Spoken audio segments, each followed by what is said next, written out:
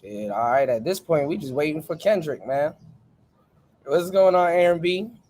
What's going on, Azrael? No, it's not. No, it's not.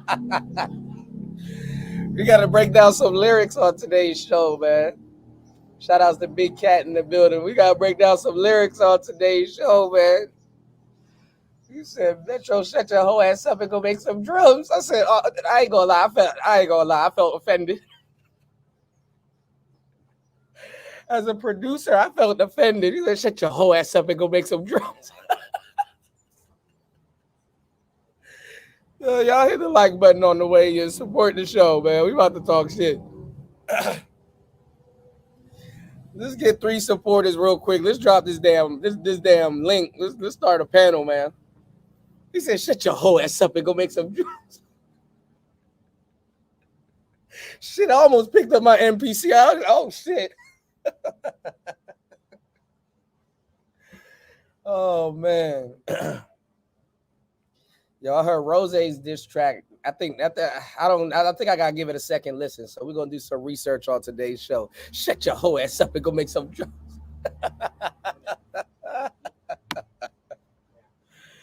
Oh my God. Kendrick gonna have to run back to the studio. He gotta make a whole new diss track, man. Drake done cleared out a room of 20 people, man.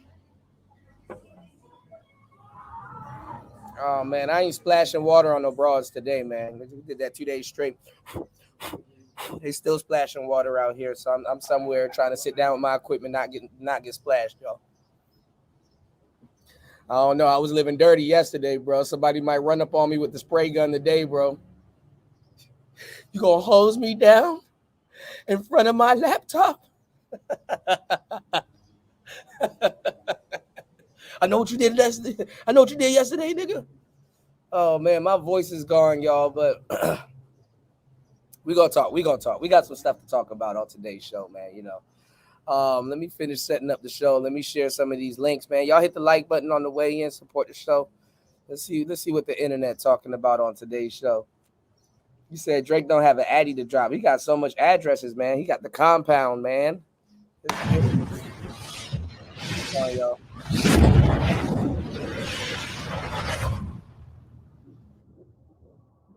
It's such a beautiful day. Me waking up from a nap, I just realized BBL Drizzy called his mommy on me. He shared their text messages between each other. Cupcake Drake, tell your mama you stayed out past your curfew, white boy. You wanted to hang at the park with the smoke weed with the while we washed our old school Chevys. White boy, you got a Chevy, white boy? I doubt it. But anyway, big nose. Boy, you had 25% body fat with a carved out 6-piece. Stop. We know what time it is. That shit costs 40 bands.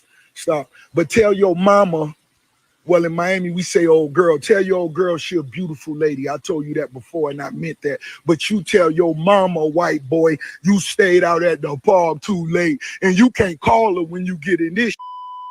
It get too deep to call your mama, white boy. Back to the luxuries of life. I might write a song that they call Who Knows? Who knows? One thing about I'm gonna say this. With them BBLs, I'm speaking specifically to you with BBLs. If you got a fake body, you got a fake mind. Leave that to them cuties walking around in YSL heels. And OVO, the pastrami posse. Now I see why Rick Ross got Tia. Like, they both the same. Loud and ghetto as hell, bro. Like, this nigga Rick Ross, bro. Why is he going at a nigga looks for? So what if he got a nose job? Like, who cares? This nigga worth like over $100 million. I know that by now. So he can't outmoney Drake. He can't do that. Rick Ross, he never been gangster. This nigga was a CO. He might have got his rap name from a real gangster, Freeway Rick Ross, but he ain't never lived that life. He just act like he do. I'm a fan of Rick Ross music, but as far as his persona and what he trying to portray, I never was a fan of that. I can never sit through a whole Rick Ross interview or just listening to him talk because it just sounds like he trying to portray something like he not. It's like when he get home or he cut the camera off, his voice changed. He a whole different person. He back to reality. But as soon as he cut the camera on, start recording himself, he turned into this boss, this kingpin. He been moving weight for years and millionaire and all this shit. When nigga, before you was rapping, you was broke, working regular ass jobs, probably living at home with his mama. Like that shit don't make no damn sense. Like I don't even know why he even in the beef. This whole shit started because Kendrick Lamar, he dissed J. Cole and Drake. J. Cole responded back, but then he got on stage and apologized. And then Rick Ross, he unfollowed Drake. Then the leak came out yesterday where Drake was on a diss song coming at everybody. So Rick Ross, he hopped in the booth. That's one thing that I could respect. Rick Ross hopped in the booth as soon as that diss song came out and responded back. But going at a nigga nose, like, and Drake mama text him, was asking about what's going on with the beef. Drake didn't call his mama and say Rick Ross picking on me. She hit him up, so he was just letting his mama. All right, this guy's kind of behind on the beef. So Drake and Rick Ross been going at it. Drake and Rick Ross been kind of going at it. But a lot of things started happening. So it's not, I don't know why everybody think that I don't know why everybody think that Kendrick's the beginning in the ending of all of this beef stuff that's going on. These people been going at it. All right. First of all, when Wayne and Birdman was beefing, Ross jumped in, and Ross and Wayne cool. So Ross was kind of trying to talk to Birdman for Wayne, through social media. And then, honestly, that's like, them people know each other. They do business with each other, whoop-de-whoop. All of that stuff would have got worked out anyway. So, he kind of, got in the line of fire for his friend. And then what ended up happening? Yeah, that is nasty work. But Birdman and Wayne ended up making up, and Wayne got some some payout or whatever. So Wayne and Birdman back cool. Shit, I think Thug about to be home soon, and Wayne got a song with Young Thug coming out. You know what I'm saying? So, it meant, it kind of really meant nothing, to jump in the line of fire. I mean, you see that shit happening all day on here on YouTube and stuff like that. People click up, people talk crazy about the other person. Some person docs this person and whatever, you know what I'm saying? So then, Drake and Meek Mill got into it. At that time, Ross was cool with Drake, but his artist getting into it with Meek Mill. With Drake. So Drake had to damn near wash Meek Mill. And then at the same time, Ross couldn't say nothing too much because Drake is cool with Wayne. Ross is cool with Wayne. Drake is cool with Wayne. That's Drake's artist at the time. This around the time that Drake was on Cash Money. And I think what Drake album was it that he dropped around this time? Because Drake's last album on Cash Money was Scorpion. So I think after Scorpion, Drake wasn't under Birdman anymore. He wasn't under Cash Money anymore. You know what I'm saying? He got cashed out. That was his last album in the deal. And then at the same time, Meek Mill was dating Nicki, another Wayne artist. So obviously MMG and Young Money and Cash Money, they kind of had some stuff going back and forth. And then, mind you, these are record labels. So when people are doing albums and records and stuff like that, people got to sign off. You know what I'm saying? Yeah, Brandon. I told you. I told everybody Drake gonna win.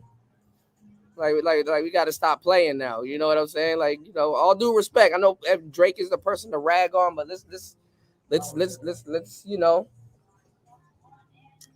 let's be serious now. You know what I'm saying? Like, there's different levels of drizzy that come out, and it's like, okay, so now it's scary hours. Now niggas gonna have to rap. Niggas gonna have to rap right now. If you didn't have a writer before, you might want to get one now. Niggas gonna have to rap like a crunch rap. Niggas gonna have to rap right now. I swear to God. I ain't gonna lie, man. Drake told that man to shut up and go make some drums. Oh, all that hurt me so bad because I fucks with Metro Boomin, but he said, shut your whole ass up and go make some drums. I said, oh. And then the beat turned off, so he made sure you hear it. You know, you tell your engineer, hey, yo, drop the beat at this point when I say this bar, and then turn it back up when it come back in. And he told that nigga to shut his whole ass up and go make some drums. Oh, my God. Mm. Mm. Wait, Rico Wade passed? Hold up. He said he only got 5 years served time on the Rico. Kuda high, y'all. No, man. He gonna get out. This about to be a mistrial. They motioning right now for a mistrial. Free Spider, man. Rico Wade passed? What the fuck?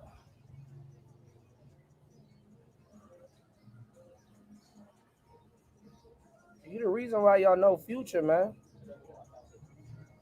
This is the wrong time for Rico Wade to pass. Hold on. Damn.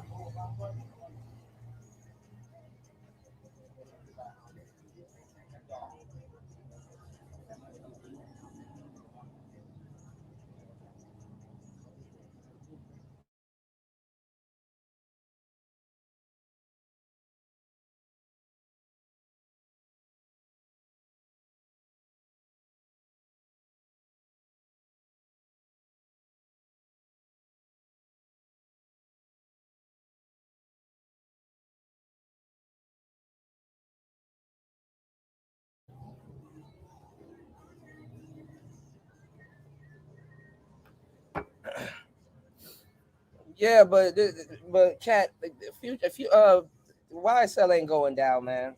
Well, YSL is going down. Thug about to get free, but he might go back in. You know, I mean, you never know.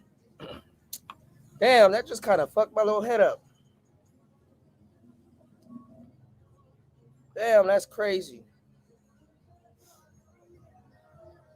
Yeah, Future about to go off. The Future, I ain't gonna lie though. I like Future. I love Future, but he wasn't no factor in this beef anyway, other than bringing the tunes, man. Future's not battle tested.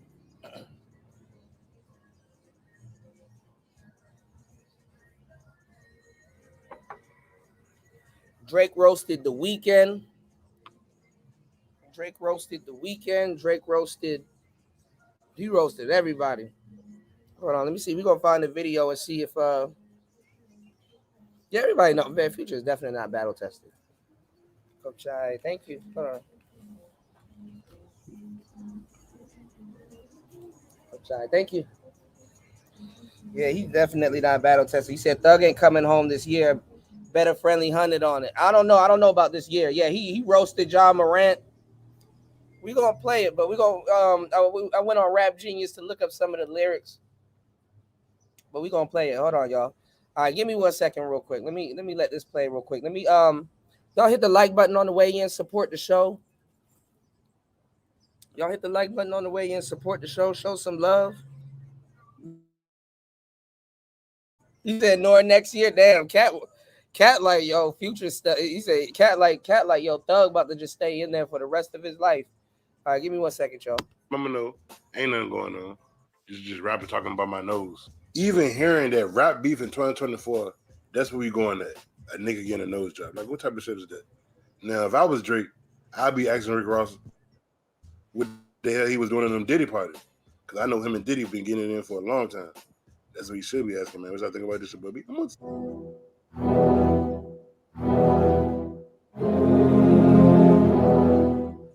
right, hold on.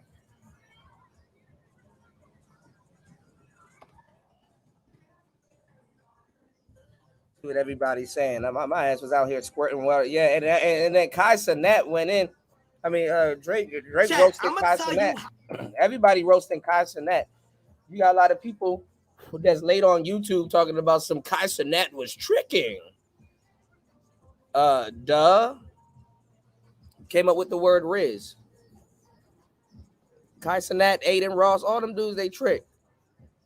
You got rappers running off with Aiden Ross's money. Yeah, I don't know. Yeah, I'm gonna listen to Rick Ross's diss again. I'm gonna listen to Rick Ross's diss again. Give me 1 second, y'all. We about to hold on, y'all. my day went from waking up to now. I so boom! Right, chat? I was literally sleeping, right? I literally slept. You know, those stream yesterday. I was pissed off. I crashed out. Tylil and Ray are the dumbest that I've ever met to touch a video game. And I will never play with them again. They're dumb. Okay, that's one, bro. I couldn't. I had to do that, bro. My fault, bro. Luckily, I didn't destroy nothing. A lot of okay. Chat. First things first. Yeah, we can talk hip hop, cat. Okay. First things first. I wake up. That's what today's show is for. Breath is mad hot. Give me 1 second, y'all. Wake up, crossing my eyes. I ain't eat. They ain't do. I woke up at 3 o'clock, chat. I woke up at 3 o'clock. Okay. So when I woke up at 3 o'clock, I went on my phone. I didn't see nothing. I went back to sleep. Boom, I wake up again, still dusty. What's going on, Brush my Nyson? teeth from the first time I woke up, looking crazy. You feel me? I didn't do. I'm still in my bed. I woke up nasty. Ew, brush your teeth, cussing your. You look dumb. Right, Azrael. Right. So as I wake up, I go on my phone. Y'all hit the like button, support the show. So Azrael, remember what I was telling y'all? Because like today's society is like straight up wrapped up into that. The Z's, the Generation Z's, and people that be on YouTube, it's all about shock value. So being over the top is ensuring that you're ensuring some type of shock value. Stay woke, y'all. I'm giving y'all some real game. First things first, guess what I see, chat? Guess what I see, chat? Guess what I see, chat? Guess what I see? Guess what I see, chat? Okay, yo, stay on task, man. Stay on task, bro. Okay, chat. Guess what I think, chat? Guess what I see first thing when I hop on the mother Twitter? Guess what I see the first time I hop on a mother Twitter, chat? First thing I seen was this. No, this. This was the first thing that I've seen on my. Okay, I'm gonna show y'all now. I'm gonna show y'all, chat. The first thing that I see on my mother Twitter was now the name of Clip Season, okay, on Twitter. He gonna say, Kai Cenat catches a stray on Drake new diss track. Okay, that's all I see. I wake up, I start panicking. My mother, like, oh my god, it's over. What I do? I'm like, yo, what the f***? It's over. All my life, I'm in my bed like this, gang.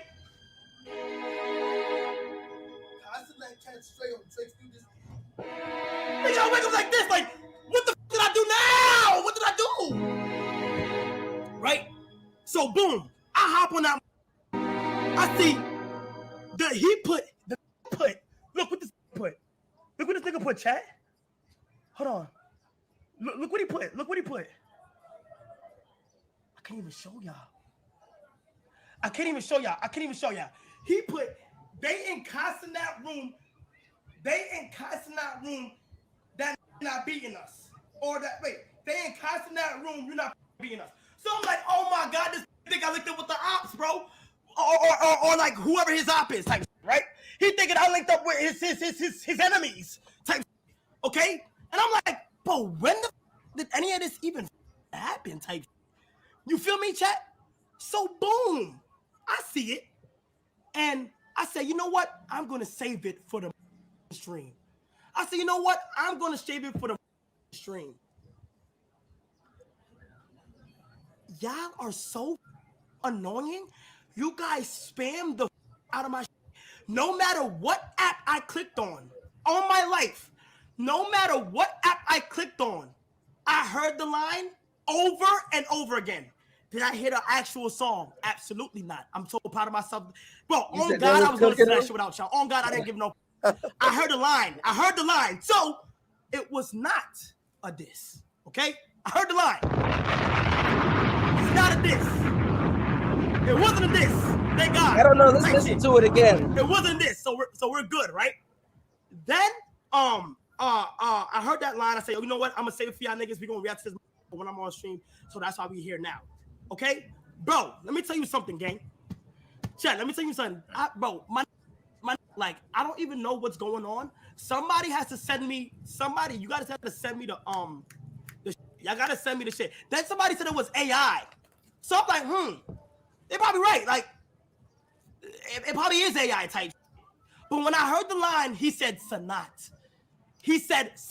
And that's exactly how he said it when I first met him. So I knew off that it literally was not AI. You feel what I'm saying?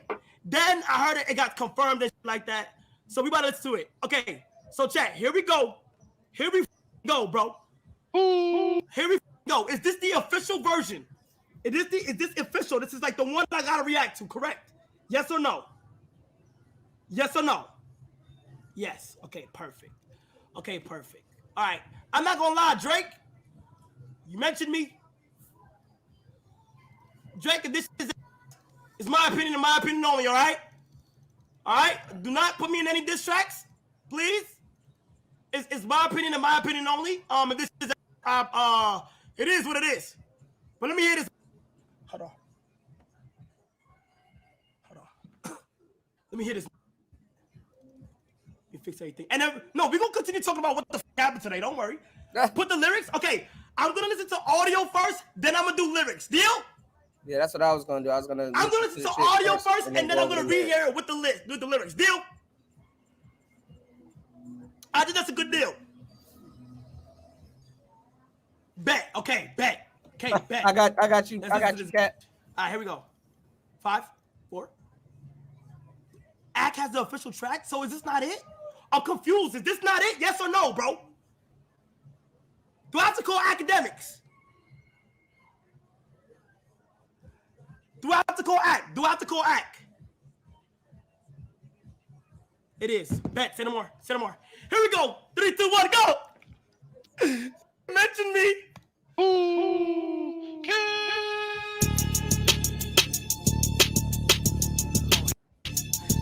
Oh shit. Hey, I could never be nobody #1 fan. Your first #1, I had to put it in your hand. You pussies can't get booked outside America for nan. I'm out in Tokyo because I'm big in Japan. I'm the hit maker y'all depend on. Backstage in my city, it was friend zone. Yeah. You won't never take no chain off of us. How the you big stepping with a size 7 man's on? Yeah. Just the part with the bite. What's up? I know my picture on the wall when y'all cook up. Extortion, baby, whole career you been shook up. This top told you drop it, give me 50 like some push-ups. Cool, your last one brick, you really not on. They make excuses for you cause they hate to see me lit. Damn. Pull your contract cause we gotta see the split. Damn. The way you doing splits, your pants might rip. Yeah. You better do that motherfucker show inside the bitty. Maroon 5 need a verse, you better make it witty. Then we need a verse for the Swifties. Top say drop, you better drop and give them 50. Squeak pipe down, you ain't in no big 3. SZA got you wiped down, Travis got you wiped down, Savage got you. A lot of y'all ain't gonna get these bars because y'all think he's talking about push-ups. When he's talking about splits, he's talking about when you make records, cats get paid off for all of that shit. Big Cat. And then I don't even think he with TDE anymore, if I'm not mistaken, but he's basically clowning him for being a veteran in the game and still having day one record contracts. Like you making all of this money, but you're splitting the money.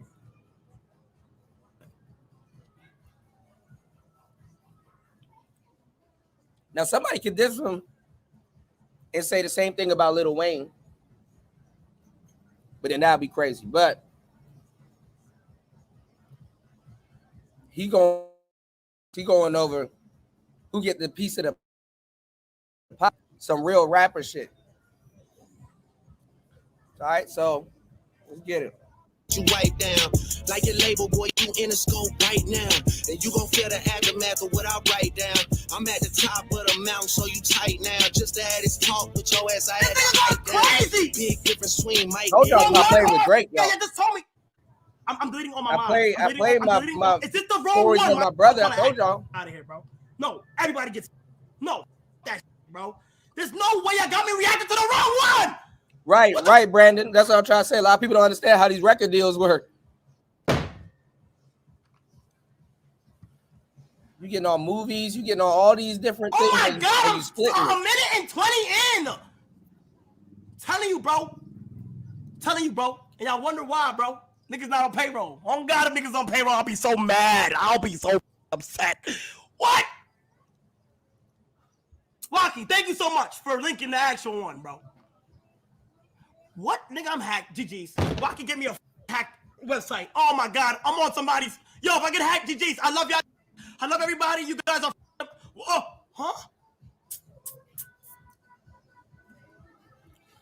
huh? He probably would. He probably would, Cat. Oh my God!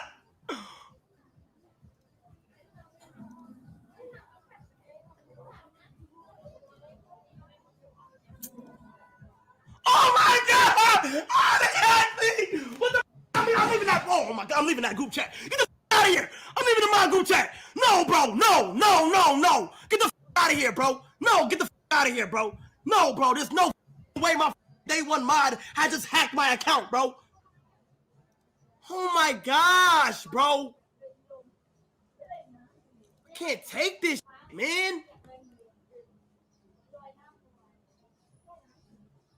Nah, bro. Let me call Act, bro. Shout outs to Creole dropping a huge $2 on the Cash App. Getting it started. I appreciate you. Thanks, bro. Call Act, bro. I'm trying not to crash out, y'all. I know, no cap.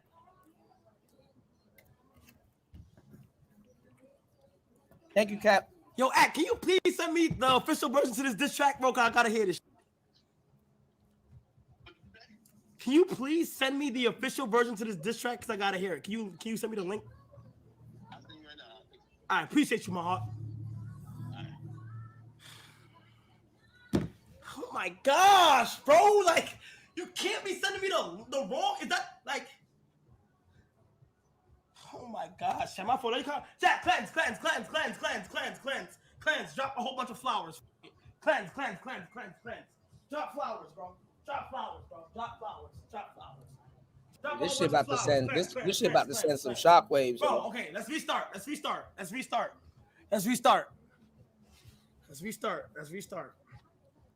restart, bro. Let's restart, bro. Because this is wow. Drop a whole bunch of sparkles and everybody breathe. Just breathe. Everybody just breathe, bro.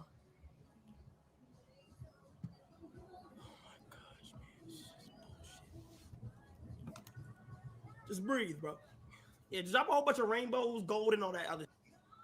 A whole bunch of like sprinkles and a whole bunch of drop Ice Spice or some. Hold on, bro. Hold on. Okay, I got it. Okay, hold on. I got the official audio. Hold on, and it didn't come from Act. It did not come from Act. I got. They dropped that motherfucker off. Hey, Sam, it didn't come from Act. Hold on, I got the official audio. Hold on. Come on, bro.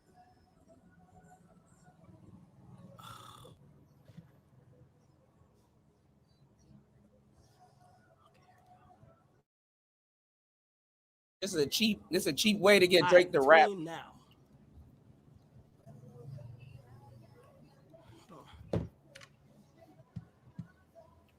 What's going on, Bronze Flat Power God?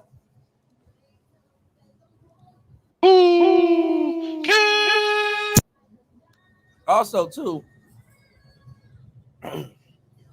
Drake went in on The Weeknd He flamed up The Weeknd on some Canada shit.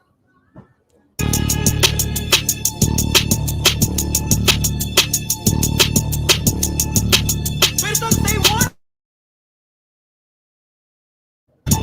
I could never be nobody number one fan. Your first number one, I had to put it in your hand. You pussies can't get but It's the same. Oh my. Hold on, all right. So I think Ross's first number one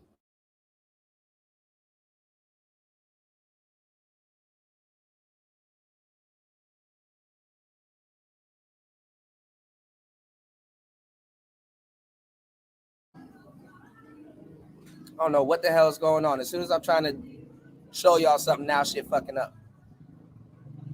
Ross's number one track, Drake put that in his hands.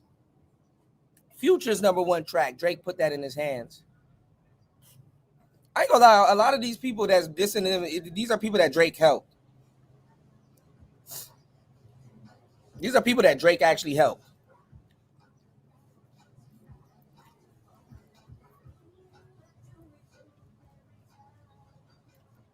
Reminds me of myself on YouTube.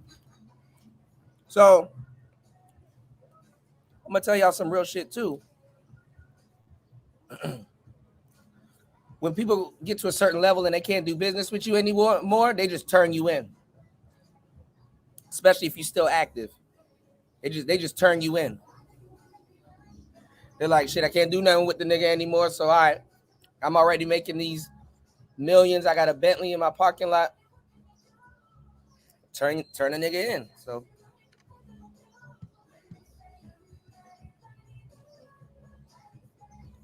But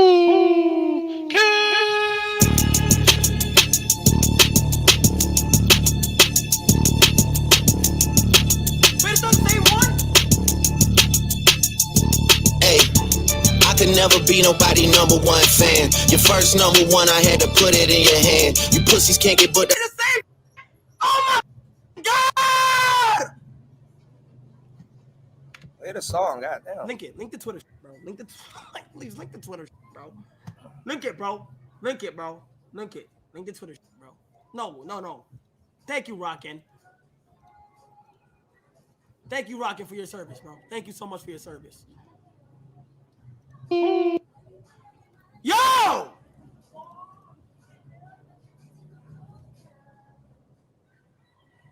No, I was definitely not like this. Hell no. Okay, come on. This is not a good day. All right, And I don't even think this is an actual release. I heard this song was leaked, quote unquote.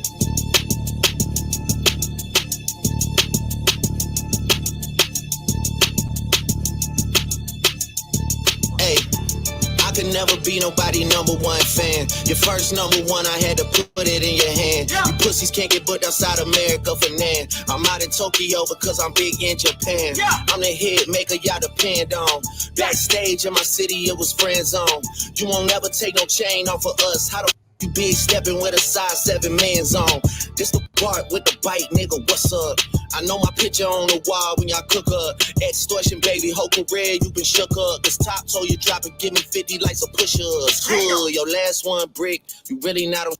They make excuses for you cause they hate to see me lit. Pull your contract cause we gotta see the split. The way you doing splits, your pants might rip. You better do that show inside the bitty. Maroon 5 need a verse, you better make it witty. Then we need a verse for the Swifties. Top say drop, you better drop and give them 50. Damn. Pip squeak, pipe down, you ain't in no big breeze. Scissor got you wiped down, Travis got you wiped down, Savage got you wiped down. Like your label, boy, you in the scope right now. And you gon' feel the aftermath of what I write down. I'm at the top of the mountain, so you tight now. Just to add this talk. Y'all not, bruh. That's why I hate talking about real hip hop with people that are just listeners, bro. All right, Interscope is a record label, and he said he's in the scope. You know, like a sniper. They said that he's in the scope. Like a sniper. When a sniper shoots at you, you're in his scope. All right. So he's like, okay, I'm feeling you out. I'm seeing what label you on. I'm seeing what you're doing. I'm seeing your contract, your splits, what's actually going on, meaning how you're currently working right now. And then he threw Aftermath in it, you know, shady Aftermath with Dr. Dre, Eminem, and everybody else. So he's doing like quadruple entendres, talking about Kendrick, talking about his label, talking about his deal. Then speaking of labels, he threw in Aftermath. Like, come on, man. With your ass, I had to hike down. Throw that back if y'all missed top it. say drop, you better drop and give them 50. Pip squeak, pipe down. You ain't in no big grease. Scissor got you wiped down. So he's saying SZA selling more records than you. Well, she is. SZA's on Top Dog. All right. SZA's on Top Dog. Travis got you wiped down. Travis Scott's selling more records. Travis Scott's not on Top Dog, but he's selling more records. Savage got you wiped down. Like your label, boy, you in the scope right now. If you gon' feel the aftermath of what I write down. I'm at the top of the mountain, so you tight now. Just to have this talk with your ass, I had to hike down. Big difference between Mike then and Mike now. What the is this, a 20v1, nigga? This a prince to a king, he a son, nigga. Get more love in the city that you from, nigga. Metro, shut your whole ass up and make some drums. Yeah, I'm the sixth. Yeah, that part hurt me, man. He told Metro to shut up and make some drums. Oh. How you gonna tell somebody to shut up and then go make some noise? Oh. What's going on, Ism? Ism, you killing me, man. Man, Ism Drake about to win this, bro. Have y'all been paying attention? What's going on, Untitled? Nah, man. Drake actually kept it more pimpish than a lot of people. Did y'all see that interview? When the lady asked Wayne about Drake talking to his girl while he was in jail? You gotta keep it playing. In the weirdest way. Not because I'm a fan of the dude, but Drake keeping it player. It's like, okay, you gonna do this over a hoe or what? If y'all some players, that's where he's kind of getting at. Y'all not picking up these this is shit that producers and rappers really will goose over. Most people just listening to the music and shit like that. That's why Metro was like, don't think too deep into it. Just enjoy the music. Because y'all don't know what the hell is going on. Everybody just want to go, ooh. Nah, Drake taking it to a different level now. God, I'm the front runner. Y'all manager was Charles' little blunt runner. Playing a 6 and you boys ain't even come from it. And when you boys got rich, you had to run from it. Now he talking about the weekend right here. He said you playing like you was from the 6 because the weekend ain't really from where Drake is from, but he claims it. And now everybody's rich and established and shit like that. So he said as soon as you got rich, you had to run from where you from, or where you not from, where you had to claim. Cash flowing, able bread out here tricking. So he said the weekend up here cash blowing to hang around some other dudes. And he was saying that the money that Weekend is spending on dudes, that's the money that they spend on hoes. So he's like, Weekend tricking off on dudes and not hoes, even though he is tricking off on hoes, but he's talking about how he's tricking off on dudes. This shit dirty, bro. This shit real dirty. He doing for jet switch change, wiki. So he said he switched change, and then he used a Future reference. He didn't diss Future, but it's a warning shot to Future. Wiki. Keep up, y'all. Spinning like you trying to Boy, you tripping, Drizzy Chippendale, probably got your Chanel. I just got them done, boy, don't make me at the Chippendale. Rolling loud stage, I would turn, that was slick as hell. It'll probably change if it BM start to kiss and tell. Hugs and kisses, man, don't tell me about no switches. I be rocking every chain I own, busy, ayy.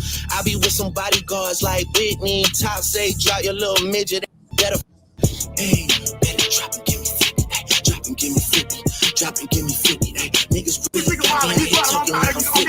Niggas really got me out here rapping what I'm living. And if I ain't gonna lie, we're gonna play Rick Ross's diss track too, in Ism. We're gonna play that. We got into it a little bit earlier. Now Drake is telling Kendrick to drop. Y'all support the show, y'all. Playing all this copyright music and shit. Y'all support the show. He's telling Kendrick to drop because anytime he drops, he's splitting his 50. Even if he disses Drake, he's splitting it 50. So might take the latest girl and cuff her like on Ricky. Can't believe he jumping in and turning 50. Every song that now that was a Rick Ross diss. That's a Rick Ross diss. Niggas really got me out here rapping what I'm living. I might take the latest girl and cuff her like on Ricky. Can't believe he jumping in and turning 50. Every song that made it on the chart he got from Drizzy. Spend that little check, you gotta stay up out my business. Said every song Rick Ross made on the chart, he got from Drake. Y'all know I love Rose, but I'm thinking about it. I'm like, oh shit, Aston Martin music. Stay scheming. Stay scheming. I ain't gonna. Shout out to the hooper that be busting out the gritty. You know why you mad, nigga? I ain't even tripping. Ja Morant.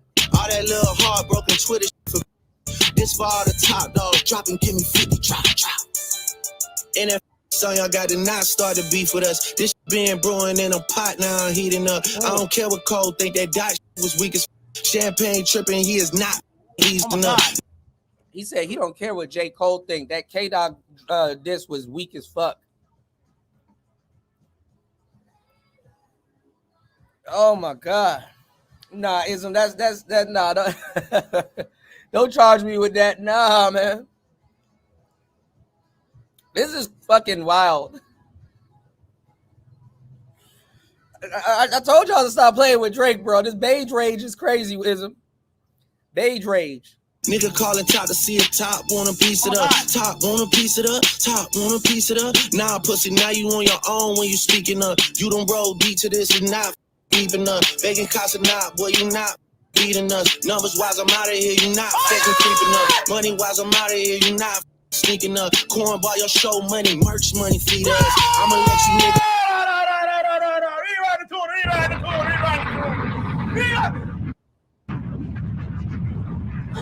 I like this.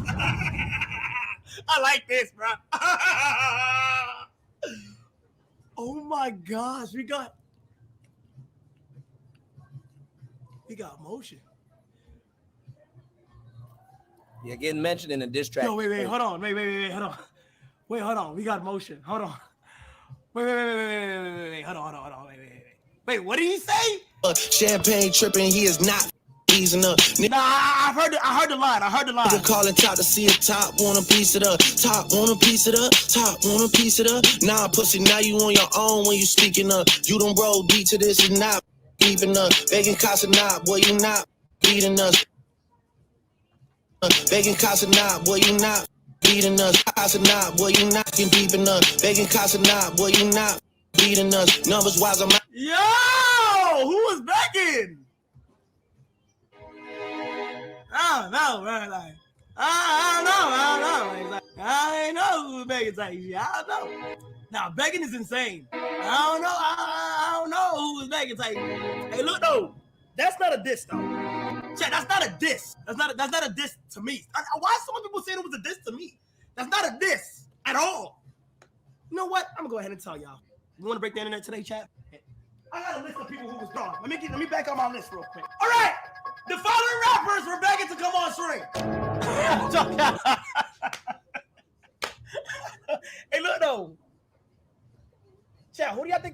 thinking, bro? Who do y'all think? You pussy on God? Check. On God, the only that's begging me to come on stream is the labels. Uh-oh. Nigga, that's the only. On God, saying I'm pussy, bro. That's it. It's only labels that's in my door, nigga. It's only labels. Check, I've never let on somebody. Look. There's only labels that come knocking on the door, bro. Get their artists on Okay? it. There's only labels that come knocking on the door. Okay? Only labels. But you know, if I don't have if I don't know too much about the person, or I don't think there's gonna be a genuine connection there, I won't do no stream, bro. But this is what I said before. Chat, do y'all remember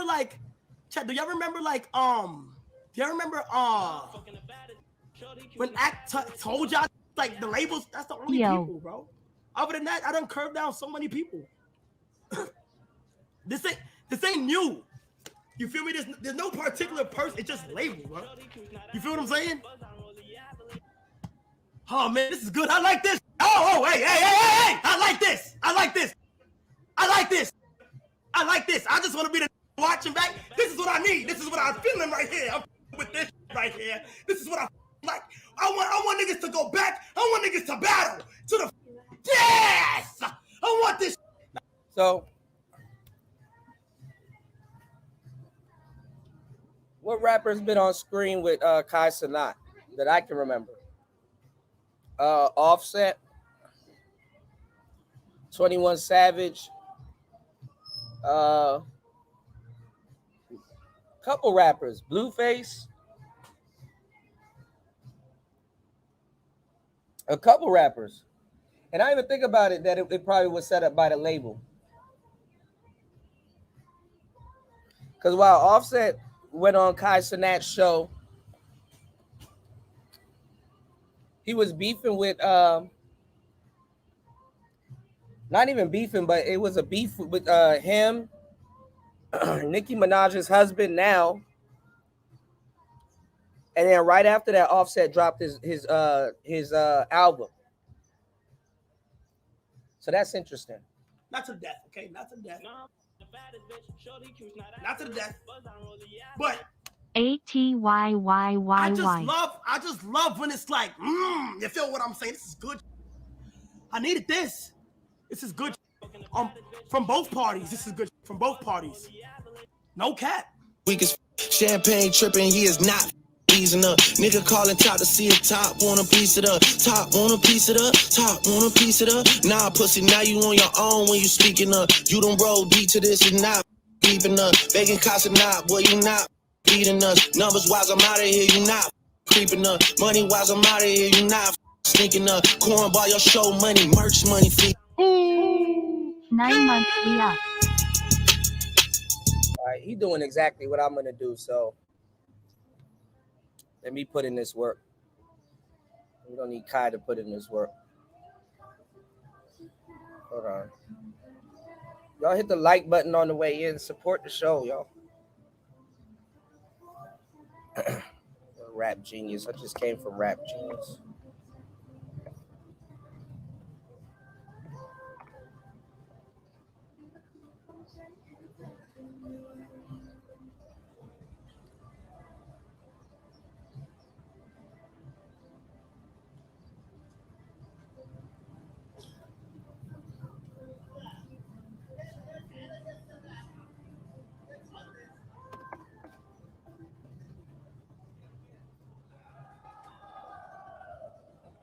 All right, let's look at these lyrics real quick.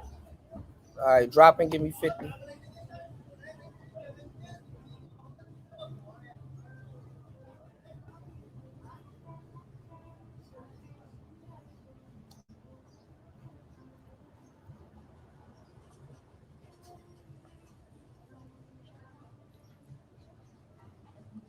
Look at these lyrics. All right, so the drop and give me 50 is saying drop a record and give me 50%.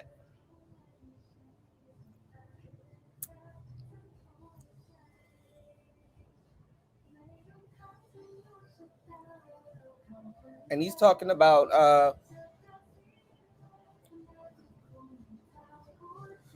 He's talking about Kendrick's last album, the Mr. Morale and the Big Steppers. So the annotation right here is Drake goes after Kendrick Lamar's last album. Ooh, these people that fell. Hold on.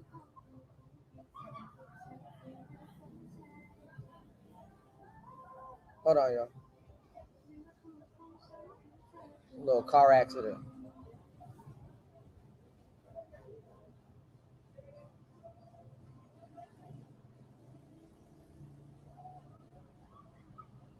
Okay. So his album didn't do well. You know,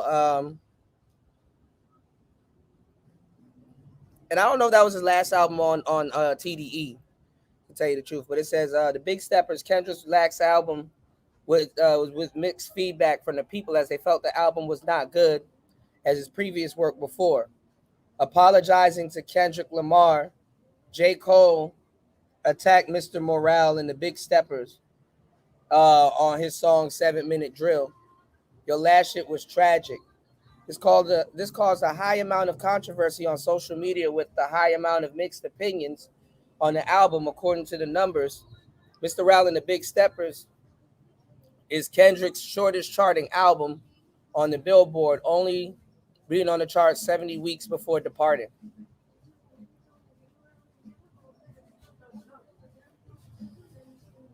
What's going on, Chaos? So yeah. All right. Let me see. I should send this Drake track to myself real quick so I can have it playing while. Let me see. Let's see. We do. Damn, I can only mute it though. We don't really got too much control on here. I don't got my mixer set up on here. All right, we'll do this. Let me send this to myself real quick.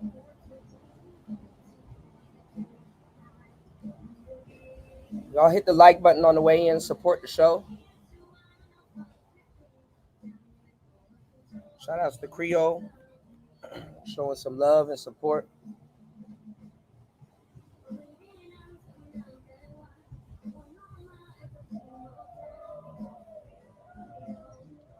All right, let me send this to myself real quick.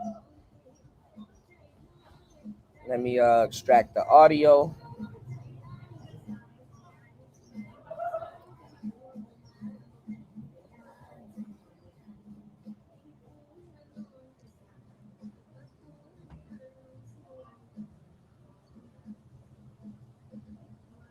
One second, Joe.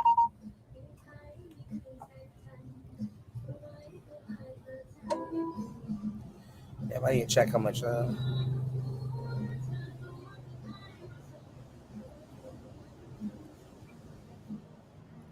Okay, it's not that much. It's 2.8 amperes. All right, here we go. Upload this.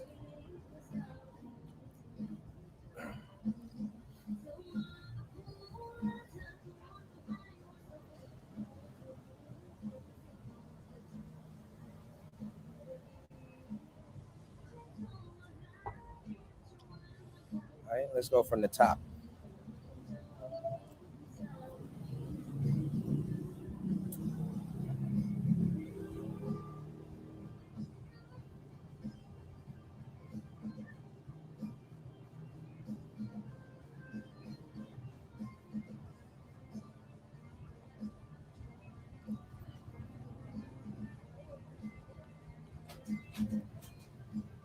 All right. Let's get it.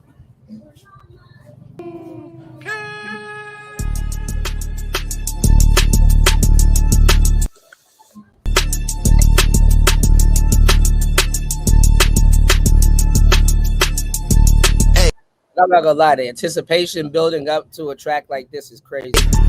I could never be nobody number one fan. Your first number one, I had to put it in your hand. You pussy. So he's talking about a bunch of people here. Talking about Rick Ross. He's talking about Future. Drake claims that the people that are against him, he probably talking about Travis too, are only known in America while he's global with his name reaching to Japan. At the time of the song, Drake had 70 top 10 songs and 16 top 10 albums with 13 being number one songs and 13 being number one albums on the Billboard 100 and 200 charts. On the original demo of the song, there's a slight change in the lines. I'm the hit maker y'all depend on. Y'all depend on tough on record in my city. It was the friend zone. Yeah, that's another line in the song. He said Drake says that people really rely on him. Without him, many other artists would not be getting the same level of attention as they're getting now.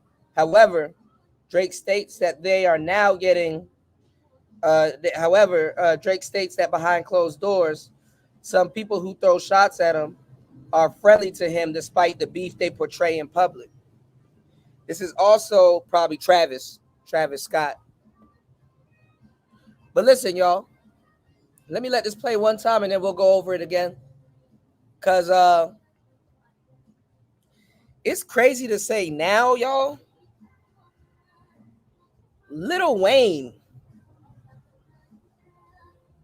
needs Drake to hit number one. And that's wild.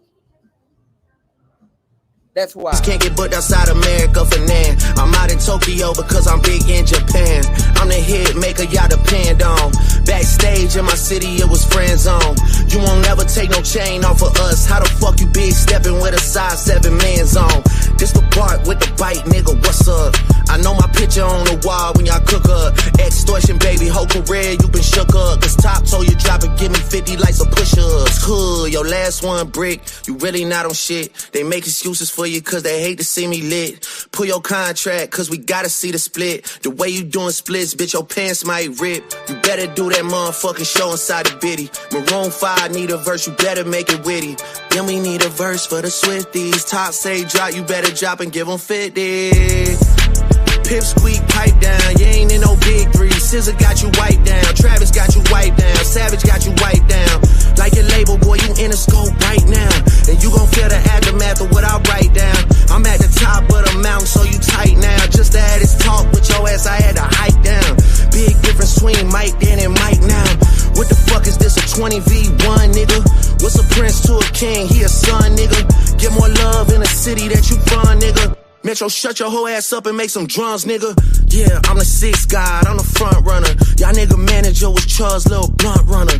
Claim the 6 and you boys ain't even come from it. And when you boys got rich, you had to run from it. Cash blowing, able bread out here tricking. Shit we do for bitches, he doing for niggas. Jets, whips, chains, wiki. Spinning like you tryna fuck, boy, you trippin'. Drizzy Chippendale, probably got your bitch Chanel. I just got them done, boy, don't make me at the Chippendale. Rolling loud stage, I was turned, that was slick as hell. Shit'll probably change if it BM start to kiss and tell.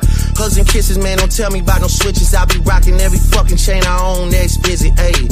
I be with some bodyguards like Whitney. Top say, drop your little midget ass, better fucking, ayy. Better drop and give me 50, ayy. Drop and give me 50, drop and give me 50, ayy. Niggas really got me out here talking like I'm 50. Niggas really got me out here rapping what I'm living. I might take your latest girl and cuff her like I'm Ricky. Can't believe he jumping in, this nigga turning 50. Every song that made it on the chart, he got from Drizzy.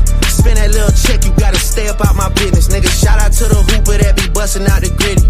We know why you mad, nigga, I ain't even tripping. All that little heartbroken Twitter shit for bitches. This for all the top dogs, drop and give me 50, drop.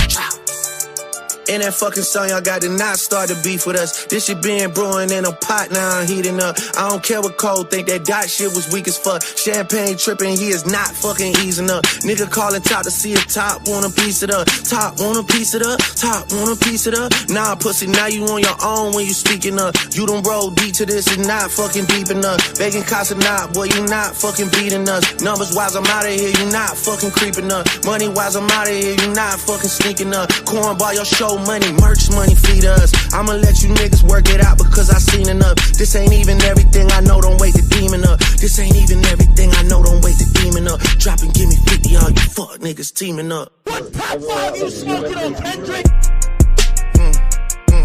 Yeah, drop a 50 bag for the mob in a spot. Drop a 50 bag, 29 for the thought. I was really, really trying to keep it PG.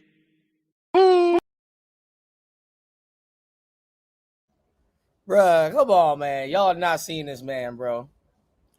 Drake will flame Larry June up. Like one of them blunts that he be smoking. Drake will flame Larry up. Oh my God, y'all, man. Y'all gotta stop playing, man. Damn. Nah, man. Everybody quiet now. Everybody in the industry about to be quiet as fuck now.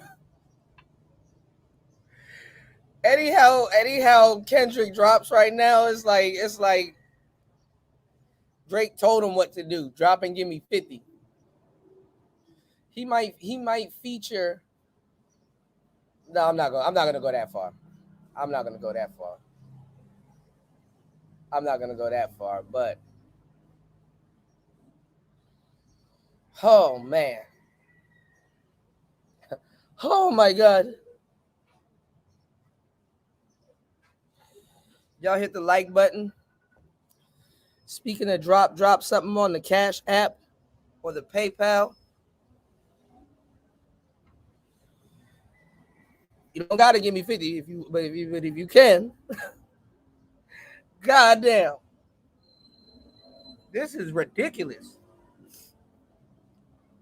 Let's listen to Rick Ross's track. I only heard it one time.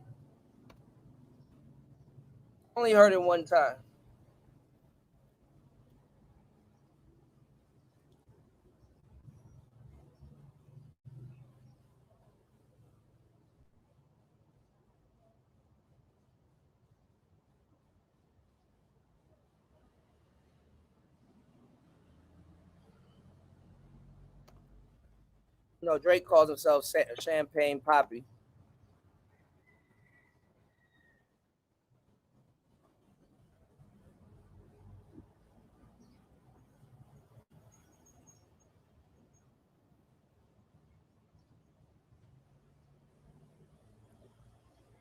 Hold on.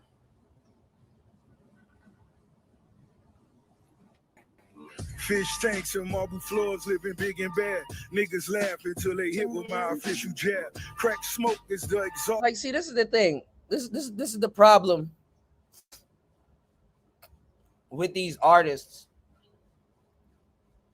Y'all don't know how to diss. Y'all don't know how to diss. Like, y'all don't know how to make diss tracks.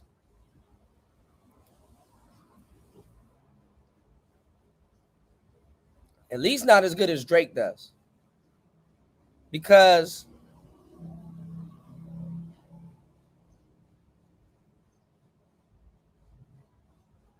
Drake got too much ammunition. He'll flame Larry June up. But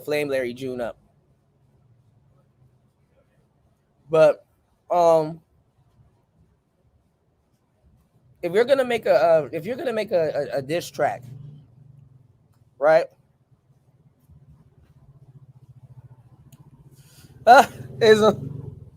He'll flame him up. Y'all already know this, man. Y'all just asking questions at this point, man. Drake will flame Larry June up and throw in Primo Rice. Primo Rice will get hit by collateral damage.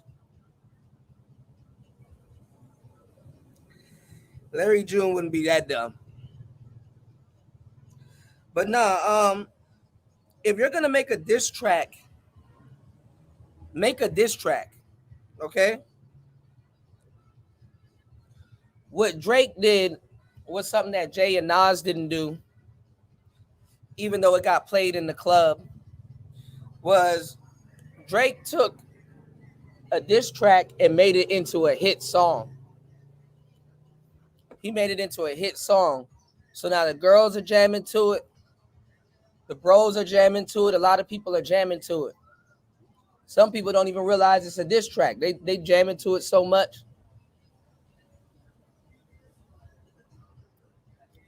But if you're gonna come at somebody and you're not using a diss track beat, you're not using like nothing menacing. You gotta make sure you turn it into a damn good song everybody can sing, because it's gonna come and go. Drake did a good job with his diss track because he has a chant in it, the drop and give me 50. That shit gonna be stuck in everybody's head because it's a chant. The beat is on a neutral DJ beat and a diss track DJ beat, Who Kid. So he didn't need Conductor, he didn't need 40, he used Who Kid. And the beat was fairly menacing but neutral. And then the lyrics. See, y'all need a different set of ears, man. Y'all got to train y'all ears, man. This doesn't sound like a diss track. This sounds like every other Rose song. Let's get it. Real. Come on, man. These are soft. This is a soft diss. He's saying things we already know.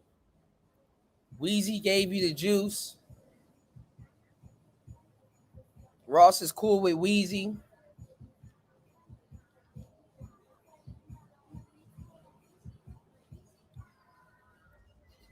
Weezy lives in Miami.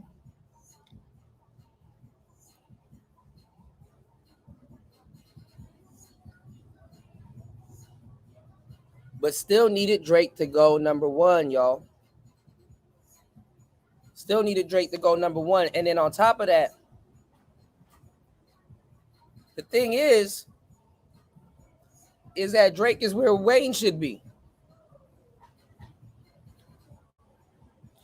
Rose looking at Drake as a newcomer when Drake's not a newcomer. He's been in the game for like more than 10 plus years. All these people know each other.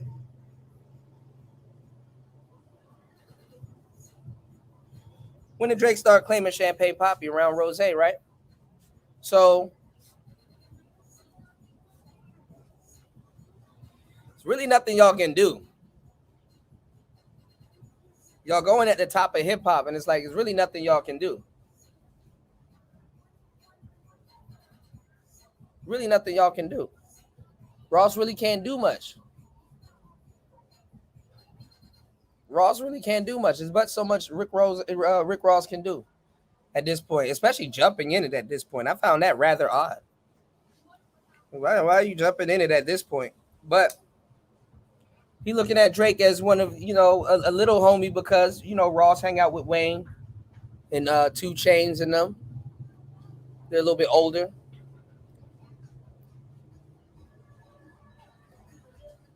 But Drake did what a lot of people predicted that he couldn't do, so. Niggas leaking their And stayed there for a long time, too. Y'all acting like Drake hasn't been where he's at for like almost 10 years. So. RIP to all the real niggas worldwide. All right, hold on. So, yeah,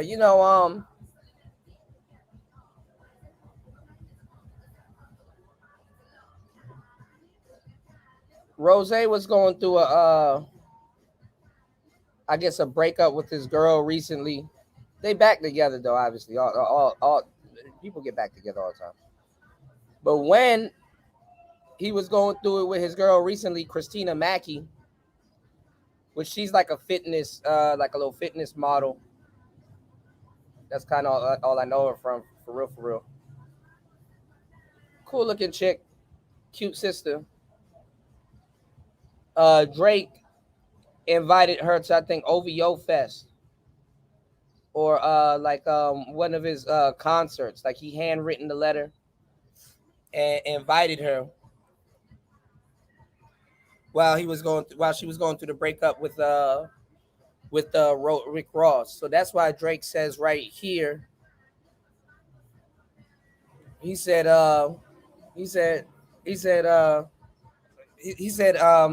might take your latest girl and cuff her like I'm Ricky. Hold on. Y'all not see y'all. A lot of y'all don't play chess. This nigga Drake ready. Dude, y'all talking about battles. This nigga Drake ready for war. He said, might take your latest girl, talking to Rose, and cuff her like I'm Ricky. Don't y'all call Rose Officer Ricky? Like he's a cop?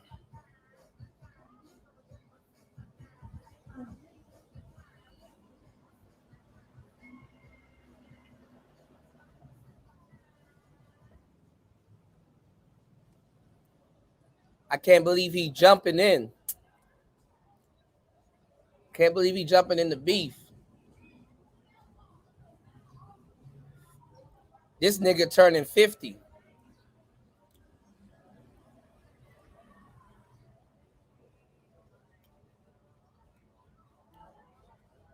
You said, so that's cool for Drake to host your man's broad?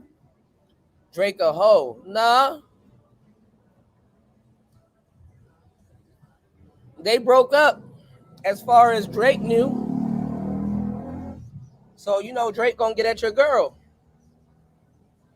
It ain't much you can do when Drake get at your girl, but what I'm saying is this. Rick Ross unfollowed Drake for like, you know, some other reasons we'll talk about a little bit later. So Rick Ross unfollowed Drake, jumping into the beef. So Drake's like, okay, let me get at your hoe, because they don't Drake, when Drake beefs with you, he takes it to social media. If you're gonna be on social media beefing, you're not just getting into a rap beef. He about to start touching shit in real life. All right.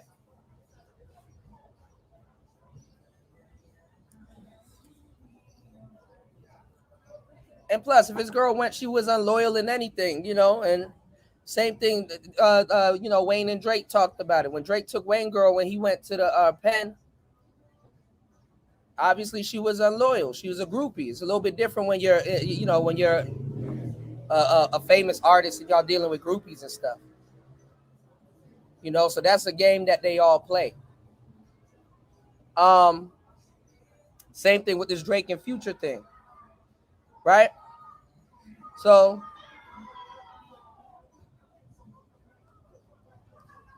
this is why he said every song you made on the chart, you got it from Drake. Spend that little check you got and stay up out of my business. So that's where this disc came from. You know, with Rose and Christina Mackey. You know? Now, yeah, that's crazy. You know, that's crazy. But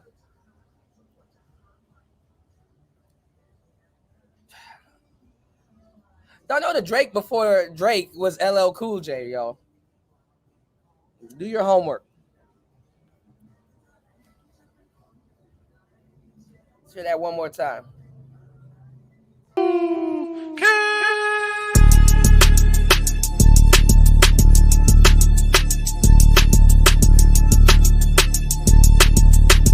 No, this is some rich nigga shit. Y'all forgetting that. This is rich nigga shit. Niggas beef over bitches and all kinds of shit. That's why I say your latest girl. All right. Stay woke, y'all. Hey, I could never be nobody number one fan. Your first number one, I had to put it in your hand. You pussies can't get booked outside America for nan. I'm out in Tokyo because I'm big in Japan. I'm the hit maker y'all depend on. Backstage in my city, it was friend zone. You won't never take no chain off of us. How the fuck you big stepping with a size 7 man zone? This the part with the bite, nigga, what's up? I know my picture on the wall when y'all cook up. Extortion, baby, whole career, you been shook up. Cause Top told you drop and give me 50 like some push-ups. Hood, your last one brick, you really not on shit. They make excuses for you cause they hate to see me lit. Pull your contract cause we gotta see the split. The way you doing splits, bitch, your pants might rip. You better do that motherfucking show inside the bitty. Maroon 5 need a verse, you better make it witty. Then we need a verse for the Swifties. Top say drop, you better drop and give them 50. Pip squeak, pipe down, you ain't in no big three. Scissor got you wiped down, Travis got you wiped down, Savage got you wiped down. Like your label, boy, you in the scope right now. And you gon' feel the aftermath of what I write down. I'm at the top of the mountain, so you tight now. Just to have this talk with your ass, I had to hike down. Big difference between Mike then and Mike. And then that 50 line. That 50 line, let me put something on your brain again. There's a lot of things going on with this bar right here. Drake been using quadruple entendres. Your latest girl, I might cuff her like I'm Ricky, Officer Ricky. Who said that bar? 50. Officer Ricky. You know, 50 Cent. So he's playing off the 50 Cent bar too.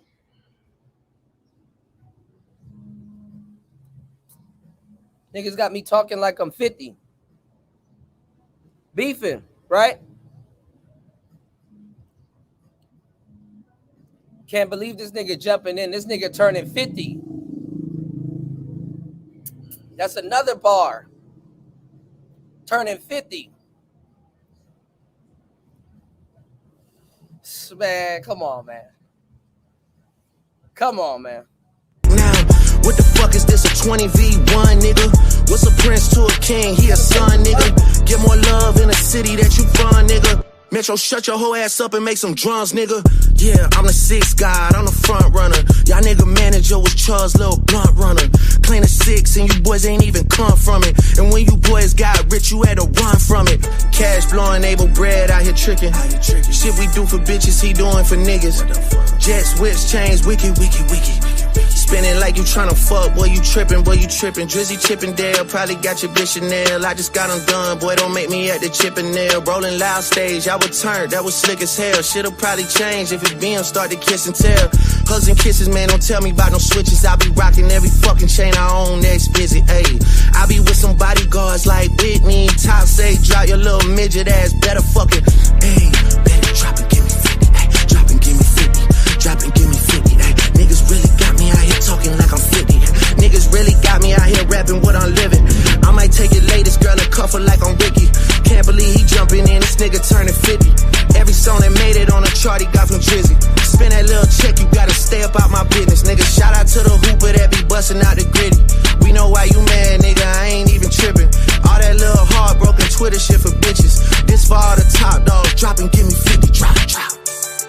In that fucking song, y'all got to not start to beef with us. This shit been brewing in a pot, now I'm heating up. I don't care what Cole think, that dot shit was weak as fuck. Champagne tripping, he is not fucking easing up. Nigga calling top to see if top want a piece of it up. Top want a piece of it up, top want a piece of it up. Nah, pussy, now you on your own when you speaking up. You done roll deep to this, it's not fucking deep enough. Begging Casa not, boy, you not fucking beating us. Numbers wise, I'm out of here, you not fucking creeping up. Money wise, I'm out of here, you not fucking sneaking up. Cornball your show money, merch money, feed us. I'ma let you niggas work it out because I seen enough. This ain't even everything I know, don't wait the demon up. This ain't even everything I know, don't wait the demon up. Drop and give me 50, all you fuck niggas teaming up. What platform you smoking on, Kendrick? Yeah, drop a 50 bag for the mob in a spot. Drop a 50 bag, 29 for the thought. I was really trying to keep it PG.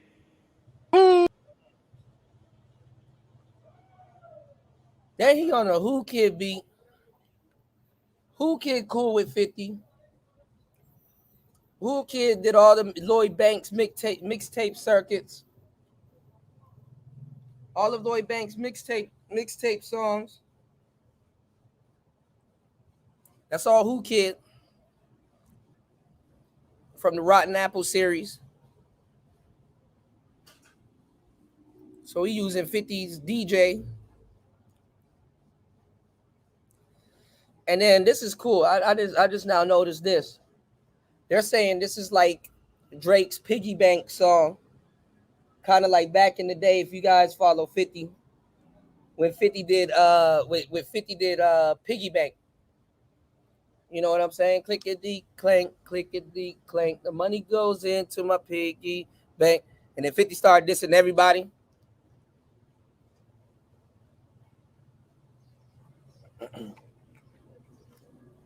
They're saying that's what Roadman Drizzy is doing right now. Right now. That's crazy. That's fucking crazy.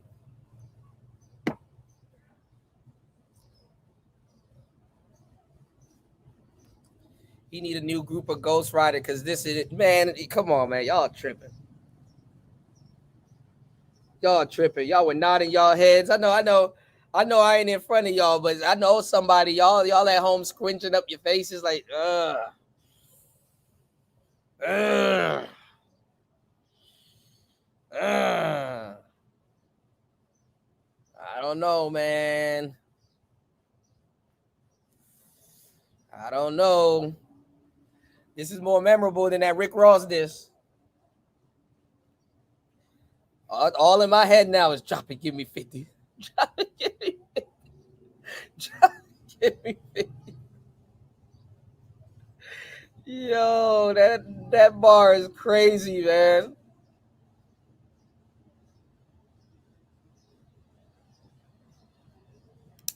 That's like if Kendrick does come out with a hot bar, Drake is still one light year ahead of him. Because Kendrick got giving him 50. Now I'm pretty sure Kendrick gonna take that bar and try to make a reference to gunshots, like 50 shots, first person shooters. But I ain't gonna lie, drop and give me 50 is crazy.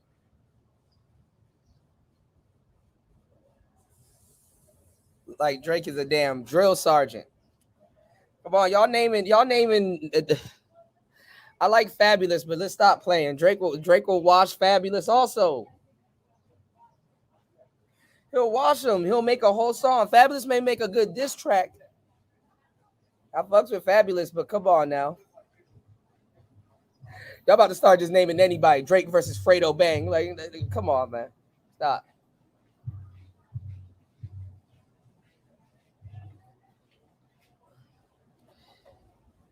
And then a lot of people will name rappers who can Drake beat, right? They'll name rappers that they don't even listen to. They'll be like, yo, Drake versus Cassidy. And it's like, bro, when is the last Cassidy song you've played? What's the last song Cassidy dropped? Like, come on, man. Y'all gotta stop it now. Like, and this is not me because I'm a Drake fan. If somebody will watch Drake, I'll tell you if they'll watch Drake. But in this case, nah, man.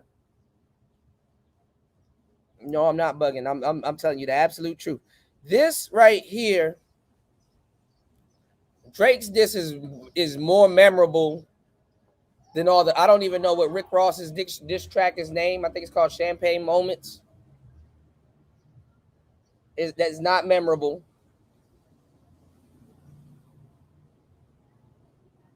I forgot the name of Like That. I remember Like That. Like That is memorable.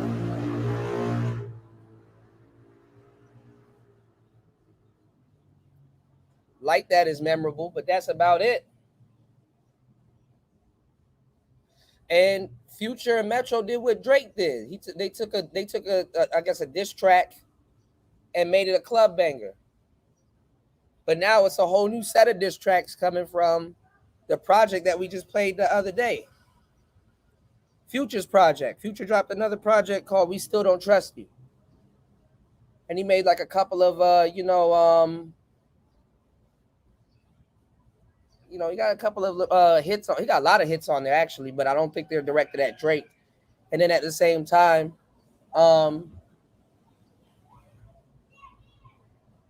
It's like, okay. Everybody was waiting for Drake to respond, bro.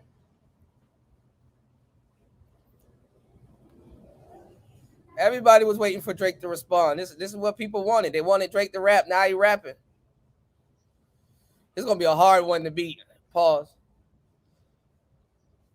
Now J. Cole probably got to retract his got to retract his apology and really get in the ring. Now, obviously, you guys have seen the diss, right? Where essentially says you got your shooters doing TikTok, and then people are using or juxtaposing Baka, not nice, right? So the Weeknd says you got your shooters doing TikTok, and then people go to Baka not nice's TikTok, which Baka is supposed to be one of the OVO killers. This is what he's posting on TikTok.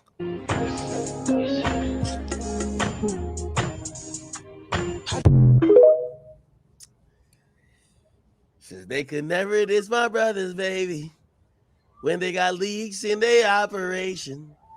I thank God I never saw my life away. I can't even sing the shit like he did. The shooters making TikToks. Actually, let's try to play just that part. It's called All to Myself. All to Myself.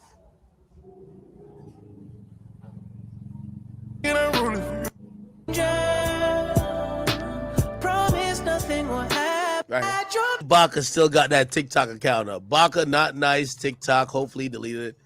But if he deleted it, it makes it look too obvious, so it probably won't. But this is Baka, OVO killer, decorated goon. Just gave you opportunity of a lifetime, brother. And I'll be damned I'll be disrespected like this. I just gave you opportunity of a lifetime. No, I'm not finna be quiet. Hell no, I don't give a fuck if they sleep. You snuck me in here to cuddle? To cuddle? Man, hell no. I swear to God, I'm so player. I hate me. Now, I ain't gonna lie, this doesn't characterize my boy Baka. Because if you don't remember, Drake wrote this shit for Baka right here, man. Hold on. Playground ain't no fist fight, bitch, I'm blasting. Niggas say they looking for me like I'm not right here, man. If I tatted tears, I be crying to my beard, man. Bitch, I'm trying to fuck, I've been inside for 13 years now. I've been on so many flights, it's like my record's clear now. AKA the man, AKA I never ran. Don't make me turn this red light on your head like you Roxanne.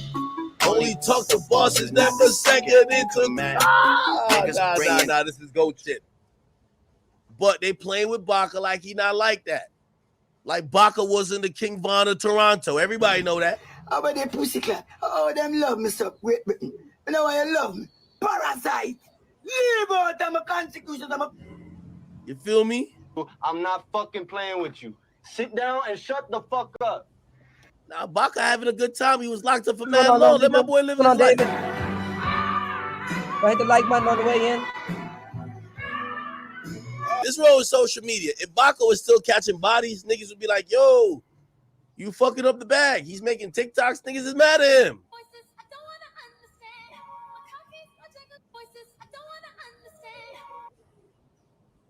Okay. Look. You were celebrating 5 years being home. Yo, this is Baka not nice right here. Like, y'all gotta stop playing with him. AKA the man, AKA I never ran. That's a filter. Like, what that mean? Killers do that all the time. Hey, man.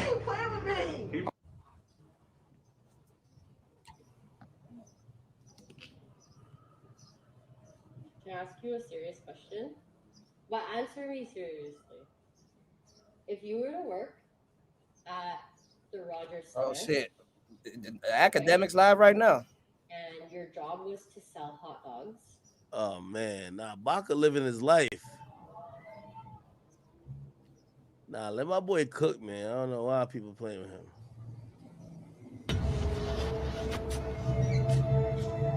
I'm tired of this, Grandpa. That's too damn Yeah, they just want to see my man still catching bodies and shit like that, man. Leave my man alone, man.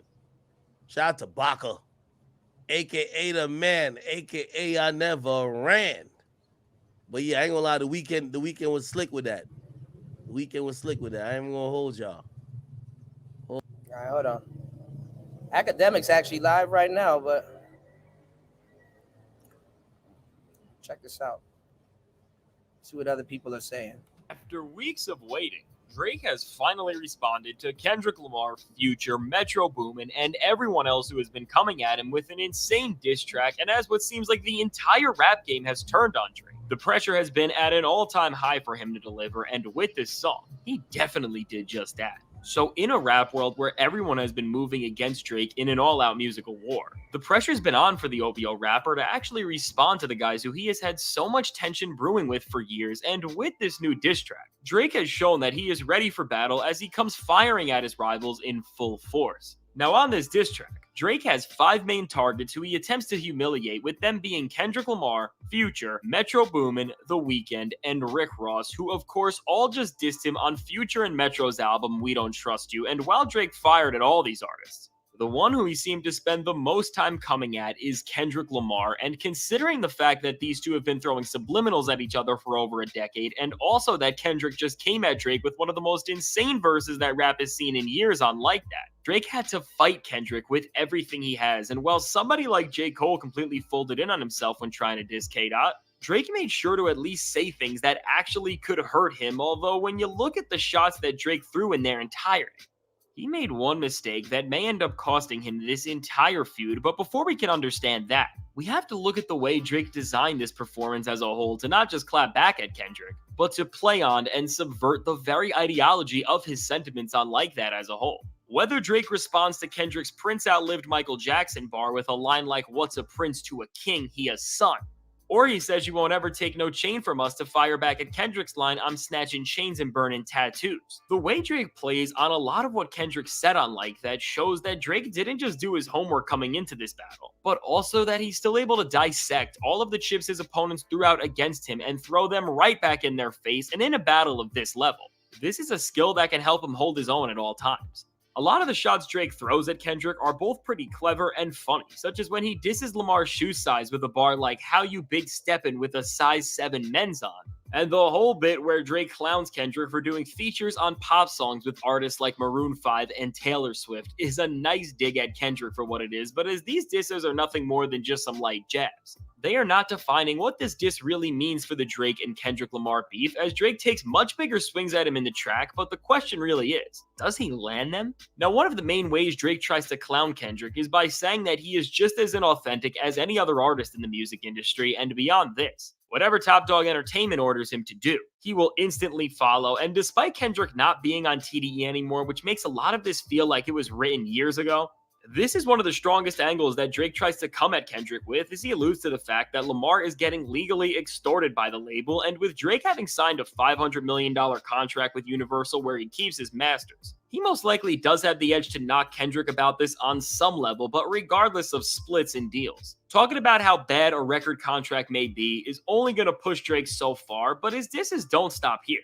Now, while Drake responding to Kendrick's Big Three claims and saying that Travis Scott, SZA, and 21 Savage are all in the conversation before him may seem pretty random and strange at first glance, what's really significant about this here is that Drake name drops SZA, who was on TDE alongside Kendrick for years, and with a move like this, while also talking about how Top Dog's management takes at least half of what Kendrick Lamar's music made, he's being really tactical as he's doing all of this to try to tear up Kendrick Lamar from the inside. And beyond this, Drake does not stop here, and possibly for the worst, as overall, the line that is going to end up holding the most weight from this track when we look at it in its entirety is when Drake says, "I be with some bodyguards like Whitney." And while on the surface, this is just a line where Drake is boasting and making a reference to Whitney Houston and her starring role in the film Bodyguard, when you understand the fact that Kendrick Lamar's wife's name is Whitney, you realize that this bar serves as an attempt to get under Kendrick's skin with a reference to something in his private and personal life, and by doing this... Oh, shit. Yeah, Now I don't know if this is true. This is what I'm telling y'all. Y'all not really listening. So they said while Kendrick was out on tour or something like that, they try to say, kind of like, you know how Jay-Z and Beyonce, they try to say that his wife cheated on him with a bodyguard. Bruh, fuck Drake. Drake is a beast. All right, let's go. This is crazy. While it may seem super diabolical and show that Drake is operating on a level where he is willing to destroy anything in any way possible, when you know all the facts, you really got to ask yourself if Drake has learned at all from his last massive feud, because after mentioning Pusha T's wife's government name on his track Duppy Freestyle, Push came and handed Drake the biggest L of his career with the story of Adidon. But overall, aside from this possible mistake, Drake responded back to Kendrick with about as good of a performance as he could have, as his shots were calculated, diabolical, and well written, but with Drake relying on some of the same methods he used in his beef with Pusha T here, this could have given Kendrick all the motivation to do something truly nuclear against him. But beyond dissing just Kendrick, Drake threw a lot of smoke at Future, Metro Boomin, The Weeknd, and Rick Ross, and out of all these artists, it seemed like even Drake was shocked that he had to diss Rick Ross. Now, despite how shocking it was for Drake to see one of his most loyal collaborators turn against him, it seemed like Drake shut down Rick Ross as he dissed him from every single angle he could have, but just a few hours after Push-Up surfaced, Ross has already fired back with a diss of his own, as he has shown the power of competition in hip-hop, as with his back against the wall, Ross was able to craft a track that definitely warrants a response from Drake, as Ross said some insane things that actually revealed why he turned on Drake in the first place. From Ross saying how Drake's failed at running a label, to questioning Drake's own credibility because of the persona he tries to portray himself through, Ross throws out some pretty solid shots at Drake, but beyond the jabs, what makes this cut insane in its own regard is where Ross says, "Told you, stay scheming, I predicted my fate," which is obviously referring to his collab with Drake and French Montana, and with Ross's message on the song being very clear about the fact that he will always be by the side of his friends. Later in the track, we find out that he wasn't just defending any friend, but French Montana of all people, as Ross says that Drake threatened to take legal action against French to avoid having a collab of theirs on his latest project, Mac and Cheese 5, and regardless of what you think about French. This is wild for so many reasons, as beyond showing just how loyal Rick Ross is to his collaborators, we now know that Drake went as far to threaten an artist who has worked with him so closely in the past with legal action. Now, the only thing that holds this diss track back is the fact that Ross drops this insane information just by blabbing on at the end of the diss and not actually by rapping it, but still, for the insane things he revealed about Drake and for taunting him with details that were placed in the track, like the clip where Drake says his favorite rapper is Rick Ross. While he won't definitely get the fanfare that Drake has gotten, it's clear that Ross and Drake are going to have even more back and forths if either of them wants to walk out as the clear winner against one another. Now, right behind Kendrick, the rapper who Drake comes at the most here is Future, and as Future has had some of the most successful moments of his career while working with Drake, Drake had a much stronger angle to enter the ring against him with, as he immediately comes at Future on this track talking about how he gave him his first #1 song, and throughout the rest of the cut, he taunts both Future and Metro, saying that they are seemingly obsessed with him, and while not the craziest line technically, Drake telling Metro to be quiet and make some drums is one of the most memorable moments on the entire track, and is definitely going to stick in people's heads all the way. That nigga said, he said, pipe down and go make some drums. How you tell somebody to be quiet, then go make some noise, man? Bruh, how do you tell someone to be quiet and go make some noise? Way to the point where Future and Metro will have to respond, otherwise it will seem like they already lost. Now, after over a decade of tension, another artist who got some shots thrown his way on this track was The Weeknd, as Drake came at him for seemingly abandoning Toronto and faking his relation to their city, but he doesn't stop here, as he clowns The Weeknd for giving Future and Metro so many features and also allowing his manager to apparently blow a lot of his money away. Now, as The Weeknd's a singer, it'll be interesting to see how, if he at all, engages further in this feud, and while these are the 5 main artists who receive all the shots from this track, beyond the disses, Drake also makes it a point to mention J. Cole on this cut and his recent move of apologizing to Kendrick, as Drake says that he doesn't care what the guy he just did a joint tour with thinks, because in his eyes, Kendrick Lamar's verse on Like That was weak, and while we all know Drake doesn't even believe that himself, this is the type of energy he really needs to channel at this moment to hold his own in this beef against Kendrick. So overall, looking at how Drake went against so many heavyweights in the industry who are dissing him with only the help of a DJ Academic sample, it's pretty impressive to see how much damage he was able to deal here. And while Kendrick, in the grand scheme of things, is really not fazed by any of this despite how hard it may have been, and if anything, all of these shots are only going to make Kendrick's diss even harder.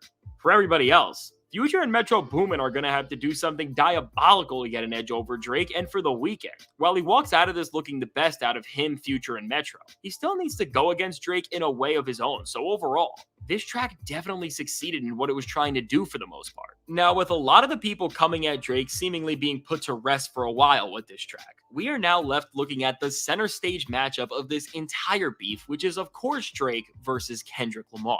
The balls have been placed right back in Kendrick's court, as after getting the most direct and personal shots that have ever been thrown at him in his entire career, it's now time for Kendrick to prove once and for all who the king of this generation is, as Drake has stood up and challenged him in a way that no other rapper has ever. And while Kendrick still may be the favorite in this beef, Drake is definitely going to push him to the limit. This is really amazing for hip-hop, as we are witnessing a battle unfold between the two most important rappers of our generation, and no matter what side you are on and who you want to win, just appreciate watching these two go at it in a way that is truly changing everything in rap music. So let me know, what do you think of Drake's new diss track, and who do you think got hurt the worst, and who do you think is going to come out of this situation on top? I can't wait to hear what you have to say, and if you want to see my video where I rank every album that's ever been released between Drake and Kendrick Lamar, all in order to find out who the best artist of them truly is, check out the... I don't know, y'all hyping this. I don't get it, but now I want to see the same people, because everybody's like, oh, Drake gotta say something, Drake gotta say something. Now they got it. Let's see them say, people go, oh, Kendrick, oh, Kendrick, oh, Kendrick. A lot of people they're not even Kendrick fans. That's the crazy part. A lot of people are not even Kendrick fans. And like I said, half y'all don't even know what's being talked about. You know, the Interscope and the Masters and the splits and the drop and give me 50. Like, a lot of these lines got to literally be explained to people. You know, these are things that record execs and producers and people behind the scenes will be like, oh shit, oh damn, that's what type of, you know what I'm saying? That's what type of contract Kendrick is in. Damn, that's crazy. And it looked like, you know, like a lot of people don't hear what's being said. So it's like, if Kendrick's last record didn't do so well, Drake is like, well, they done gave you a advance. They done gave you a bonus. So what, is Top Dog shelving you because Drake was just hanging out with Sexy Red and SZA?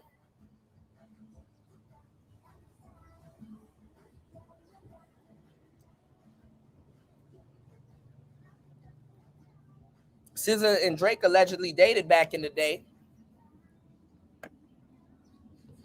So he said, SZA washing you. He said, Travis washing you. Because allegedly, SZA and Travis got a little relationship going too. You know, and then I don't know if SZA's with Interscope, and I don't know if Travis is with Interscope. So I don't know if he's like, oh, your label mates are just, you know, washing you. You know what I'm saying? What's going on, Andre? Y'all hit the like button on the way in. Support the show. Let's open up this panel. You know, give me y'all thoughts. Are y'all against it? Y'all not against it? And make sure you guys check out the poll.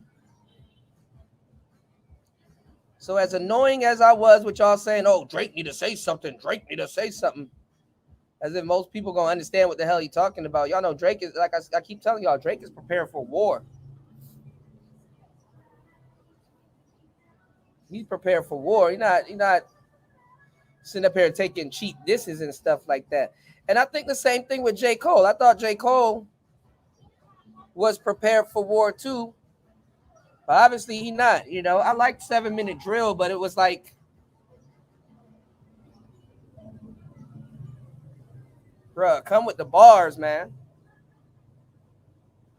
Drake came with the songs, came with the quotables.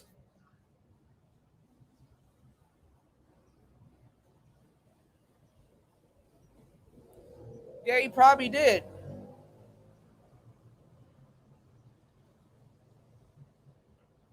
He re-recorded a lot of different parts of it also though, because that's what Kai Cenat was going over. So he redid certain bars. You know, they're at the point right now where they're crafting music where they can just take out bars and plug in new ones. Because they feel the whole track out, you know, bar for bar. So all these bars are strategic. I don't got Future being strategic enough to really do much back.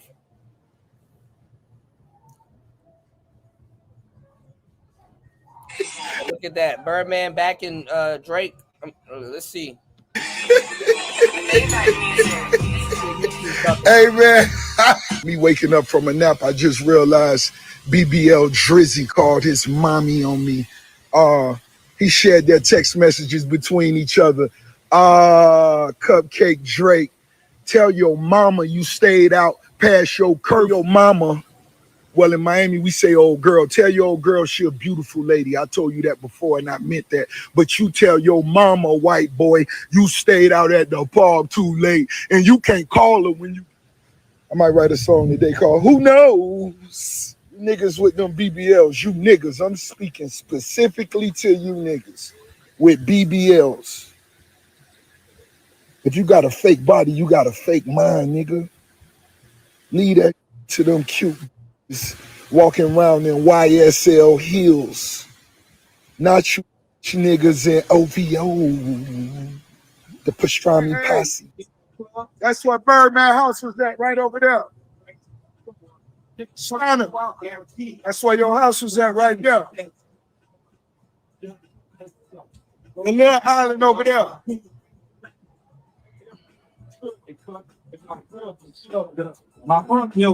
Yo, it's Big Ant, the spokesman, man. We back. Another edition of Urban Politicians TV, UPTV. Make sure you stay on your pivot at all times, man.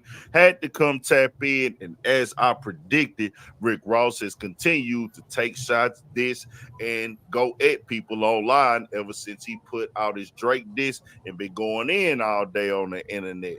And if you didn't know, Drake dropped his response record to everybody who been coming at him lately after he already kind of been dissing people in the game. And I don't know who all started what and every artist he into it with.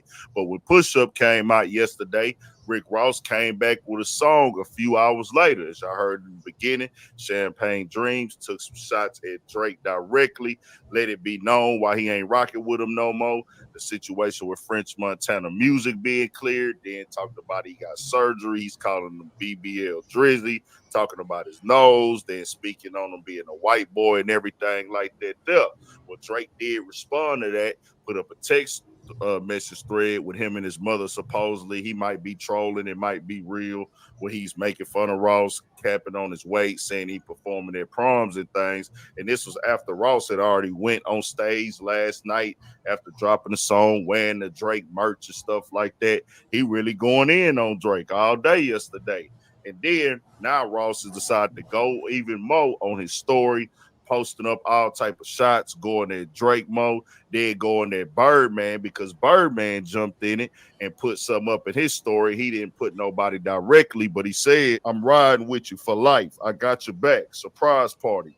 CMR, GYM, OVO. And that's Birdman putting all the labels and crews together. I don't know how that nigga do all that. The YMCMB, I remember he used to do that. YMCMB, CMB. Like, that nigga Birdman is hell, bro. I ain't gonna lie, that nigga entertaining. But Burt Ross responded directly. He steady putting stuff up in his story. He tagging DJ Khaled. He tagging Birdman. He saying this. He putting comedians in there and mocking everybody, responding to everybody in the comments on the blogs. And as expected, bro, Ross is gonna troll. I expect Ross to keep rapping. This is what he do. He looking at this as an opportunity to market. He looking at this as an opportunity to brand and promote his businesses. He gonna keep the Bel Air in his hand as he did in these videos. He riding around over there, pulling up by Birdman crib, then posting the Bel Air up, then posting all the other stuff that he do up and tagging the brands and things of that nature. And I don't know what he getting at saying that that's your old house right there, the little island. I guess he's saying I got a bigger crib out here. To each his own. That's the rich nigga competition, nigga. If you got a crib in Miami doing your thing, nigga, no Birdman is very successful. Ross is successful. Everybody getting money, but Ross is just looking for this opportunity to market. I can expect more music to come from Ross. This is what he do. He one of them niggas that's gonna continue to poke at it as long as he's getting a reaction, as long as it's hitting them blogs. He understands the game and look at it as, hey, I'm gonna market it. And pretty much, he's like a different version of 50 Cent, bro. Because 50 Cent, when he owns something, nigga, he gonna use it as a marketing opportunity as well. But it's like with 50, people already kind of understand that. That's how he came in the game. And see, this is the thing. He's setting this up. Drake is setting up this thing real right, though. Because guess what? He already did some 50 bars at Ricky Rose. It's like, these niggas turning 50. Like 50 Cent. He already dropped some, he's working off the 50 bars. So, he's going to mention 50 Cent when clowning Rose also. Man, these bars are interchangeable, y'all. Like, oh my God. Bro, this Drake shit about to be crazy. All right, let's go. you see the humor and the joking, even when it's serious stuff or somebody he don't like, he really doing it just to entertain and troll and market. But Ross does that in a different way because every time he get into it with somebody, he most definitely takes it all the way through there. Don't stop. I say this. I expect more music to come from Drake. He did put out a little note out there with somebody. Somebody posted up a DM where he said he got something heavy coming. So we expecting that. Don't know if that's going to be confirmed. I expect Ross to come out with some more music for sure. Kendrick Lamar, I don't know if we're going to get that now because this thing became an internet thing. I did want to see the rap bars from him going at Drake and Drake giving him a full song or him giving vice versa. Drake did go at everybody, so I do got to respect that on the rap side. He got out there. He didn't stay down. He didn't stay took some shots back at people and everything. And we turned up right now, bro. Rap, hip-hop, entertainment is going crazy. This is what these niggas is doing. As long as they keep it music, keep it fun, I'm all here for it, man. Tell me what y'all think. We got more coming, more videos. All that 1,000 for shit show. Stay on your pivot. That's what Birdman house was at, right over there. Simon, that's where your house was at, right there. And that Rose response, what's going on, Jay? That Rose response, I ain't gonna lie, I'm a Rose fan. Hadamir. I think the Rose response is weak, man. He just said everything that we already knew. And then just called them white boy, which is hilarious, That's about it. So he mad that Drake didn't clear a verse or, didn't clear, certain things on French Montana's mac and cheese, which is dropping. And I guess French was still going to drop it. But then Drake's legal team reached out to him and was like,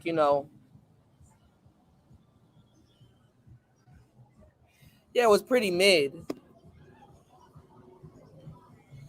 But I don't expect diss tracks from Ross. Like I expect maybe a bar or two, which really was really a couple bars, and then him ranting at the end.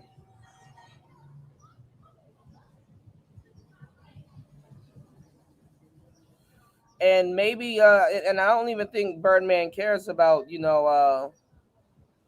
Ross beefing with him, because like when the whole Wayne situation popped off, Ross was riding with Wayne. It was telling, Birdman to get that man his money. So, people would still feel salty behind that, even when they make up, they're like, I remember you, whoop de whoop. And then remember, these people talk to people behind the scenes, aside from like what we hear, obviously. So, but like I said, Drake, he got the more memorable song. Now, drop and give me 50. That's a direct command. So anyhow Kendrick drops, Drake is still one up.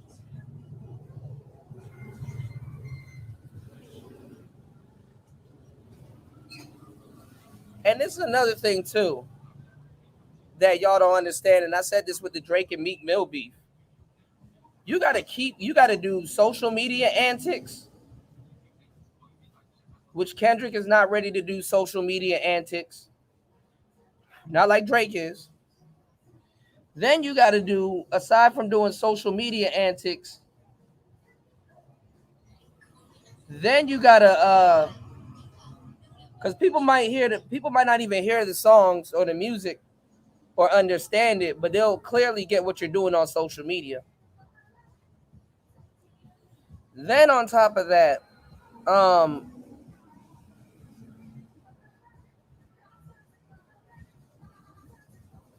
you got to keep dropping tracks. Like, I don't know why y'all think that Kendrick is gonna win and all these people are gonna win. Drake has been.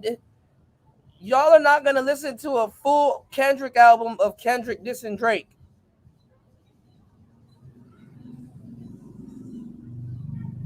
Y'all are not going to listen to a full J. Cole album of J. Cole dissing Kendrick or Drake. And if you do, y'all will listen to it like one go round, two go rounds, and then it's done. It's not going to have like a high replay value. I've already pointed out y'all don't listen to like 5 albums, and I'm being generous because it's like 6 of Drake dissing all these people. Drake doesn't need the gimmicks. Are y'all listening? He doesn't need the gimmicks. Drake got bars. He got bars. Endless bars.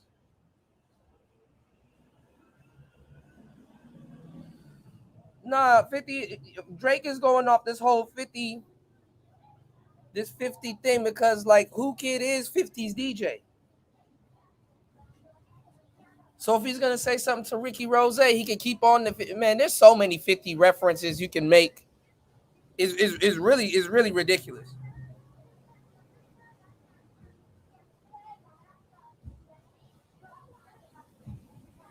All Drake really got to do at this point is play on the 50.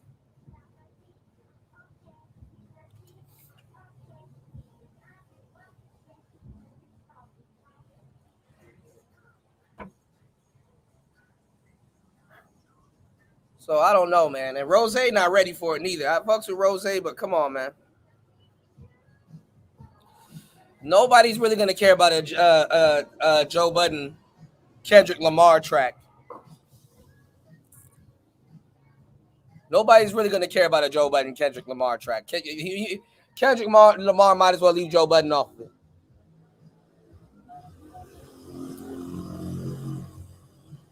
But then again, nobody would care about a Joe Budden track by itself. It's gonna come and go.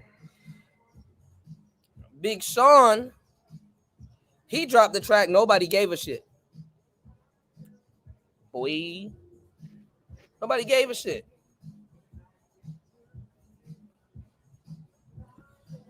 Y'all support the show, y'all. This is funny. All right, let's see what else the internet is saying. Let's see who else is. Shout out to my bro Ant over at Urban Politicians, man. You do good work.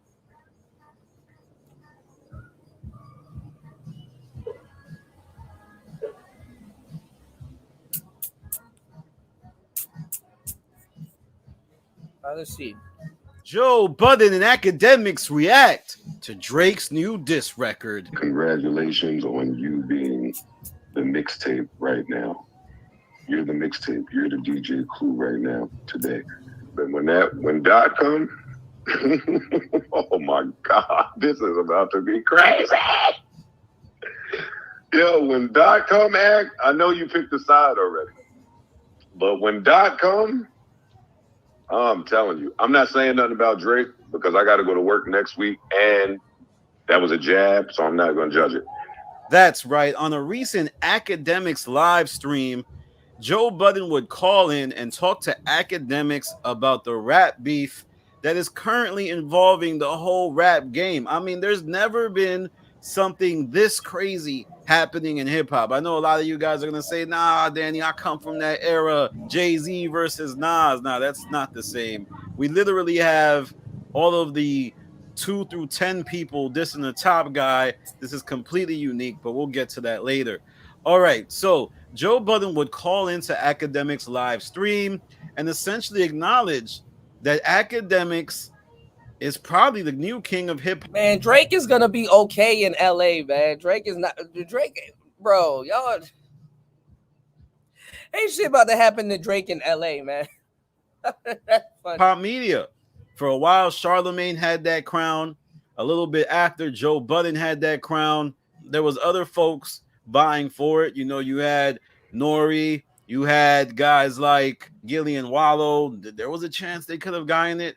But really, the consensus guys, I think, who had the hip-hop crown are Joe Budden, Charlemagne, Star, and now academics. That's right. We have to applaud academics. This has been years in the making.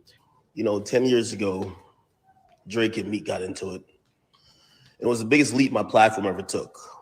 You know, it was redefined how rap confrontations were covered, dissected, disseminated, how people viewed it in real time. I was doing it mostly on Twitter at that time, breaking stuff down, attaching it to real life incidents and circumstances around that issue.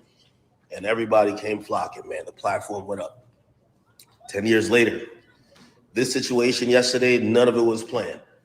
Get 2 exclusive records. I'm sampled on 1 record. We had damn near 100,000 people watching live. It felt like a pendulum swing. And that's good. It's good for everybody who does content like how we do it. Progress. He has persevered through all the people saying he's a terrible person, he's horrible, but his hard work would help overcome all of that. And I see a lot of people saying academics is a plague to the culture. Well, I have an issue with that largely because he's just works too hard for y'all to say that. And in general, I mean, he did his thing. The guy streams all the time. He still is doing it. He's in his 30s now, and he still shows the same passion for it he did in his 20s. So a lot of you folks saying that we need a new platform that is better than academics, this is wrong. You don't have the work ethic. I'm sorry, you don't. You don't. And then I even see this new narrative about academics glazing Drake. I mean, he's a fan of Drake. What do you want from him? And that narrative largely comes from people who are probably Kendrick fans. I'm sorry. Kendrick fans, you are just as susceptible to the glazing you accuse other people of. You simply think because Kendrick is intellectual and deep that you are unique. But I want to remind you all that hating the top rapper at the time is pretty much the same thing as liking the top popular rapper at the time. There was a lot of people who said the same thing about Jay-Z. You know, he was trash because he was stealing Biggie's flow and he was stealing other people's lyrics. He was taking the South flow. This is just all the critiques that the top guy gets. But anyway, let's get back to what Joe Budden had to say along with academics. So this whole thing was a culmination of Drake's diss record where he went back and fired at Kendrick Lamar and the rest of the rap Avengers. And I have to say, I want to give my opinion on the record. I love the record. A bit of that back-to-back in it where you know the ladies, you know the IG model. There you go. Like I said, everybody was singing back to back and didn't even know they were beefing with Meek Mill. Meek Mill had to fall out with some of his friends because they were singing that song. It's catchy. Can somebody here tell me a catchy bar from Rick Ross's diss? I can tell you one from Drake's.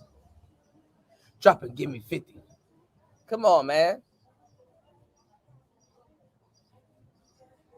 And y'all tripping.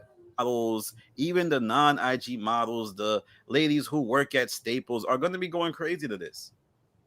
And he told someone to shut up and go make some noise.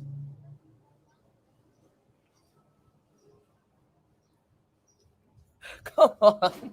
I think a lot of people are missing the strategy of what Drake was doing here. He was deconstructing the myth of Kendrick being some deep intellectual artist, some hip-hop historian. He was essentially saying, nah, dog, as a rapper, you've had to sell out before. Why do you think he mentioned that Taylor Swift record? Go back and listen to that Taylor Swift record. Kendrick Lamar wasn't the best on that. And it probably is a sore spot for Kendrick Lamar to know that he spit a pretty poppy sounding record on a Taylor Swift song. Right? Bad Blood. I think his verse was terrible, by the way. Bad Blood was a... That's where he came up with that Maroon 5 record. That Maroon 5 bar, my bad. He was like, make it witty. You know, make your verse on there sound witty. Super pop record. And Kendrick was probably implored by people at his label to hop on that. I don't think Kendrick just said, I'm going to go do it. And Drake reminded him of a time where he wasn't calling the shots. He was very much somebody who was under the wing of something he was not controlling. And in general, the flow is really good. You know, in battle rap, sometimes it's not necessarily the person saying the most intricate scheme that's going to win. Remember when Murder Mook battled Loaded Lux, right? Loaded Lux was getting real intricate. Addiction is no good for niggas when in the trenches. How you wake up in intervention, laying in intensive? But Murder Mook just said some simple stuff that got the job done. We done got sick and tired of your mumbling. We in a situation perpetuated and delegated by the mothership and all this other shit. I think Drake is going for the simple route, but with a conversation of undertones about how Kendrick isn't really who you think he is. I mean, that's kind of what every battle rap is. This guy in front of me is not who y'all think he is. He sold out. I loved it. I think it was dope. And shout out to Academics for seizing the moment. He knew what it was. I was surprised to not see other hip-hop media go live. I would have thought, you know, someone like Joe Budden would have hit the airwaves. I know he just dropped a pod. I was expecting him to do a YouTube live, a Twitter live. Y'all funny. The Pyrus ain't gonna get him, Pepe. Wack already said Drake walks around like a god in LA. Wack cool with Birdman. Pyrus are Bloods. Then you got some Damus out there too. They ain't about to do nothing to no goddamn Drake. Drop the ball. And this is why Academics is the king of hip hop media, right? His infrastructure is such that anything happens, I'm going to react to it. But the other guys, it seems like they need their co-host around. He knows how to operate stuff. He knows how to cut on his own stream. He doesn't need people behind him. He doesn't need to make a call and say, Drake hey, no yo, more Bloods that have them. Erickson, come through. We're about to record. I'm sure he has his own people that helps him. But I can guarantee you, Academics knows exactly how to orchestrate his own thing. And it's going to be interesting to see how the other members of media react to Academics becoming the king currently. It's not just Academics having that record ready to play on air. It's also his coverage of the Diddy situation. It's also how unapologetic he is about speaking his mind. And on top of that, he does know when to be politically correct. so he never really gets fully canceled. He's just a different breed of the new hip hop media. And this is happening while the situation with his girl happens underneath everything. Drake is Pyru affiliated.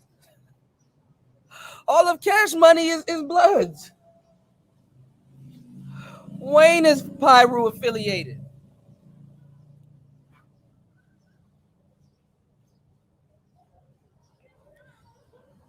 Cash Money they're Bloods.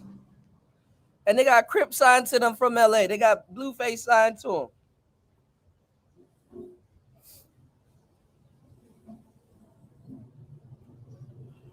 So, I mean, I don't, you know.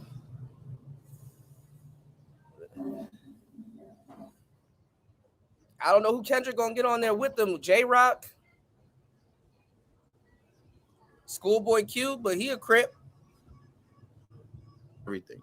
So it just goes to show you that Academics is Teflon in some ways. He's going to have to do something really crazy to get canceled, and he's too smart to do that. Now, a lot of people are going to say, oh, Danny, why are you glazing Academics?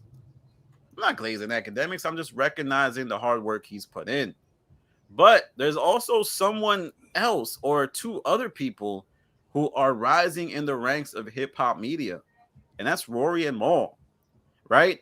Maul just did this epic J. Cole rant. Just told us that's what it is. No, that's not what he what said. What are you talking? He just came. He just stood there and said, "I couldn't sleep for 72 hours." This is rap. Okay, this is hip hop. You niggas is just rapping. It's just bars. Nigga, put pen to paper, get in the booth, and show us why you feel like you're the best nigga in the game. What are we talking? Losing sleep over what? That is probably Maul's version of Joe's views rant. What if he told you different from Take Care to this album?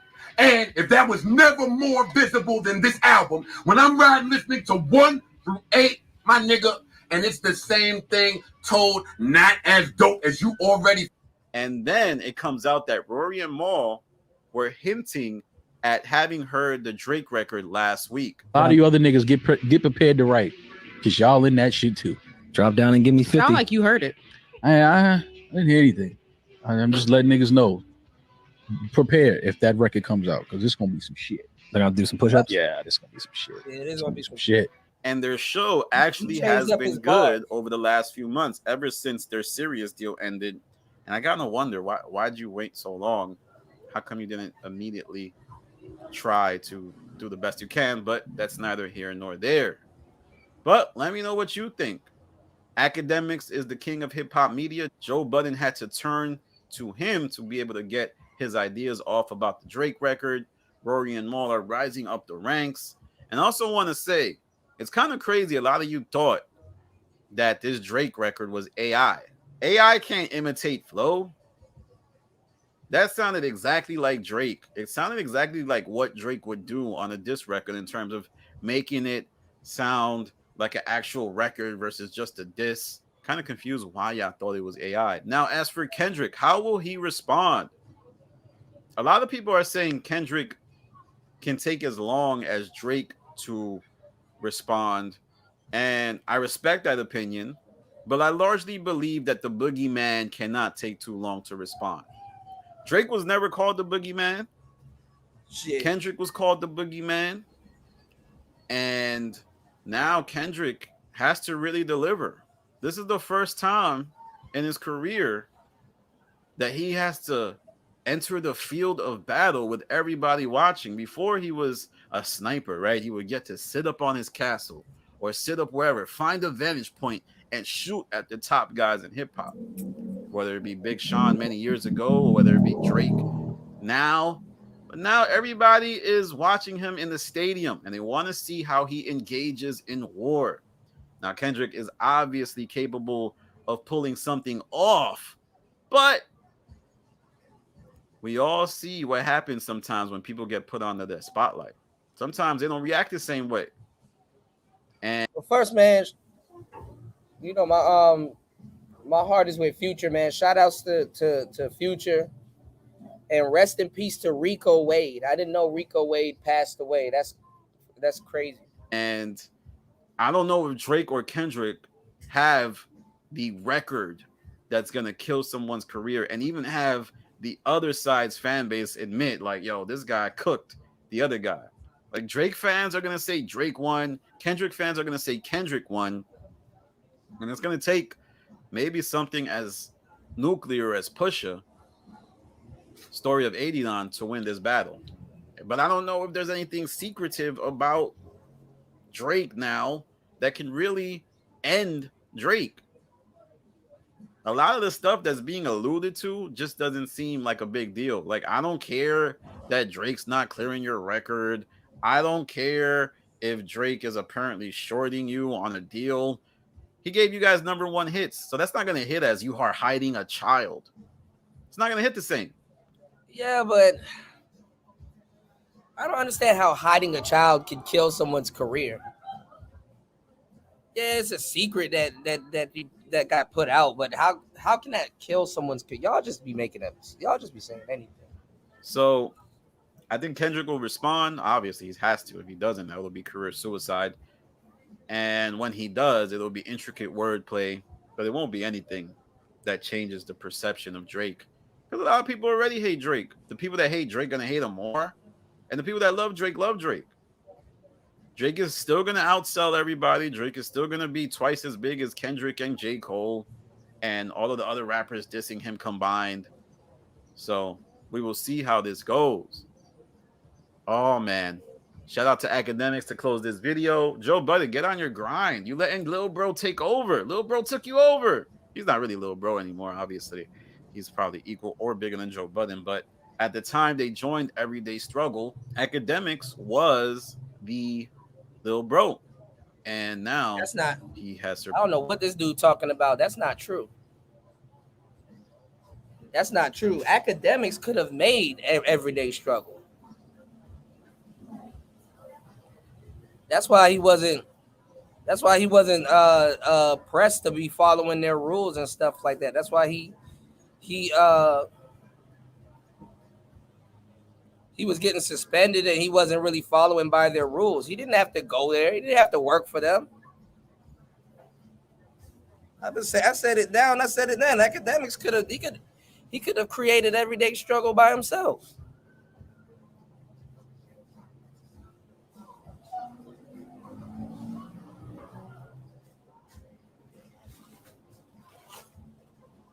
That's why the show kept going when Joe Budden left. If Academics left, nobody was gonna sit there and watch that show, and nobody's gonna sit there and watch Joe Budden talk to Nadeska. And then the other guy, Wallow, like, come on, man.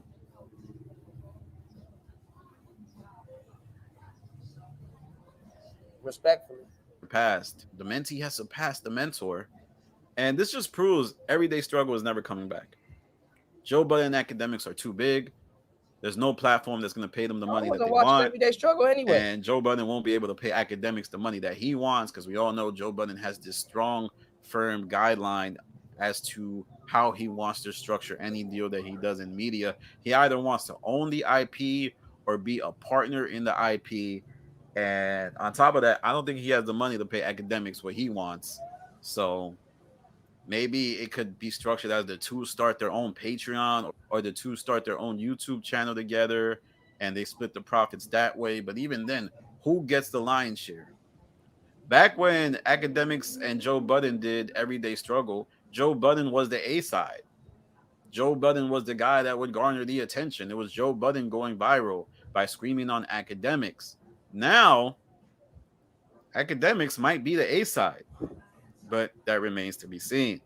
All right, y'all. Follow me on Instagram, the Twitter, and the Reddit on Instagram. That's funny.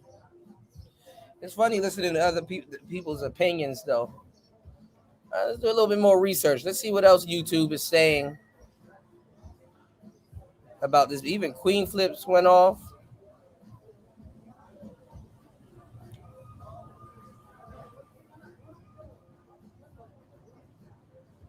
He didn't say that, man. People just be lying. Do it for Miss Gladys. House got foreclosed, man. Stop it.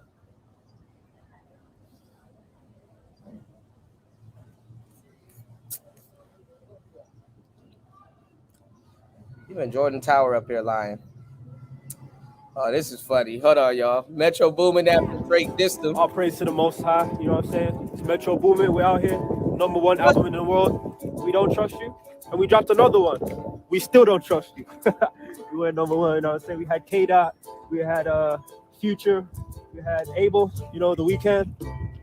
Drake, you're washed. You're #1 in the world. You can't compete. Cope. God damn.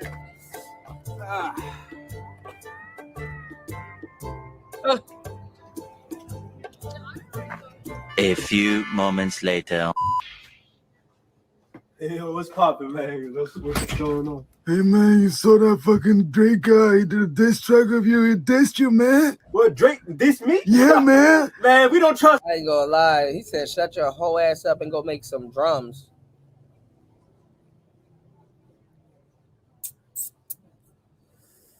Now I'm gonna feel some type of way every time I touch my drum machine, man. Man, but Drake is weak. There ain't nothing Drake can say about me that people gonna feel, cause I own the streets. Drake is just Drake just hip hop. I mean, pop star. He ain't the real hip hop.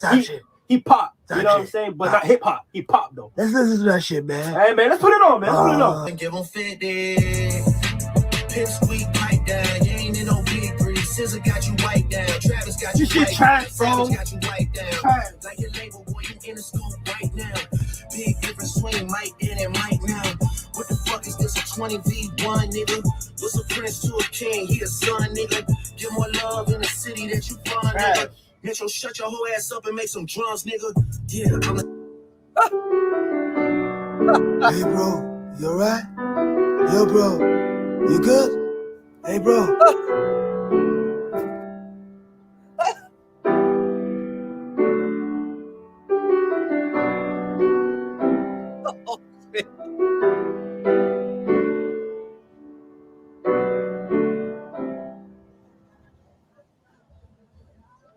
Yo, that's funny as hell. Oh my God. Hold on, y'all.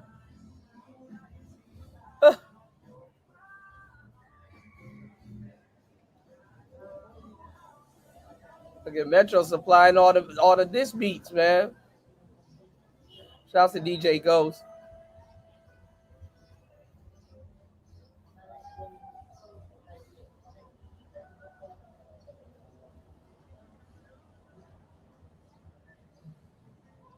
I wonder what Angry Man said about it. That's funny. Let me tell you about my brother, though.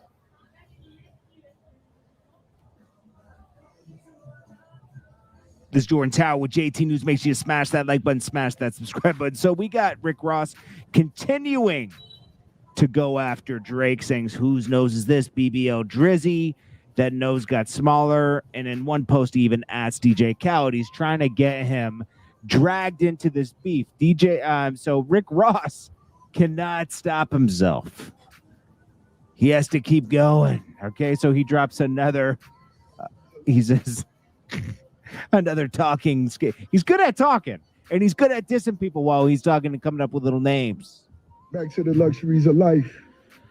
I might write a song today called Who Knows? Who knows? One thing about I'm gonna say this. You niggas with them BBLs, you niggas, I'm speaking specifically to you niggas with BBLs. If you got a fake body, you got a fake mind, nigga. Leave that shit to them cute bitches walking around in YSL heels. Not you bitch niggas in OVO. The pastrami posse. Back to the pastrami posse? The pastrami posse. He called them the pastrami posse. Now, is Drake going to go low and do the officer stuff? Is he going to respond to Rick Ross? He already did. Or is he going to go straight for Kendrick right now? Again. Yeah, because he might have to drop back to back. I don't think Kendrick's going to respond within 2 weeks, even though he should. I don't think he is. Kendrick is one to throw a rock and hide his hands. look at what this kind of started. Kendrick went at him and Cole. Future kind of co-signed it, right? That's the game. Future and Metro are together. Drake and Metro hate each other. The BBO payment plan is crazy. That's the rumored reason now you why working your ass off to pay your ass Drake off. deaded that song with French Montana. The song sounded like this. Waist with a face, girl. Niggas can't just get the home base off a date, girl. Taking all them shots to the face, got a pace. And, you know, French Montana's on that song. It's called Big Pun. It was supposed to be on his new album. It didn't make it. Supposedly Metro produced this. Once Drake found that out, deaded the song. Rick Ross is dissing Drake for a whole nother reason, and we won't find out for a while, okay? There's people that are sitting down. So that's interesting. So the track that Drake's not clearing, I guess, on French Montana's album was produced by Metro Boomin. So that's probably why Drake's not dropping it to get at Metro. So Metro won't get a split from it. Again, dropping Give Me 50. Metro not gonna get his cut. Probably from that record if it doesn't make it onto the album. And French won't get paid from it. So that's interesting right there.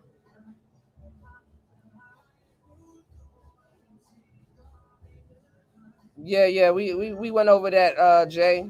He's talking about Baca. It was on we went over that a couple days ago over on Future's album. I got a Future album breakdown. Yeah, we covered that. Drake already responded to the Weeknd about that, saying that the Weeknd used to claim Scarborough and the Six, and he's not from there. So as soon as he got rich, he was running from the Six. So I guess when he was beefing with Drake, I guess it was because of Baca. He couldn't really walk around, you know. Shout outs. Thank you, Nicer. Shout outs to Nicer dropping the huge $10 on the Cash App. Nicer said she was trolling me. I know she was trolling me. Shout outs to Nicer. Shit, I can throw this song. Shout outs to Nicer. Hold on.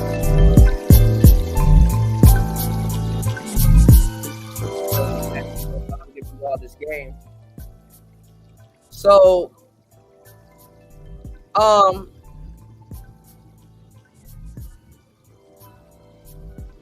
I guess Drake is stopping Metro from eating off that French Montana track, because he was like,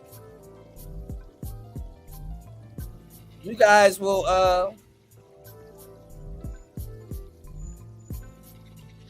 he was like, dudes will diss him, but when he send that verse, they'll take that verse.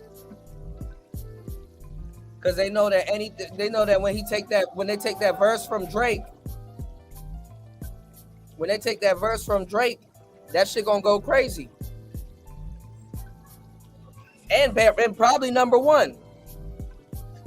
You know what I'm saying? So he's like, when y'all take that verse from him, he said niggas talking shit from him, but they'll take that verse from him and they'll go crazy.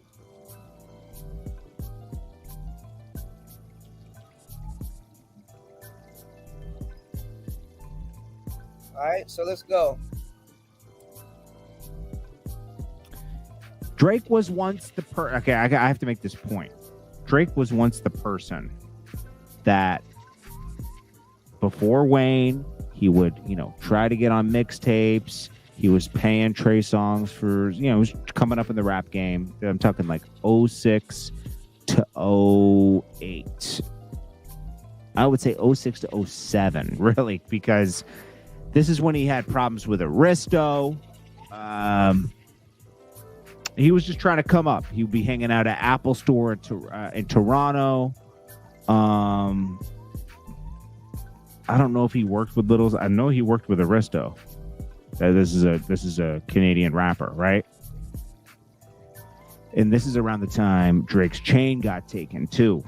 This is right around the time he met Wayne. His chain got taken. Some stuff happened in Toronto, and that's why he's around the Gallo crew. That's who holds him down now. They're called OVO now. P Rain and all these guys, they're from Galloway. How do I know about this? I shot a video in Galloway with Guillotine, and they tried to extort me, but oh, we're not paying you for the video, da da da da da. Right around that time, they were under surveillance. Around that time, the cops pulled in, and we all got hemmed up. The cops were taking videos in my car, everything, and I told the cops, they were like, "What are you doing here?" Because they knew I was from, I wasn't from Canada, but my car was there, so they were like, They told me, you get on, we've been watching you guys, you get on the highway now and you don't come back to Canada. I got right on that highway and drove my ass back over the border because those cops were watching those guys. Because the Galloway crew is crazy in Toronto. Those are the guys that are holding down Drake right now. P Rain, Guillotine, all that crew is from Galloway. Okay. Now, and Drake has a lot of history here. It's like, so Drake at one point was the guy paying to get on things, and when people tried to charge him to get on mixtapes, sometimes he would have an attitude, or people wouldn't do songs with him because they didn't believe in him back then. Now he's doing the same thing to other people, right? But also like big wigs, like Ross, people like that. I think some of these people are in their feelings because they feel like, oh, Drake will do anything for me. And then guess what? When you're told no, I know it's deeper than this, but I think that's where things started. Okay. So, what he's saying is that at the end of the day, like when he was younger, he was coming up, you know what I'm saying? Drake had to go through the circuit. Everybody was kind of giving him the cold shoulder, shunning him. And then now, like, everybody's looking for a Drake feature. Everybody's looking for a Drake feature right now at the moment. You know what I'm saying? Everyone's looking for a Drake feature at the moment because a Drake feature will help them. So it's like, shit. A lot of people. I mean, you got Weeknd mad at Drake because they had their problem from the past. Obviously, if Weeknd's mad at Drake, so is Cash and Belly and all those guys.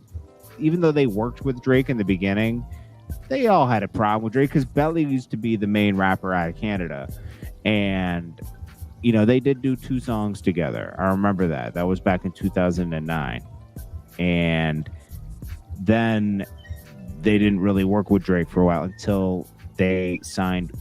That's a big problem they have. Drake wanted to sign The Weeknd, but Sal did a different deal with The Weeknd. He was paying for The Weeknd to get Maybach, ride around in Benzes and stuff like that, and car service. And, they wooed him over and they developed XO, right? Together. So Sal and Weeknd, Cash, Belly, they made XO. And there's some other people involved. And things took off and they started doing a thing. But Drake always had a problem with that because he wanted to sign The Weeknd. So, they worked together on that second album for Drake, and I think that's around the time I think that deal got solidified because, Drake was trying to woo him over like, yo, we could do this and this and this. And he saw how big The Weeknd could be. So all this comes from Metro, Future, XO, Weeknd. Now they're just recruiting people that already had problems with Drake. Like people are going to just start jumping in now. Kanye's going to jump in. It's just going to be a pile on. Everyone's going to pile on Drake. Kanye was just dissing Drake 2 weeks ago. So I don't know what the game's saying here. BBL payment. I don't know if he's talking about girls or it's a coincidence. Is it just a coincidence that Rick Ross is talking about BBLs and now, on BBL Drake, and now the game is saying A BBL payment is crazy. Now, what is this? Let's see if he's commented on anything. Nope, he doesn't post that much. Now, his story, let's see. This is where he says a BBL payment is crazy. That was posted an hour ago. And I don't believe in got me- coincidences. Drake, I'm gonna Drake be honest also. with you. Game got. So this has some songs with context. Drake says Rick Ross is angry because he's on Mounjaro, which is like Ozempic, right? And doctors prescribe this for weight loss now, even though it is a diabetic medicine. So it says it turned him angry and racist, Mom. That's why he's doing this. So, you know, Rick Ross already teased him for running to mommy. That was fun. That was hilarious, man. He said, "You run to mommy, mommy. They picking on me." It was, you know, I'm just like, dude. Rick Ross is Where is it? Where is that? BBL Drizzy was hilarious. Rick Ross is good, man. Oh man, where is it? I'm not gonna be able to find it. I can't reference everything like quickly because there's. Oh, here it is. Me waking up from a nap. What's going on, Paul? BBL Drizzy called his mommy on me. Bro, they're not ready for Drake, bro. I'm telling y'all, bro. This next not another track. This shit gonna be crazy. Tell your mama you stayed out past your curfew, white boy. So of course 50 Cent jumps in. And Drake was smart for mentioning 50 Cent in the diss because it kind of pulls him in a little bit, and he put the Wu Kid thing on it because Wu Kid and 50 Cent architected the beef from the their beefs were with Irv Gotti and them and everybody else in the industry. Remember, 50 Cent took on the whole industry at one point too. By himself. Anybody who worked with Ja Rule, he had a problem with. Jadakiss, Fat Joe, everybody. He just took on everything in a small city in New York, not Canada to Miami and to Atlanta, and no, New York. It's small. So Rick Ross continues to respond to Drake. Pastrami boss. We already talked about that. He added DJ Khaled in this one. DJ Khaled better stay quiet or he's going to lose those two features for sure. Just like Khaled doesn't speak about Palestine when he's from there, right? He better stay out of this. If he says something about this, people. Yeah, Khaled got to stay quiet because Khaled be needing Drake. Going at Drake at this point gonna kill a good bag if Khaled jumps in. So. We're gonna pile on him because he hasn't said anything about the war going on over there. Now 50 Cent says, "Damn, Mounjaro makes you angry and racist. We don't need this. Take it off the market." I knew 50 was gonna say something, and so did Drake. See, so this is free. This is free. This is free promotion.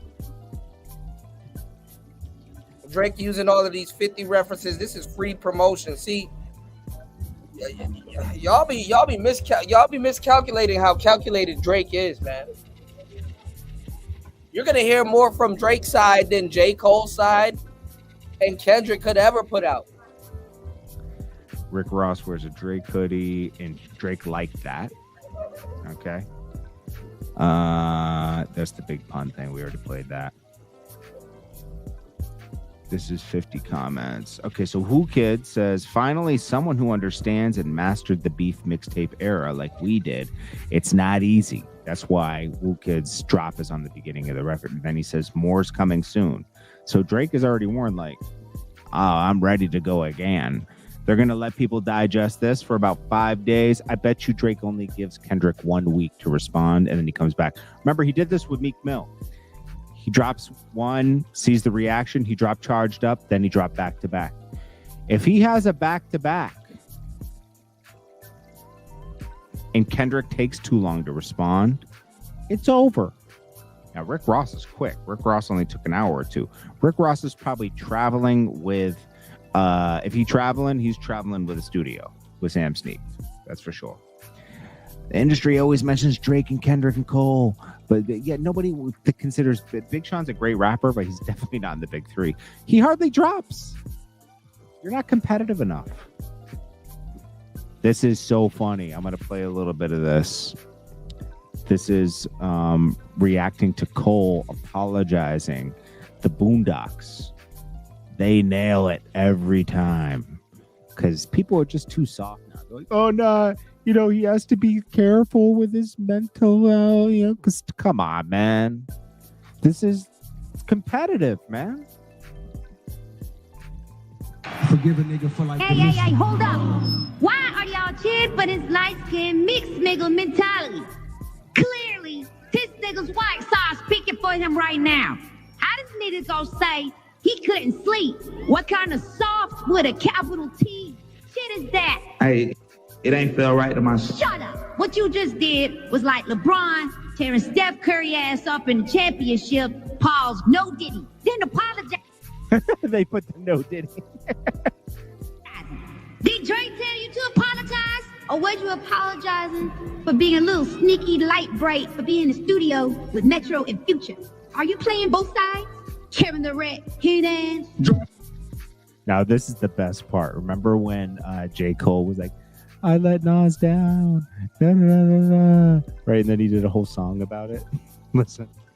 Hey, Cole, look, you can go, nigga. You let Nas down again. You let hip hop down. You let me down. I was rooting for you, nigga.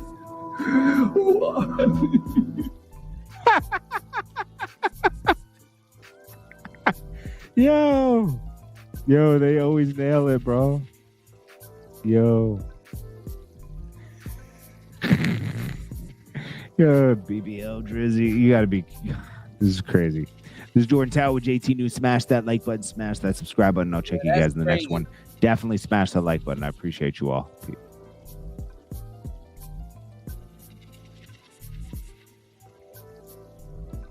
Again, let's play this Drake track again. Y'all tripping, man.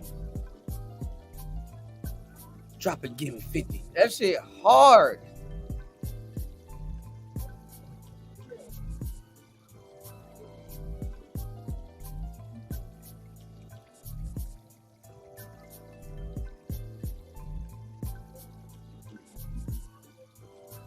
Say this again.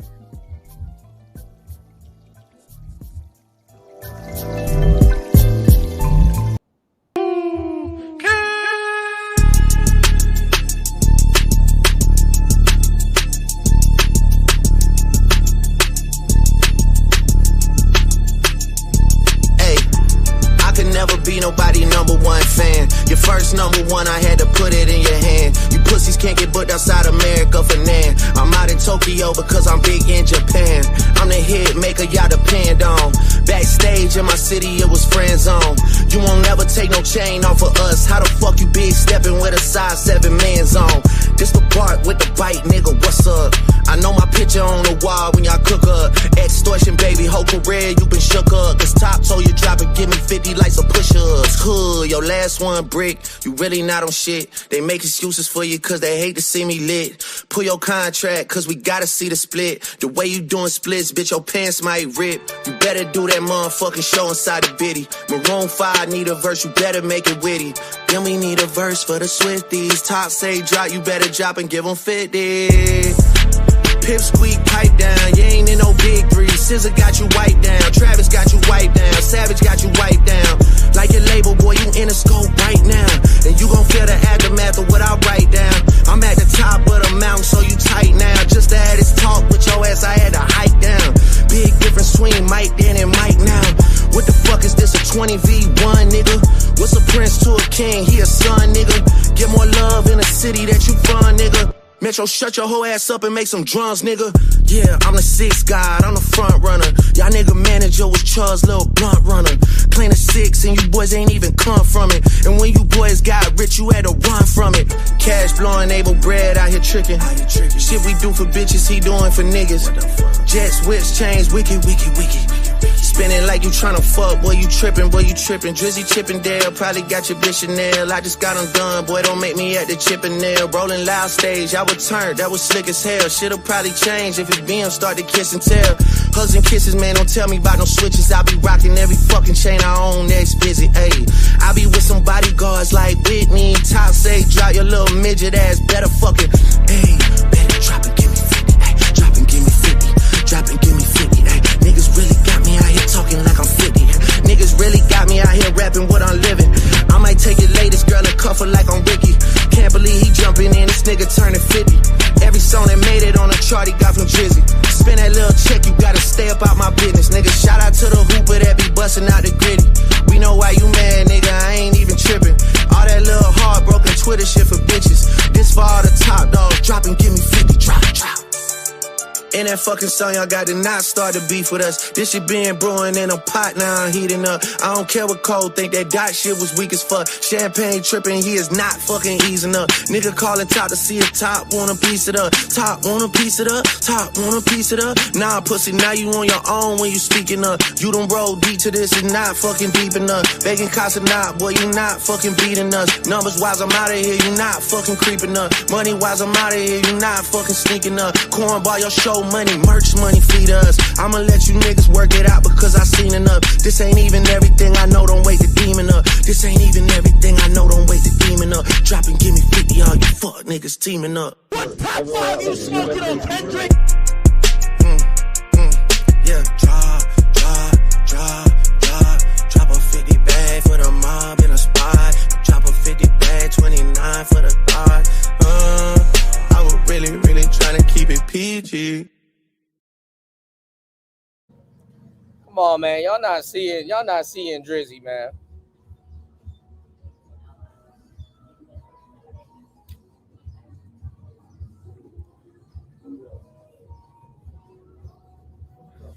Nah, man. Drake only reached out to Christina Mackey after Ross unfollowed him. Yeah, Drake only reached out to Christina Mackey after Ross unfollowed him. So Ross said he unfollowed Drake over French Montana because Drake was serious about French not dropping that song that he got with them featuring Metro Boomin. So French got caught in that by proxy.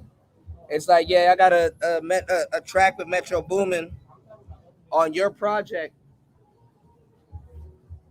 but he talking crazy even after he done accept some verses from him. He got a whole project out.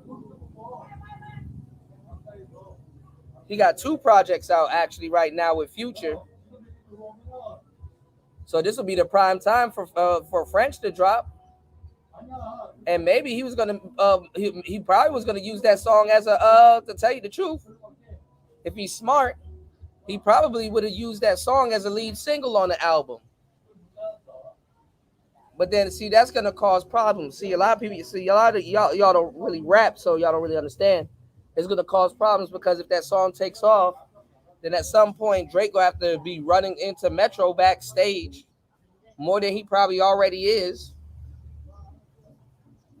And people are going to be requesting them to perform that song together. And he not cool with them. And if Metro running around, guess who's going to be with him? Future.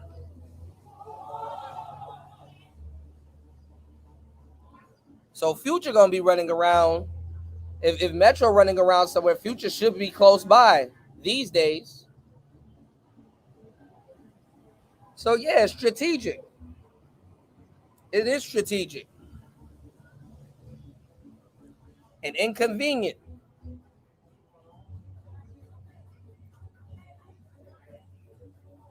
So that's wild.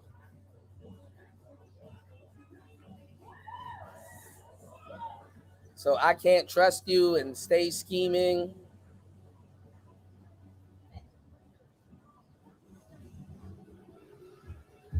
All three of y'all that was on stay scheming. Now y'all got, you know.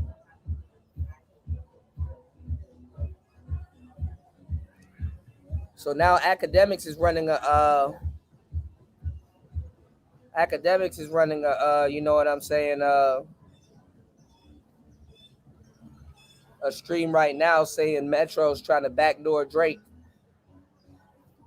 And that's the crazy part too. Academics is beefing with Metro.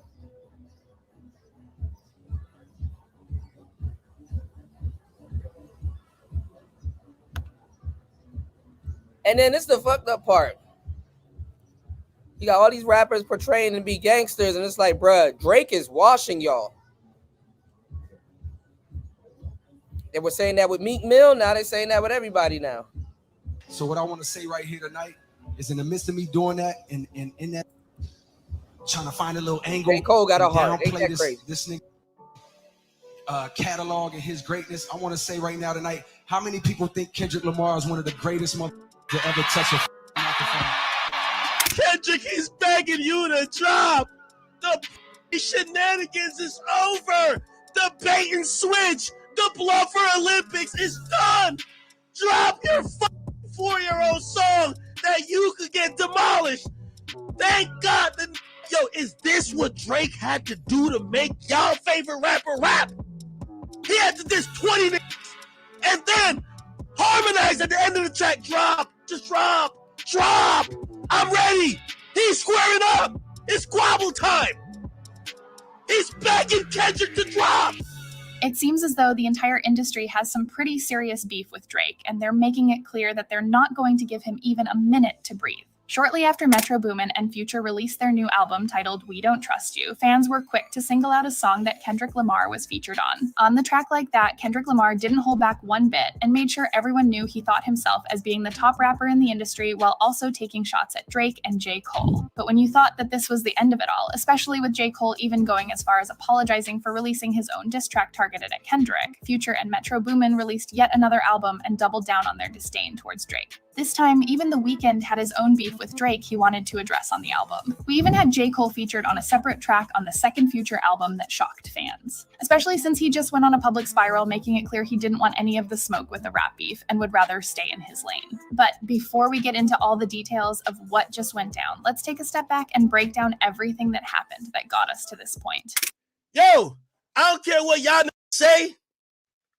A+ for no sneak dissing, calling out by name, chin checking them, calling niggas out. Drake has been in the rap game just as long, if not longer, than most modern rappers, who still consistently release albums. A lot of artists even credit Drake for putting them on during the early stages of their careers. Kendrick Lamar, A$AP Rocky, and The Weeknd have all publicly given Drake his flowers one way or another throughout their careers, placing Drake on a pedestal. But recently it seems that this admiration and friendship that was previously felt amongst themselves has over the years grown into something completely different. Meek Mill and Pusha T are two of the more notable rappers to have gone at it with Drake in the past, while creating some memorable diss tracks in the process. With Meek Mill, it all started off with a tweet, as many rap beefs go nowadays. Stop comparing me to Drake, he don't write his own raps. Meek Mill took to Twitter to call out Drake for not writing his own raps, claiming Drake didn't promote Meek Mill's album, Dreams Worth More Than Money, because he and his team found out that Drake used a ghostwriter. Meek Mill spilled more hate by pointing out that Drake is way out of it compared to Kendrick Lamar and J. Cole. He continued to say that he would have taken Drake's verse off their collaboration on Rico if he would have known that Drake didn't write it himself. This is when the name Quentin Miller became publicly known, as it became synonymous to Drake's ghostwriter. Because of this, Drake released a diss track aimed at Meek titled Charged Up that got everyone excited to see what was about to go down. Meek Mill wasted no time responding to Charged Up on Twitter and later on stage. Baby lotion soft, he tweeted. Drake didn't wait for Meek Mill to respond with his own diss track. While people slept during scary hours, Drake went ahead and released another diss freestyle aimed at Meek Mill Mill titled Back to Back. A standout line from Back to Back that quickly flooded timelines was one referencing Meek Mill's opening slot on Nicki Minaj's The Pink Print Tour. Is that a world tour or your girl's tour? I know that you gotta be a thug for her. This ain't what she meant when she told you to open up more. Twitter was then filled with memes of Meek Mill, who was collectively pronounced the loser of the rap beef between the two. Even though Meek was the one who started it all, he ended up taking a big hit to his reputation for years to come. Currently, Pusha T is the only rapper to hold a dub over Drake, and this all goes back to beef that Clips and Pharrell had with Young Money many years ago. Allegedly, Pharrell never got paid for a beat he did for Birdman, a fact that no one is really surprised about, and the song ended up being called What Happened to That Boy. It's here where Lil Wayne and Pusha T start sending subliminals at each other over the years. It was in Pusha T's song Exodus 23:1 where he has some lines that are seemingly aimed at Drake and Lil Wayne. Pusha continued the rap beef with a song titled Infrared where he disses Drake for having ghostwriters and Wayne for being locked in a bad contract with Birdman. He said, "It was written like Nas, but it came from Quentin." Drake then fired back at Pusha with the song Duppy Freestyle, and then Pusha responded with the infamous story of Adidon. It's here where Pusha T leaked the news of Drake getting a mysterious woman pregnant and was expecting a child he had been hiding from the world. It's alleged that Drake had confided to Kanye with the news of him expecting a child, which is how Pusha T was able to use this information to leverage his rap beef with Drake.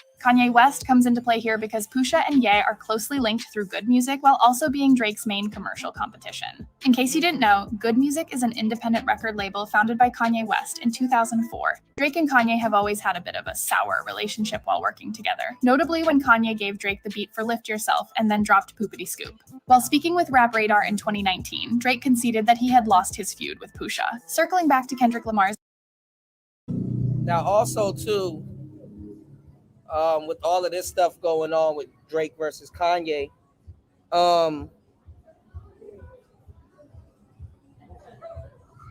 Drake made a song and he threw a Kardashian in it.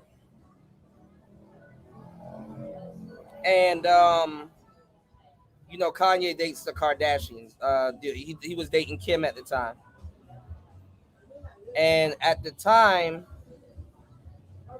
somebody that was under Kanye, Travis Scott, Drake had a bar, I think talking about a Jenner. I think it was Kylie, I think. And Travis was dating her at the time. And Kanye was like, hey, you know, Travis might find this, you know, disrespectful. Don't you want to take that line out? And Drake was like, no.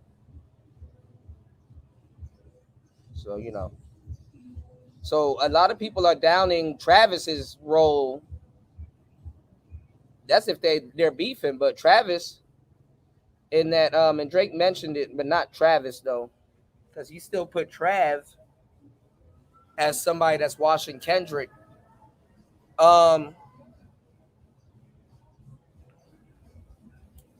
He was like that Rolling Loud shit was cute, but it's like the track wouldn't have got played.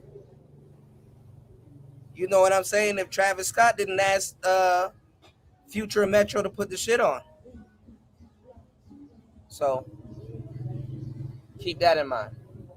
His latest diss, he starts off by saying DOT, the money, power, respect, which is a play in words to his rap alias K-Dot and his own idea of what the big three really are. Kendrick continues in the song by saying the last one is better. Say it's a lot of goofies with a check. He's referring to his third big three, respect, being better than the other two, and continues on by dissing Drake in reference to his collaborations and brand association with Nike, whose trademark is a check mark. Kendrick goes on with F-Sneak dissin', first-person shooter, I hope they came with 3 switches. It's here that Kendrick directly calls out both Drake and J. Cole, 2 rappers to which he has been tied and compared to for his career. He takes shots at the duo, name-dropping the title of their 2023 hit First-Person Shooter, as well as the title of Drake's album For All the Dogs, and disavows the Big Three term that has been used to group the trio for years, even by Cole himself. While Drake stayed silent after the release of the song, most likely due to the fact that Drake is currently on tour and doesn't have much time to hit the studio, J. Cole was the first one to step in and clap back at Kendrick. On his latest album, Might Delete Later, he directly responds to Kendrick Lamar's diss with a fiery verse on the song 7-Minute Drill. Right from the start, J. Cole tackles the issue head on. He kicks off with, I got a phone call, they say that somebody dissing, you want some attention, it come with extensions. I got a phone call, they say that somebody dissing, you want some attention. Here he's calling out Kendrick for seeking attention and hints at the consequences that come with it. J. Cole doesn't stop there, though. He goes on to critique Kendrick's career trajectory with lines like, he's still doing shows but fell off like The Simpsons. Your first ish was classic, your last ish was tragic. He praises Kendrick's first work, but is brutally honest about his disappointment with Kendrick's later releases. Cole points out the inconsistency in quality, acknowledging Kendrick's peak while also highlighting his own rise. Third was massive, and that was your prime. I was trailing right behind, and I just now hit mine. Cole also brings up Kendrick's The Heart series, noting the long gaps between each release. He suggests that if it weren't for Kendrick's diss, there wouldn't be much to talk about, showing a mix of respect and readiness to challenge. Cole's response is a clear message that while he respects Kendrick, he won't back down from a challenge. But not even a week after the release of his own diss track, J. Cole does something at Dreamville Fest that left many fans conflicted. He told the crowd he was sorry for the back and forth between them and wanted to make things right. For the first time, I was tested. Why am I tested? Because I got the world and I got my nigga like, what you gonna do, Cole? My nigga like, big boy, I must have had 1,000 missed calls. Oh my God. Text flooded. I couldn't even answer my shit. Nigga, it's wartime. Right? This was a big deal because it showed J. Cole wanted to fix things instead of staying mad. Cole mentioned there was one part of his EP he didn't feel right about, the diss aimed at Kendrick. He straight up called it the lamest thing he's ever done. He shared how torn he felt when everyone was looking at him to see how he'd react to Kendrick's song. Despite the world wanting to see them go at it, Cole said he didn't actually have bad blood with Kendrick, who he's always looked up to. He was super honest, even naming Kendrick and admitting that his diss track was a mistake and kind of silly. Cole reflected on how it took him back to a time when he wasn't making the best choices, and he really hoped Kendrick didn't take it the wrong way. He stood there asking for a chance to make things right, not just with Kendrick, but with Cole try to take the high road, man. He knows something about to happen. Everyone listening. Cole hoped for forgiveness, wanting to get back on track and leave the drama behind. He even said the past couple of days had been rough for him, feeling terrible about the whole thing.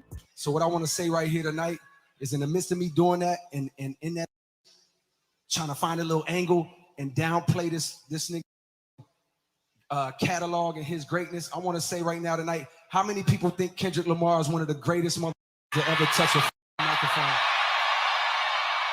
J. Cole's apology was more than just saying sorry to Kendrick. It was him being super honest and open about how he felt. He didn't want to pretend or hide behind his music. Instead, he chose to talk about his mistakes and how he wants to do better. This moment was all about Cole showing who he really is, someone who cares about his relationships with others and who he is as a person beyond just the music. And things only got even more surprising from here, because now he was making music with the people who had just put out a diss targeted at him a couple days ago, while also addressing his out-of-character response to said diss. Not only that, but The Weeknd and A$AP Rocky chimed in and lobbed some shots at Drake as well on this new album. J. Cole even removed his diss track from all streaming platforms, essentially waving a white flag and calling it quits to the rap beef that took the internet by a storm. Now we're sitting here waiting to see what Drake's next move will be. So what are your thoughts on all this drama going on and all the subliminals that are being tossed into these songs? Have you been putting the pieces together? If so, what are your thoughts on all of this? Make sure to let us know in the comments down below. And as always, thanks for watching.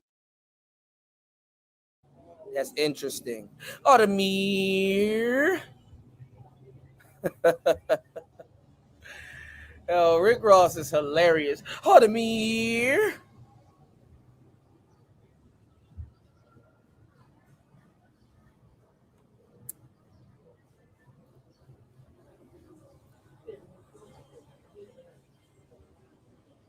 Audemir. Shout out to academics, man. So this is the Rolling Loud concert. And this is where Travis Scott literally asked them to play the Drake diss.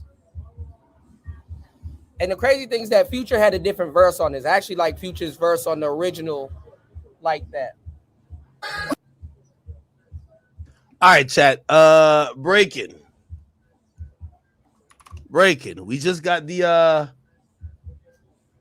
full version. We got the full version here, chat. The full version of the track is here. Hold on. Oh shit, this is. Thank you.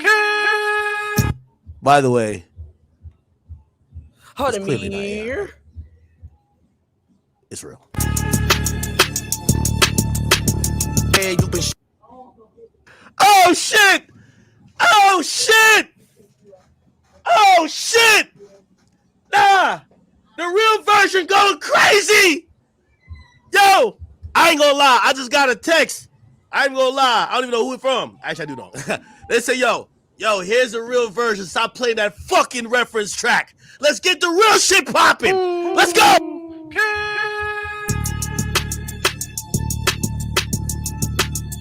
Holy shit. Pull up. God damn. I love the beat drop out. I love all this shit. Holy. Ladies and gentlemen, this is a shot that will be heard around the fucking world. I ain't gonna lie about it. Mixing and mastering do a lot. Because the other track did sound slightly flat, but that's the exact reason why you go through mixing and mastering. You feel what I'm saying? Holy, this shit got some bop to it now. Now this shit got some energy to it now. Holy shit. Yo, tag a friend and tag a friend. It's here. It's time. Kendrick, you are on the clock. You're on the clock. It just started now. And then now too, Drake is gonna probably perform this because I think he's still on tour. He probably gonna perform this, bro. Like he knows how to work social media, bro. It's real. The boy came back. You're on the clock, nigga.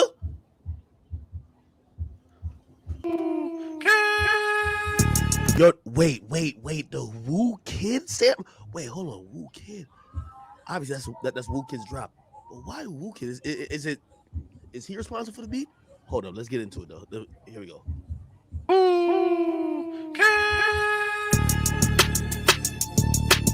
That you had to run from it. Cash flowing, able bread. Nah. Yo, I don't care what y'all niggas say. A+ for no sneak dissing, calling niggas out by name, chin checking them, calling niggas out. That Jay-Z shit where you rapping hieroglyphics, I'm dissing but not saying your name. It's over. Metro, you a hoe. You a bitch. You used to be a blunt roller. I like it. One more time. Switches, I'll be rocking every. Whoa. Well, I don't know if the first version had that, but like you see that change of the line? In here it says, lucky your baby mama, lucky your dog, little baby mama didn't kiss and tell. The bar changes slightly. Here we go. The kiss and tell. Husband there, rolling loud stage. I would turn. That was slick. Probably change if you BM start to kiss and tell. Oh, that's a change of the line. Wow, okay. Who's baby mama? Cousin kiss. Hey, is that a chorus or more like a bridge type of like hook? It's like a refrain almost. Huh?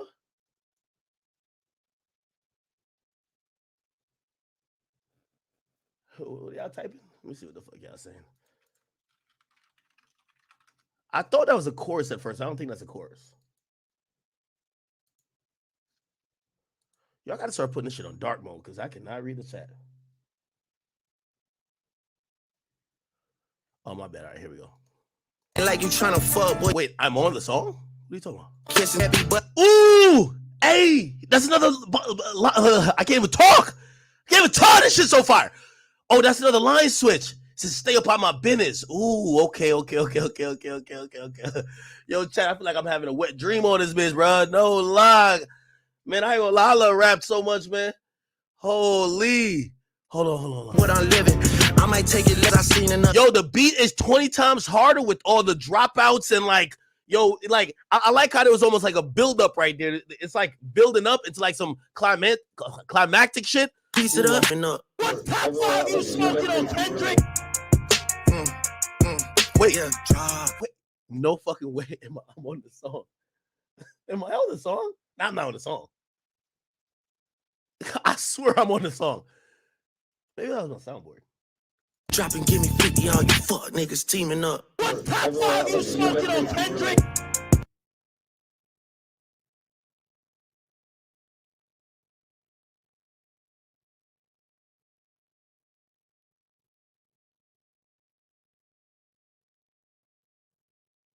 Like he dissing a bunch of people and showing love at the same time. Showing academics love, Who Kid love, 50 love. I was right. He don't got to team up with people. I was That's right. the crazy part. Yo, I said all this shit blindly because I know my favorite artist. That nigga Kendrick, I've heard that nigga smoking on your top 5. That nigga was on crack when he said that shit. One more time. I ain't gonna cut it off. One more time. Holy. What top 5 you smoking on, Kendrick? Kendrick, he's begging you to drop. The pussy shenanigans is over. The bait and switch. The bluffer Olympics is done. Drop your fucking 4-year-old song that you could get demolished. Thank God the nigga, yo, is this what Drake had to do to make y'all favorite rapper rap? He had to diss 20 niggas and then harmonize at the end of the track. Drop, just drop, drop. I'm ready. He's squaring up. It's squabble time. He's begging Kendrick to drop. The double dutcher. The backpedaler. I thought you wanted smoke. Let's go. Drop. You heard what he said? He's singing it to you. He's rapping it to you. Drop a 50 badge. Kendrick, you on the clock, gang. Holy shit. Hey, real talk. This is another reason why this track is so spectacular to me. Y'all gonna say it's glazing, but I'm only speaking facts. This is the energy that I think me and you, and I'm talking to the people who listen to rap and who, you know, we ain't some crasher outers who want to see niggas die over rap beef, but we like competition. When Pusha dropped Story Added On, I believe most of us believe that if Drake was gonna come back, that slick talking energy wasn't gonna be it. That dude went below the belt. No Diddy. You gotta come out and you have to start talking that shit. And a lot of people surmise the reason why we never got that Drake track dissing Pusha T is that Drake was this pop star that was beloved by all, that he couldn't get gritty, he couldn't get dirty, no Diddy, and he couldn't really start talking directly and be disrespectful to meet Pusha on the level he needed to actually win that battle. It's clear if that was the thought, that was incorrect. Because this is a level I didn't even think. I thought maybe round 3, maybe round 4. I didn't see kicking it off with this type of energy. Direct, disrespect. Basically telling the nigga he ain't shit and doing it in such a way to say, nigga, on any level, I'll fuck you up. Nigga, I'll be in your city with all my chains on because you ain't snatching shit. That's the energy he's giving. Said, nigga, the next time I'm in your city, nigga, I'm gonna wear every fucking chain I own. And I'll be with a couple bodyguards like Whitney. You know, the movie Whitney Houston did Bodyguards. But of course, Kendrick's wife name is Whitney. So he's letting niggas know we can get as personal as you want. I'll talk about your wife, nigga. And all that chain snatching shit. If you was, and you see, for everybody who was, and this is why I gotta check some of y'all on it. When all y'all was like, why Drake don't want to respond? Well, this is what a Drake response to a nigga who been jabbing him looks like. Yeah, of course it's personal. So you see why he's been sitting back to say, is this real? Yo, is the nigga hopping out is he jumping out or he just kind of rapping? Because he asked him down Control, the nigga said he was just rapping. Then he came back around on the cypher talking about he tucked the sensitive rapper back in his pajama clothes. Right? So wait, are you really going there or are you just rapping? Because when he's responding to your raps, he's talking that shit. Nigga, you a bitch. You can't do nothing with me. I get more love than you in your city. Matter of fact, you ain't snatching not a motherfucking chain. You ain't stepping on shit with your size 7 women's sneakers. And motherfucker, I'll be in your city and I'm gonna have every chain I own. Show me you snatching chains. That's the nigga who is taking it personal. And he mentioned your wife. He's taking it personal. He's taking it personal. The gloves is off. The gloves is off. The gloves is off. So for everybody who was like, oh no, we don't think Drake could. No. Drake wanted to get down and he want to get in the mud. No Diddy. Let's squabble. What's up? But we not gonna do the J. Cole respectful disses. No, nigga. Fuck you, everybody around you. Fuck everybody. Somebody said what?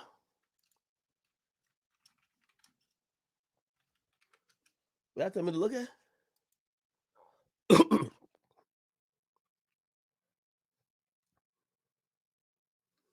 Here we go. Somebody say go look at Ken Barbie. Ain't that Cardi B's homie? He says, did Drake just confirm he's dating Lotto's sister, Brooklyn Nicole, while getting at John Morant? He says, shout out to that hooper that be busting out the gritty. I know why you mad. Nigga, I ain't tripping. Drake recently sparked dating rumors with Brooke, who happens to be a John Morant used to date her? Drake and Ja also reportedly date Jonna Leah, so it's possible that could be the reference as well. Remember, Drake had rented out the Brooklyn Dodgers Stadium for that Jonna girl? I think this is her. Yeah, Drake had rented out a stadium for her. I didn't know that John Morant used to date Brooklyn. Oh, and recently, when Metro says, once you pick a side, stay there, John Morant says, stay on that side. That was kind of odd because I thought the only side that John Morant picked was 4K Trey. This ain't Young Boy B. The fuck is you doing over here? The fuck? I was confused by that. I thought John Morant only jacked one person, and that's Young Boy. What the hell you doing over here in the Metro Drake beef? So that makes sense now. Now, here's what we're realizing, chat. Here's what we're realizing. We're realizing that maybe the rumors were true. You know, the biggest question that's coming out of all this is, damn, what the fuck did Drake do to all these niggas that they're all mad at him? I think Drake, this song, is answering some of those questions for us. What did Drake do? Look like Drake done fucked all these niggas' hoes. John Morant, his chick got clipped. He mad on the gram. Metro Boomin, the 15 chicks he pillow talking to, they got clipped. Who else? Let me pull up the lyrics once again.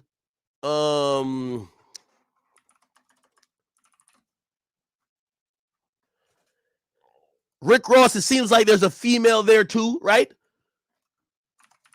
Look at the lines at Rick Ross. I might take your latest girl and cuff her like I'm Ricky. Can't believe he jumping in this nigga turning 50. Every song that he made it on the chart he got from Drizzy. Spend that little check you got and stay up on my business. Okay? So, you know, I don't know what that line has to do. He said, I might take your latest girl and cuff her like I'm Ricky. I don't necessarily know what that means, but it seemed like that's talking about a girl. How old is Rick Ross, though? How old is Rick Ross? Oh, he's turning 50. Well, 50 is a new 20 when you got a private jet. I ain't gonna hold you. So I don't care. If I'm 70 with a private jet, nigga, I'm running around like I'm 23. I ain't gonna hold you.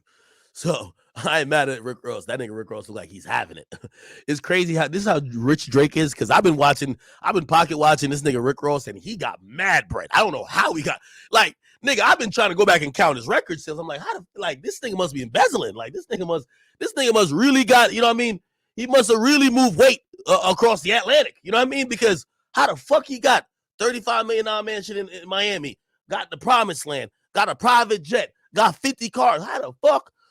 We ain't stop ain't paying that good, is it? Anyway, this is how rich Drake is. He shits on him like that nigga's broke. I might take your latest girl and cuff her like I'm Ricky. Can't believe he jumping in that nigga turning 50. Every song that made it on the chart he got from Drizzy. Spend that little check. Damn, that little check you got and stay up on my business. Worry about whatever you got going on with you and I think he means Diddy.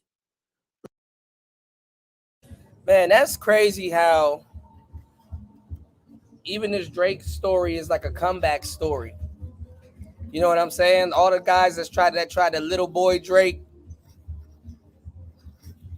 Now he can he not being respectful no more. He coming back little boy and everybody. That's some mogul shit, man. Right? Shout out to the hooper that be busting out the gritty. We know why you tripping. We know why you mad, nigga. I ain't even tripping. All that heartbroken Twitter shit for bitches. Oh shit. You know why this is ironic? Drake's lines and even like Fall the Dogs and CLB and albums like that has given more captions to heartbroken Twitter bitches or Twitter people. Like that shit crazy too.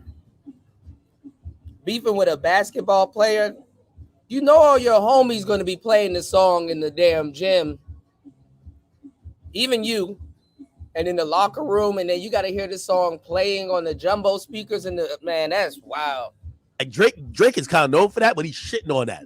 But well, actually not shitting on it. He's just shitting on it for men. He's just like, yo, bro, that heartbroken Twitter shit, that's for bitches. Okay, so I ain't even rapping after this. I'm way too busy. I think that's also cap. I think he's definitely ready to take Kendrick's head off if he comes back. Damn, hold on. Let's look at.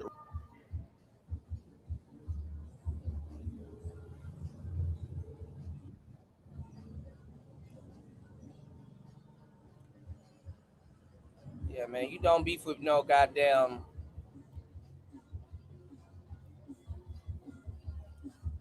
You don't beef with no goddamn rapper, and you a damn basketball player, man.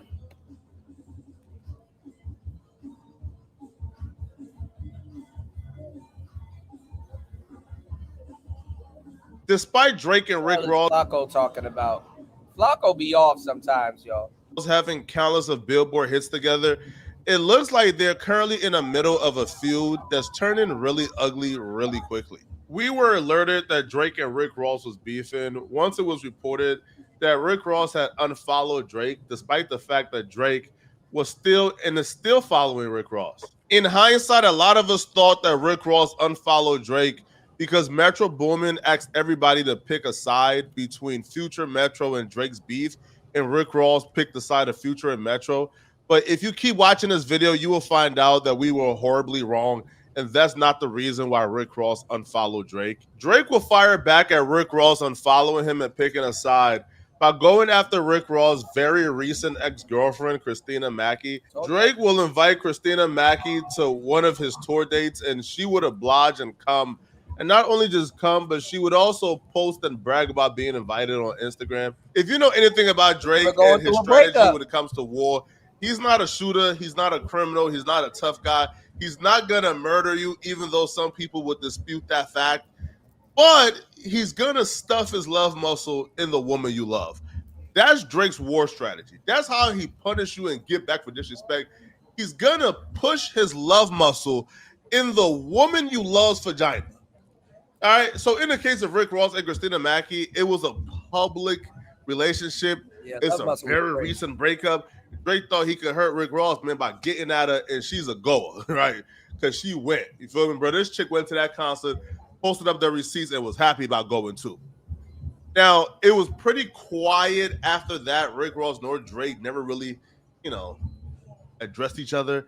And then the silence got broken after today when Drake sent shots at Rick Ross on a recent diss track that he dropped, dissing all his oppositions.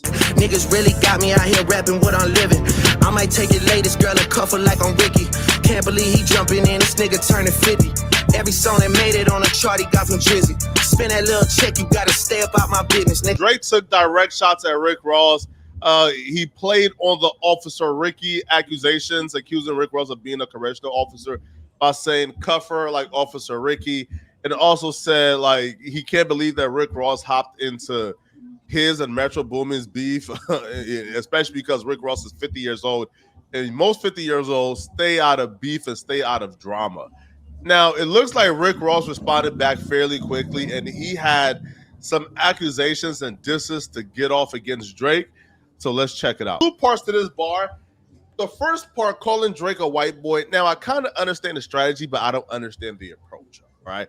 Now, you could have definitely attacked Drake's, I guess, credibility and claim to the culture, right? So essentially him calling Drake white boy is saying Drake is not from the culture. Drake is from like Canada somewhere, a white mama, bruh. his lived experience is white culture. He's right. So I understand that, or trying to discredit Drake's claim to the culture and saying, bro, you can't really have the throne as the greatest rapper of all time or the greatest or the king of this particular culture that belongs to us, because you're not from here.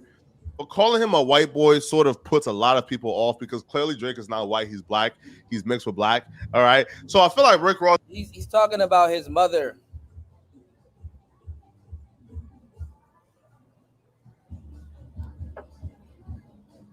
Obviously, it's a reference to his mother. Could have done this a little bit more strategically.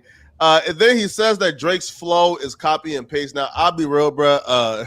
Now, listen, Drake is somebody who has been able to stay relevant this long because Drake has been able to spot the waves really early and hop on the wave super early and ride it, right? And make it his own. Now, am I going to say that Drake ain't never stole a flow? I mean, listen, XXXTentacion, bro, already put us on, right? So I won't say Drake never stole a flow, right? But I will also say, bro, Drake has created and pioneered a lot of other flows and styles of music that a lot of people done hopped on, right? Without Drake, without Take Care.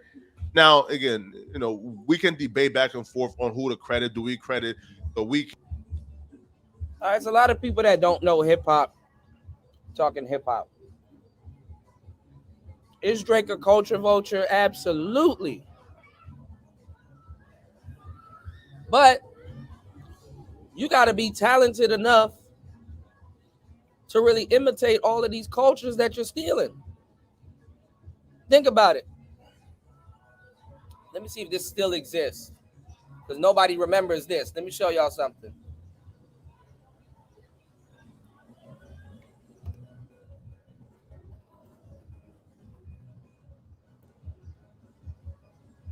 Hold on.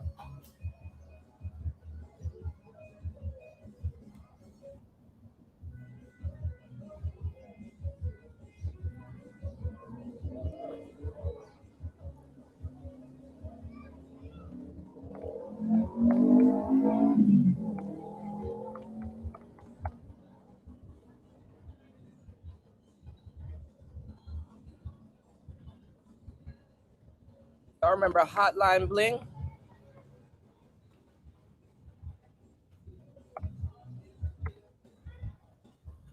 There was a rapper from Virginia named Drum.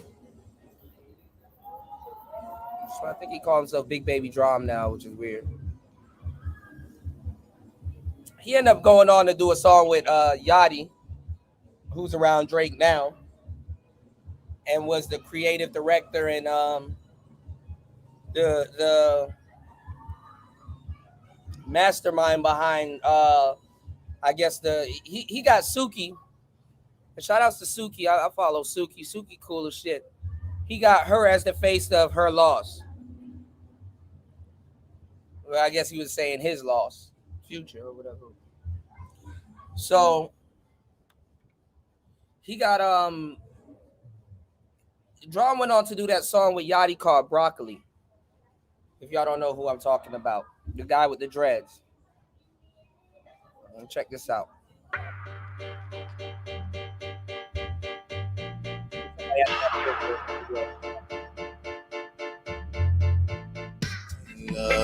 I like to cha-cha, hey, different with a Dominican and reasonable style.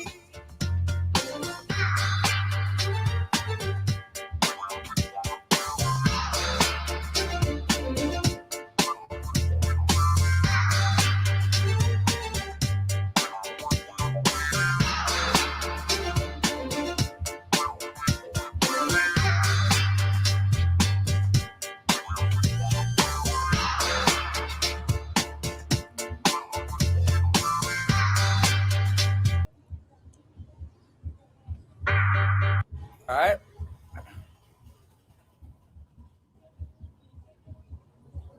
It's your Woody Jackie Dumbson. Check it out, because let me just paint the picture for y'all. Now, imagine you're a rapper, maybe let's just say a musician, because you've been working at it for years trying to hone your craft. You're coming from an obscure place like Virginia.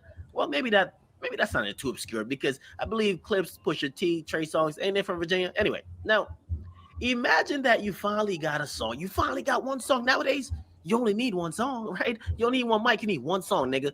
Now, here comes the big bad Drake. Okay, he makes another song inspired by yours, obviously, because he heard it. He calls it the remix to your song. Only thing, you ain't on the song. Now, everybody loves his song. Maybe he even added on to it. Maybe it's even better than your song, but your song is the root. Okay, now that's cool and everything, but you're probably thinking, okay, Drake's gonna do what Drake does. I mean, it's probably gonna give me a little bit of light, but it's not gonna take away from my song. I can still tour, I can still do this, it's still growing. Hopefully, people know who I am eventually. I'm gonna keep working it.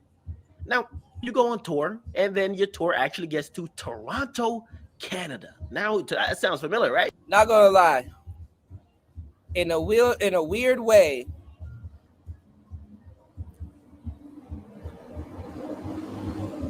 you should have kept that narrative out there that was a remix, because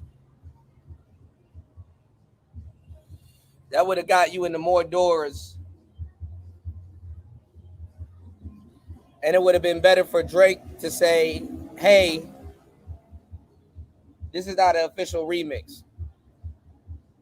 It would have looked bad in the long run, but you, oh man. Right?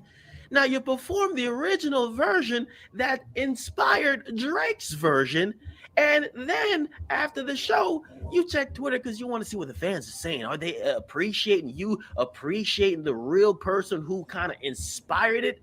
But ironically, you're seeing the opposite in tweets, because coincidentally, the same day you perform in Toronto was the same day Drake dropped the video to the song that was inspired by your song, and everybody's going crazy. Now, if you don't know what I'm talking about, let me put it out there. Talking about Hotline Bling, which is Drake's song, and I'm talking about I Like to Cha-Cha, which is obviously Drum's song, okay? Now, Drum is checking his Twitter mentions. Everybody's in his Twitter mentions saying, yo, aren't you that dude that did a great cover for Drake's song? Now, it fucks you up. It does. It gotta fuck you up. Because you're saying, wait, are they now saying I was inspired by Drake, not the other way around? And this is the thing with social media, it'll really fuck you up, because you got these people who think that Drake is the end all be all. They'll never accept that you inspired Drake. Drake always inspires you. Now, let's not get it twisted. Drake's version is the bomb, one of the best songs that came out this year. And to be honest, it might even be better than Drum's version, depending on how you personally feel about each song. Okay, one's kind of a love ballad or kind of like a missing type of thing, and the other one is kind of like everybody just kind of move.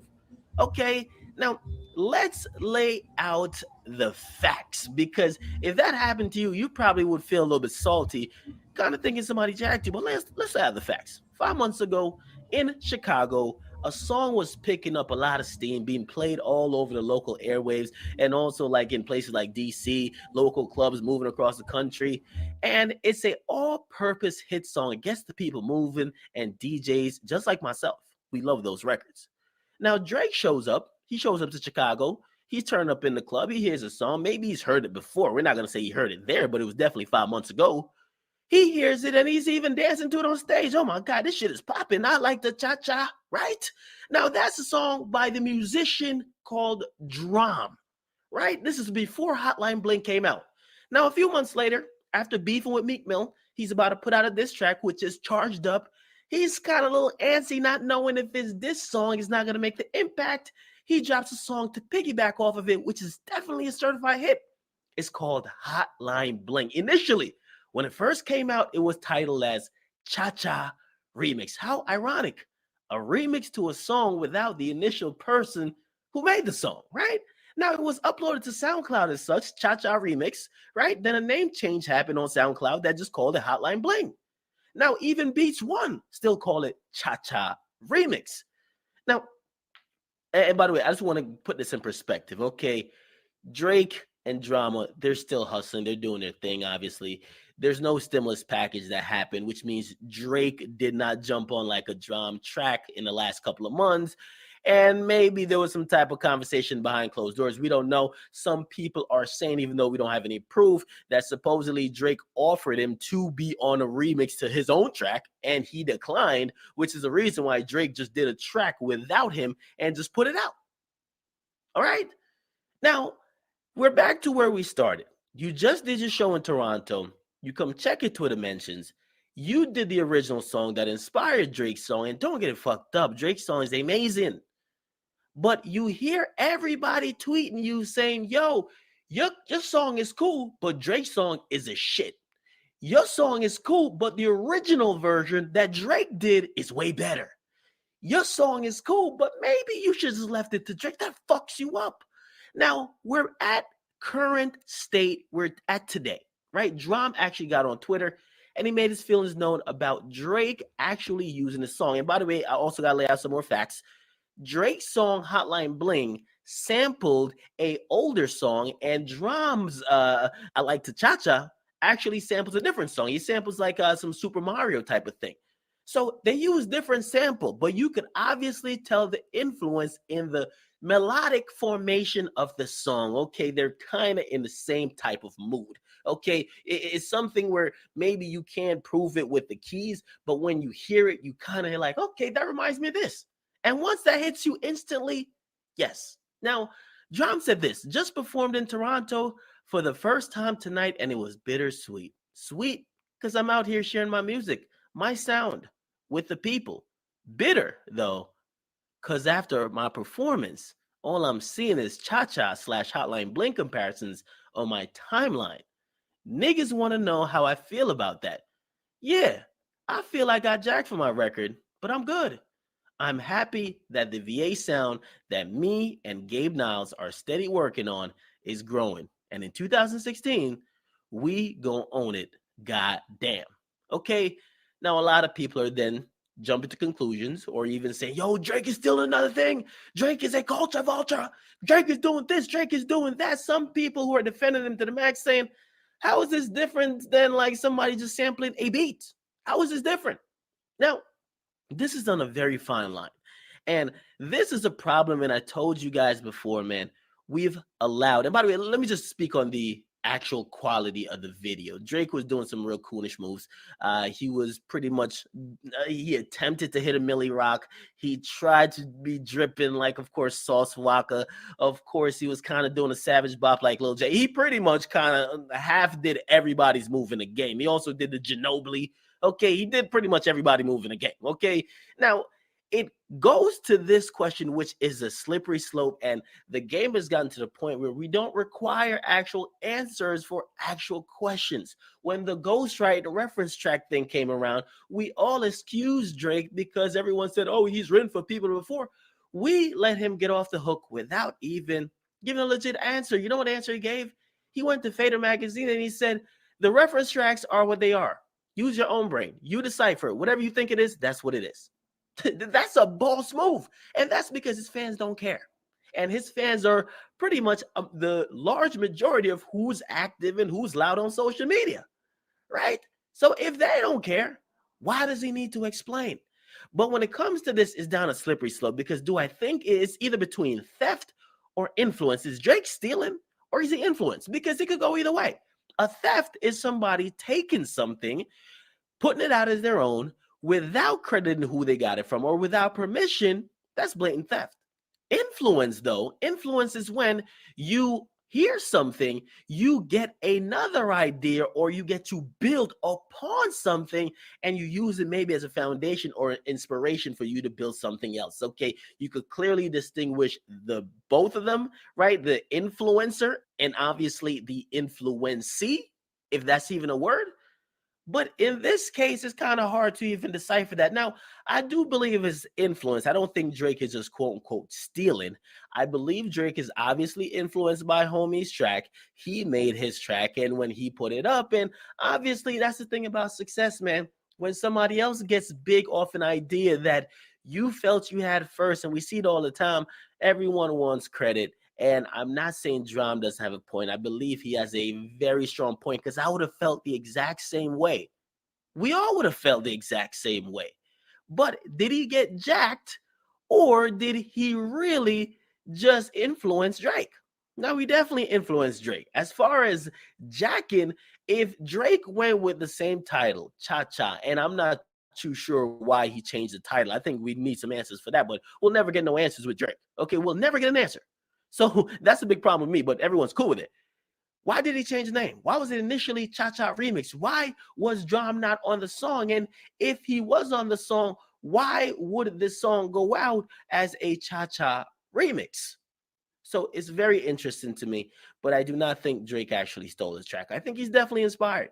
Definitely inspired, but it goes on a very slippery slope of everyone nowadays trying to claim Drake stole this from them and took this and took that. I mean, even simple flows on What a Time to Be Alive, people are accusing Drake of stealing. Is he stealing or he's just influenced? Because that's a very slippery slope in hip hop where people borrow lines all the time and people are influenced, because in that case, about 70% of the rappers use what the Migos call their flow. Are they stealing from the Migos or are they influenced by them?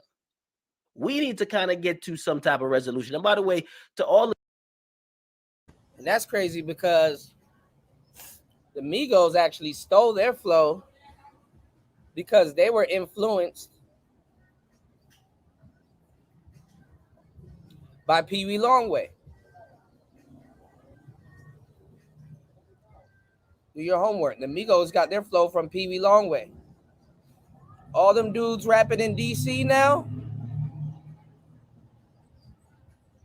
they were influenced and stole their flow from Hood Rich Pablo Juan. All them cats in the DMV area got their flow from Hood Rich Pablo Juan.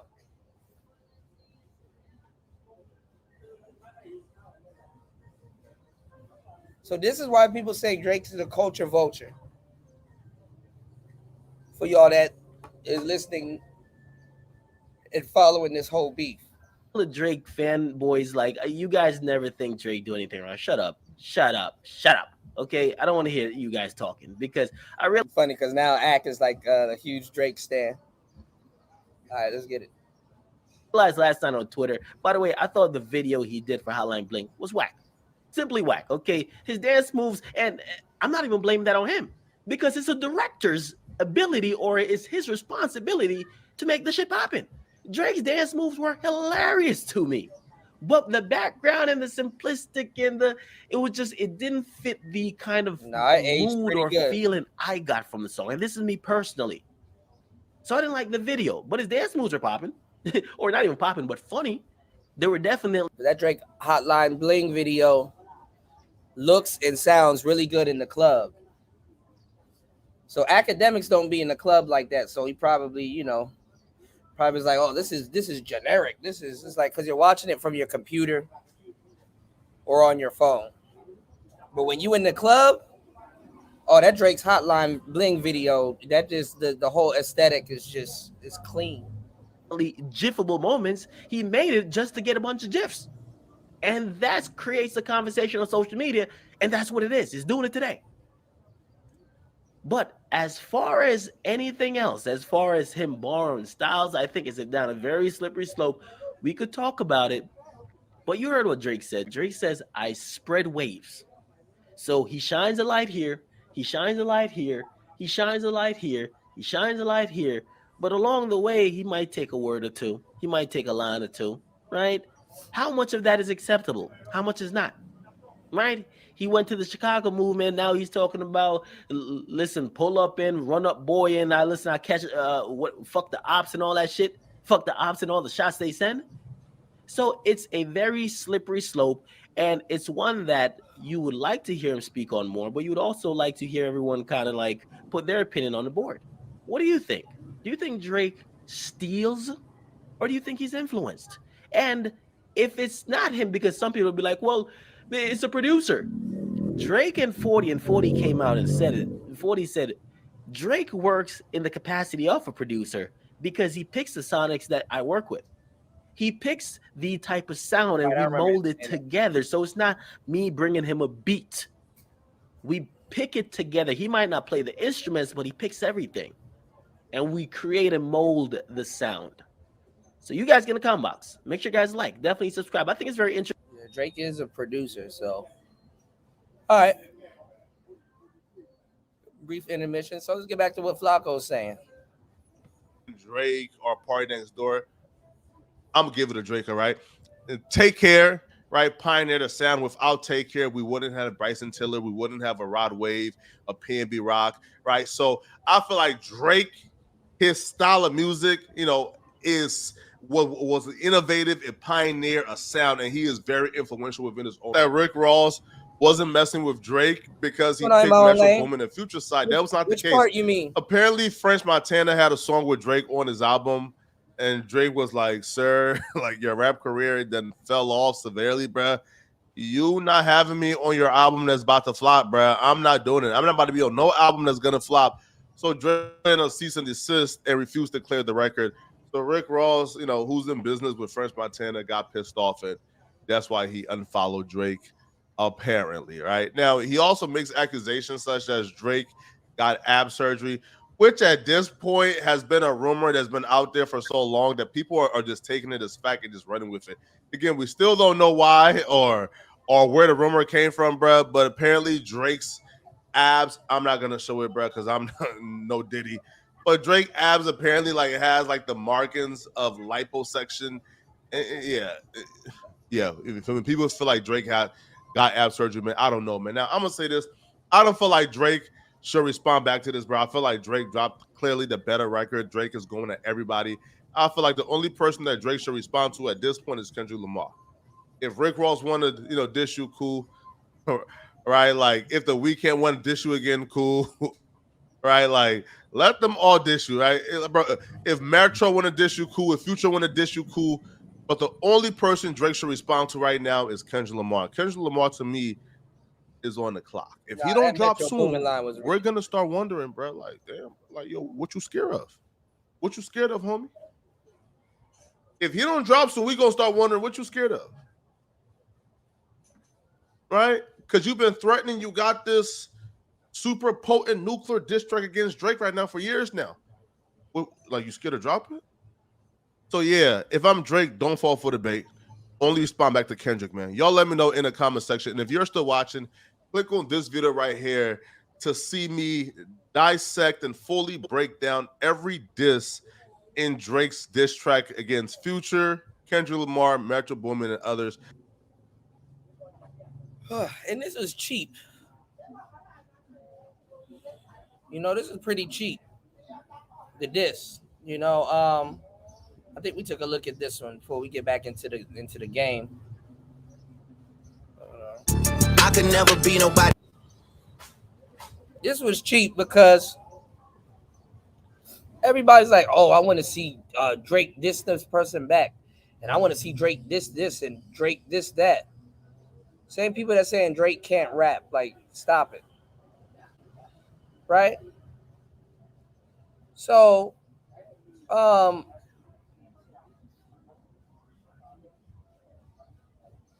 it's like Drake done dissed these people 1 billion times. People wasn't listening. Drake got whole albums riddled with disses. So y'all are lucky that he even dropped this. This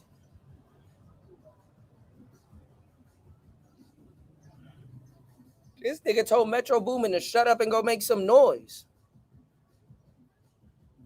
Go make some drums. Damn. Yeah, they're playing off the Drake's playing on this whole 50. He's playing on this whole 50 concept. You know what I'm saying? He's playing off on this whole 50 concept. So this shit crazy. This nigga said, drop and give me 50. That's motherfucking crazy. He's telling Kendrick to drop and give his label owner 50. Number one fan, your first number one, I had to put it in your hand. You pussies can't get booked outside America for nan. From a surface view, the line could apply to a lot of people because there was an era where a Drake stimulus package could almost guarantee a number one song. It could guarantee your career will be made. And a lot of rappers tapped in for that stimulus package. But Drake was talking about Future.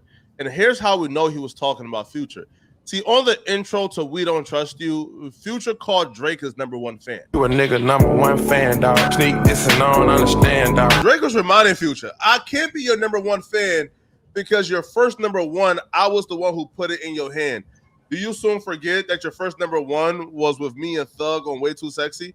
So Drake is essentially sunning Future and letting him know, bro, like, stop like the big guy talk, bro. Like, you're literally my son. Like, I'm literally the reason why you have a striving rap career. I'm out in Tokyo because I'm big in Japan.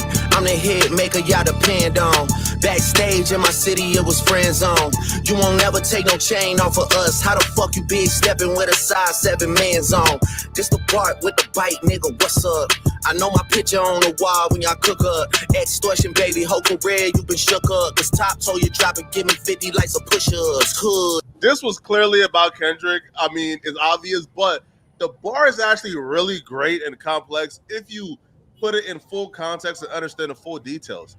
So when he says backstage in my city, it was friend zone, he's referring to when people were rumoring that Drake and Kendrick were beefing. Drake actually showed up to Kendrick Lamar's Big Stepper tour when he landed in Toronto, and apparently they had a conversation backstage. Here is Drake actually at the concert watching from like a skybox.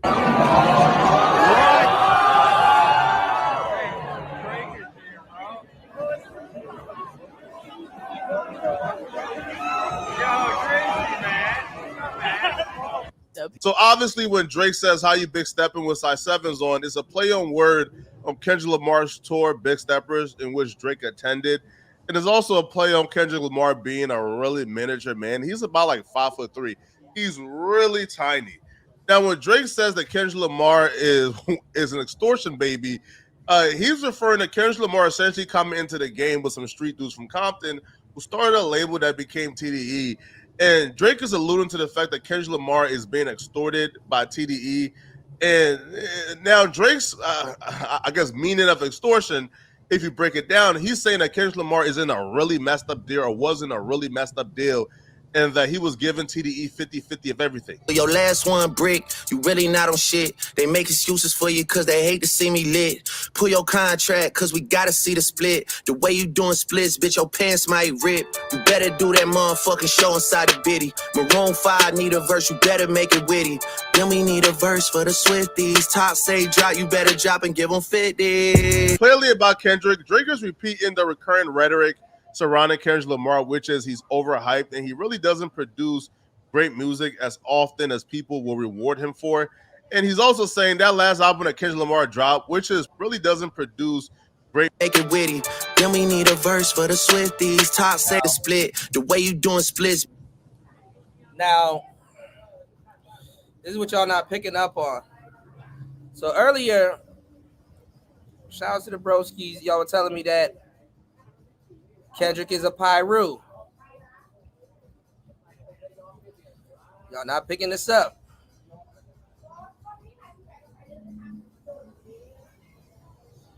What number does the Pyrus bang? I don't expect y'all to know. But some people know. They ride the 5. They ride the 5-pointed star. They bang 50. 5. They need their 5. So instead of saying city, he said biddy.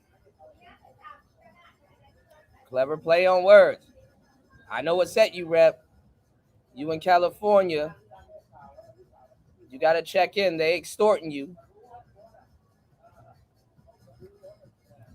And when you do your shit, you better get them 50. That 5.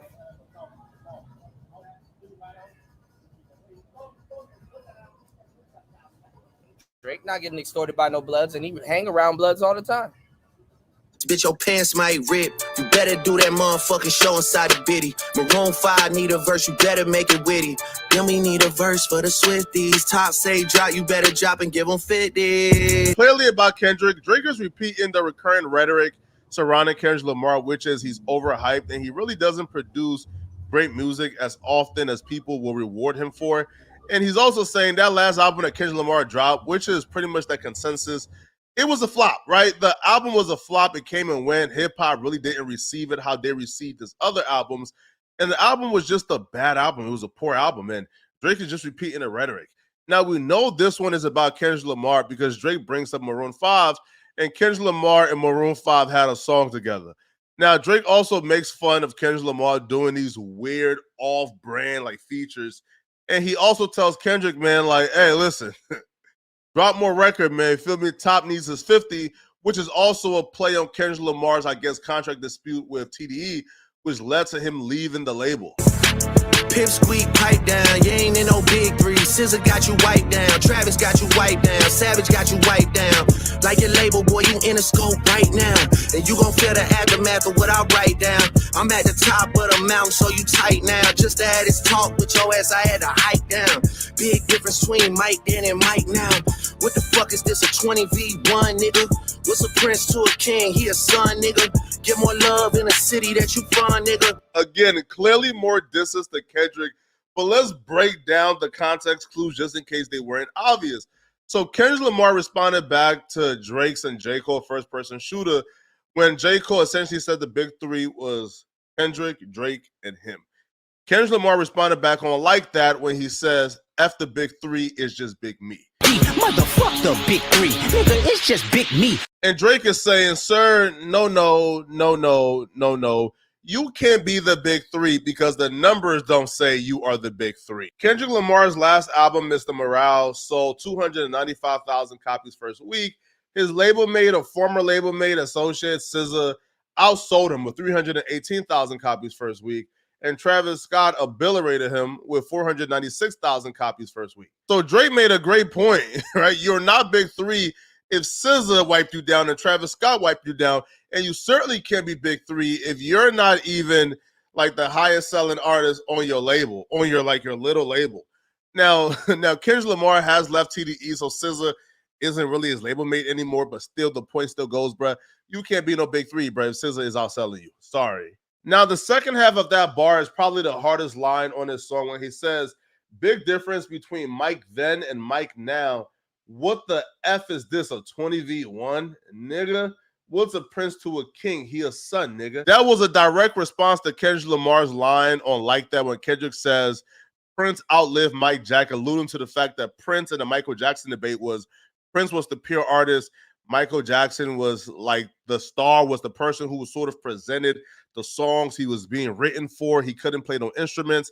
So essentially saying the pure artist is always going to outlive just the star with the voice. Best work is a light pack, nigga. Prince outlived Mike Jack, nigga. Boom! And the line itself was just inaccurate, bro. Like, if this was a comparison, Drake would be Prince and Michael Jackson. Drake is the all-around artist who could play instruments, make beats, produce, sing, rap. Kendrick Lamar is just a rapper. Drake is the pure artist. So, like, yeah, I never quite get that. But Drake remixing it and saying, yo, what's a prince to a king, a son? Yo, that was just too hard, bro. But that was hard. Metro, shut your whole ass up and make some drums, nigga. Yeah, this is a tough one, bro. I can't put my mind to it, bro. Who is he talking about? Maybe he's talking about Metro Boomin, man. Maybe he's telling Metro Boomin, bro, to shut up and stop being a snake and a dweeb who's trying to line up these different plays and go against me and drop 2 albums to try to tear me down. Maybe he's telling Metro, man, to shut up and just put them drums on them beats again, bro. You feel me? And stop trying to click up with the entire industry to diss me.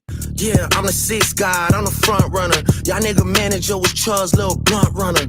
Playing a 6 and you boys ain't even come from it. And when you boys got rich, you had to run from it. Cash flowing, able bread out here tricking. Shit we do for bitches, he doing for niggas. This was a direct diss at the weekend. He didn't even leave no mystery, bro. He said names in this verse. Now, he mentioned a couple of people. All right, he mentioned Cash. Now, Cash, for you guys who don't know, is the Weeknd's manager, or he's EXO's manager, like the director over there. Now, when OVO EXO was together, apparently Cash used to roll under one of Drake's homies, Chubbs, and be sort of Chubbs' runner and assistant. Now he's the manager over at EXO. So Drake sort of took a shot there. Now, he also said that Cash is spending the Weeknd's Abel's money and doing things for men that they do for women. So I don't know what that means, bro. I don't know if bro is out here zesty, moving crazy, all right, tricking on men, right, for the pussy. I don't know, bro. But it looks like Drake just exposed that man, bro, and forced him out the closet. Jets, whips, chains, wiki. Spinning like you tryna fuck, boy, you tripping. Drizzy Chippendale, probably got your bitch Chanel. I just got them done, boy, don't make me at the Chippendale. Rolling loud stage, I would turn, that was slick as hell. Should've probably changed if your BM start to kiss and tell. When Drake says, ish will probably change if your BM starts to kiss and tell, he's telling A$AP Rocky his relationship would change and how he views Rihanna will completely change if she actually told him exactly what she did with Drake in the bedroom. Now, this comes as a response to A$AP Rocky telling Drake that he smashed Drake's baby mama before his first son, which is obviously Adonis, right? So he's saying that before Drake got his baby mama pregnant, he had smashed the baby mama. Heard it, son. I smashed before you birth, son. Flacco hit it first, son. Drake is telling A$AP, like, you making these jokes and rap songs about smash my baby mama, but that smile would change real quick and your relationship would change in a heartbeat if your baby mama told you exactly what me and her did in bed, which is like, duh, right? And I never understood why Rocky would even take that approach and say, yo, I smashed your girl when Drake also smashed his girl. Hugs and kisses, man, don't tell me about no switches. I be rocking every fucking chain I own next visit, ayy. I be with some bodyguards like Whitney. Top say, drop your little midget ass, better fucking, ayy. Better drop and give me 50, ayy. Drop and give me 50, drop and give me 50, ayy. Niggas really got me out here talking like I'm 50. This was another diss at Kendrick. Now, this was also kind of clever. So Drake was making a mockery of Kendrick Lamar doing push-ups outside like the prison yard.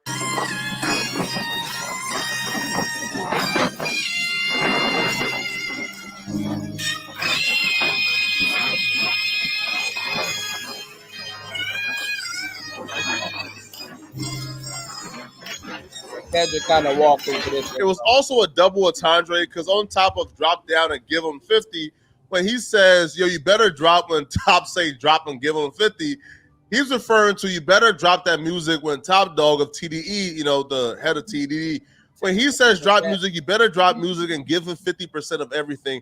So making fun of Kendrick Lamar's contract with TDE. Now, bro, I was told Kendrick Lamar is out of that contract, so this may be some old stuff, I don't know. Right, so making fun of the contract plus also the doing push-ups. Again, a subtle diss, but brilliant as well. Niggas really got me out here rapping what I'm living. I might take your latest girl and cuff her like I'm Ricky. Can't believe he jumping in, this nigga turning 50. An obvious and clear diss at Rick Ross. He's playing into like the officer Rick Ross rhetoric. Rick Ross was a correctional officer at some point. Drake says, might take your girl and cuff him like Ricky. And then he says, yo, I can't believe that Rick Ross is jumping into this. He's like 50. Right, and that's Drake essentially saying, bro, I don't understand why Rick Ross is choosing to beef with me when we always just made hits. Now, if you guys don't know, Rick Ross unfollowed Drake, all right, after Future and Metro dropped their album dissing Drake. For some reason, Rick Ross don't like Drake, and we don't know why. Now, Drake did get back at Rick Ross by inviting Rick Ross, I guess, ex-girlfriend, to his tour date. Every song that made it on a chart, he got from Drizzy. Spend that little check, you gotta stay up out my business, nigga. Shout out to the hooper that be busting out the gritty. We know why you mad, nigga. I ain't even tripping. This was definitely the shot at John Moran. Now, John Moran and Drake hasn't beefed publicly, so it's unclear exactly where the conflict is. However, John Moran used to date Lotto's sister right around the same time that Drake and Lotto's sister was caught outside together.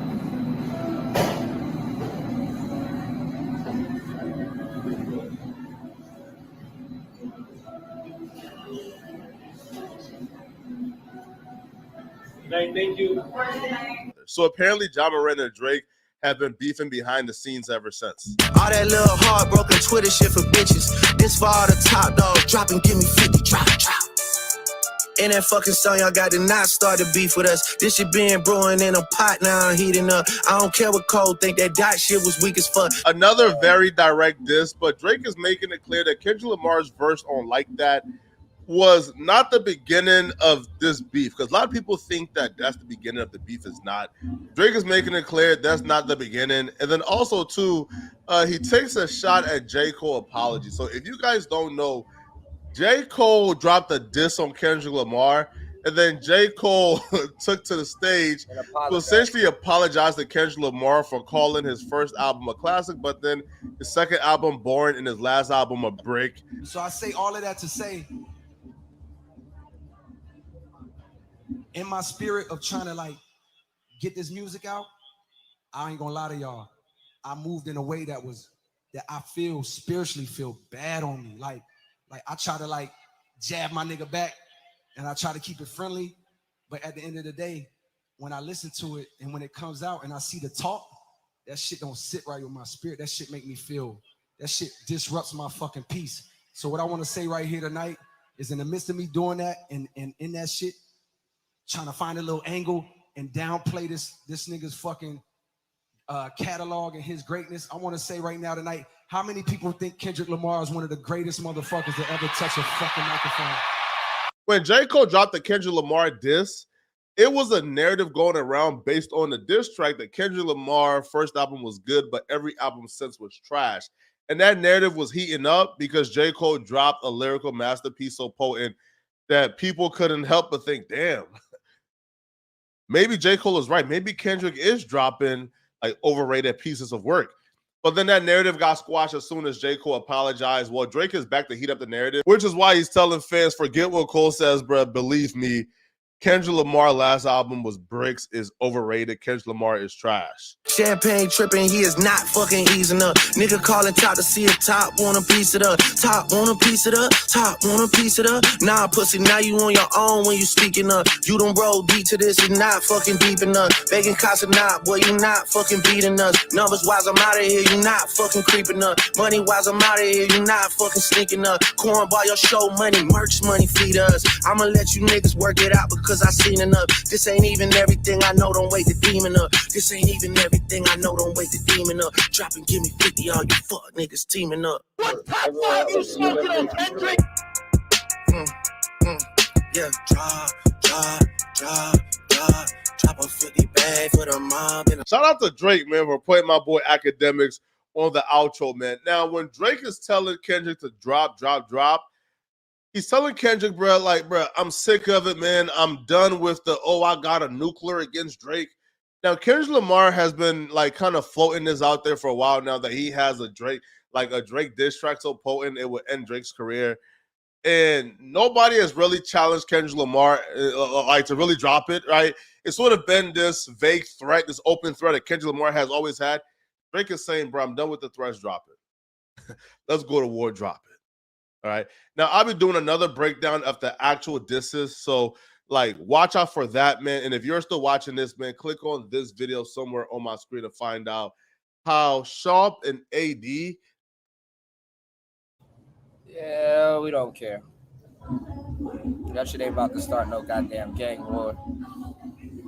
But anyway,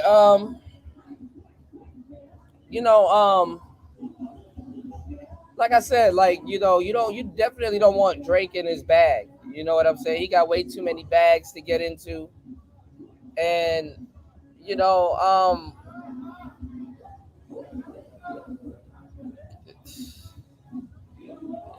Drake's been on top for a long fucking time. Nobody's talking about how the rappers that's dissing him, they've been rapping for a long time. It's not like they're gonna just get on top of the rap game because they beat Drake in some beef. You know what I'm saying? If Kendrick wins, which is not gonna happen, by the way, but if he wins, his records ain't gonna start selling more. Or he might see a slight spike, but that's about it. And plus, there really ain't no winner. These people just beefing. But no homo. Drake got endless bops. Her Loss just did a whole bunch of streams. For All the Dogs, just did a bunch of streams. He controlling the game right now. And people are on his channel. Like, That whole switch up, like the whole switch up at the end or in the middle of songs and stuff like that. Like how on this he switched up and played Academics. Man, Drake pioneering that shit right now. And he been pioneering this shit. Obviously, him and the team around him know what y'all like to hear. Same thing with Future and Metro Boomin. You know what I'm saying? Their albums are doing pretty good, but they sharing sauce. Swapping sauce, pause, sharing sauce. Like, what are we talking about? And reasonably, even though I'm not going to say they wouldn't have been famous, but Drake has put a boost on their careers.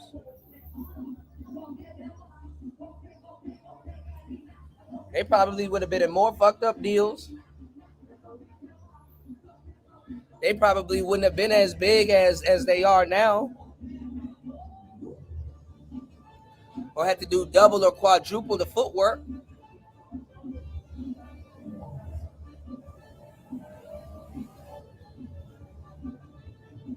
Probably wouldn't be household names.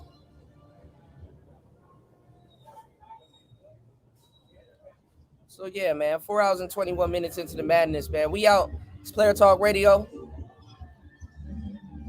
We'll be right back on in the next half an hour to an hour.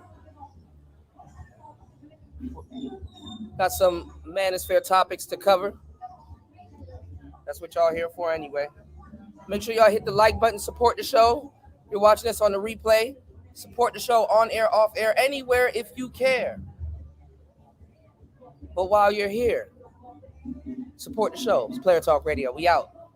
Peace.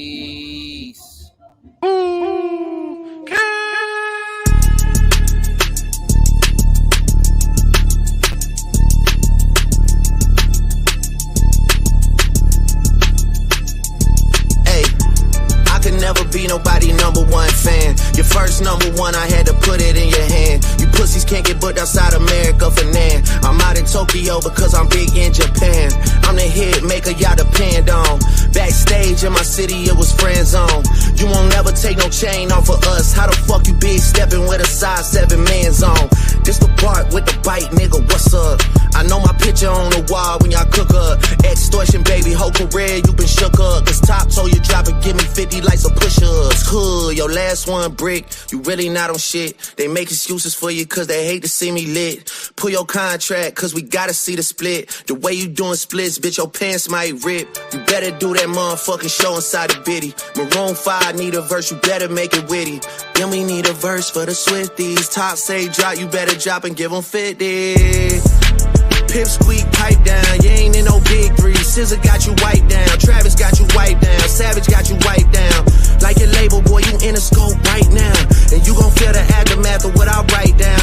I'm at the top of the mountain, so you tight now. Just to have this talk with your ass, I had to hike down. Big difference between Mike then and Mike now.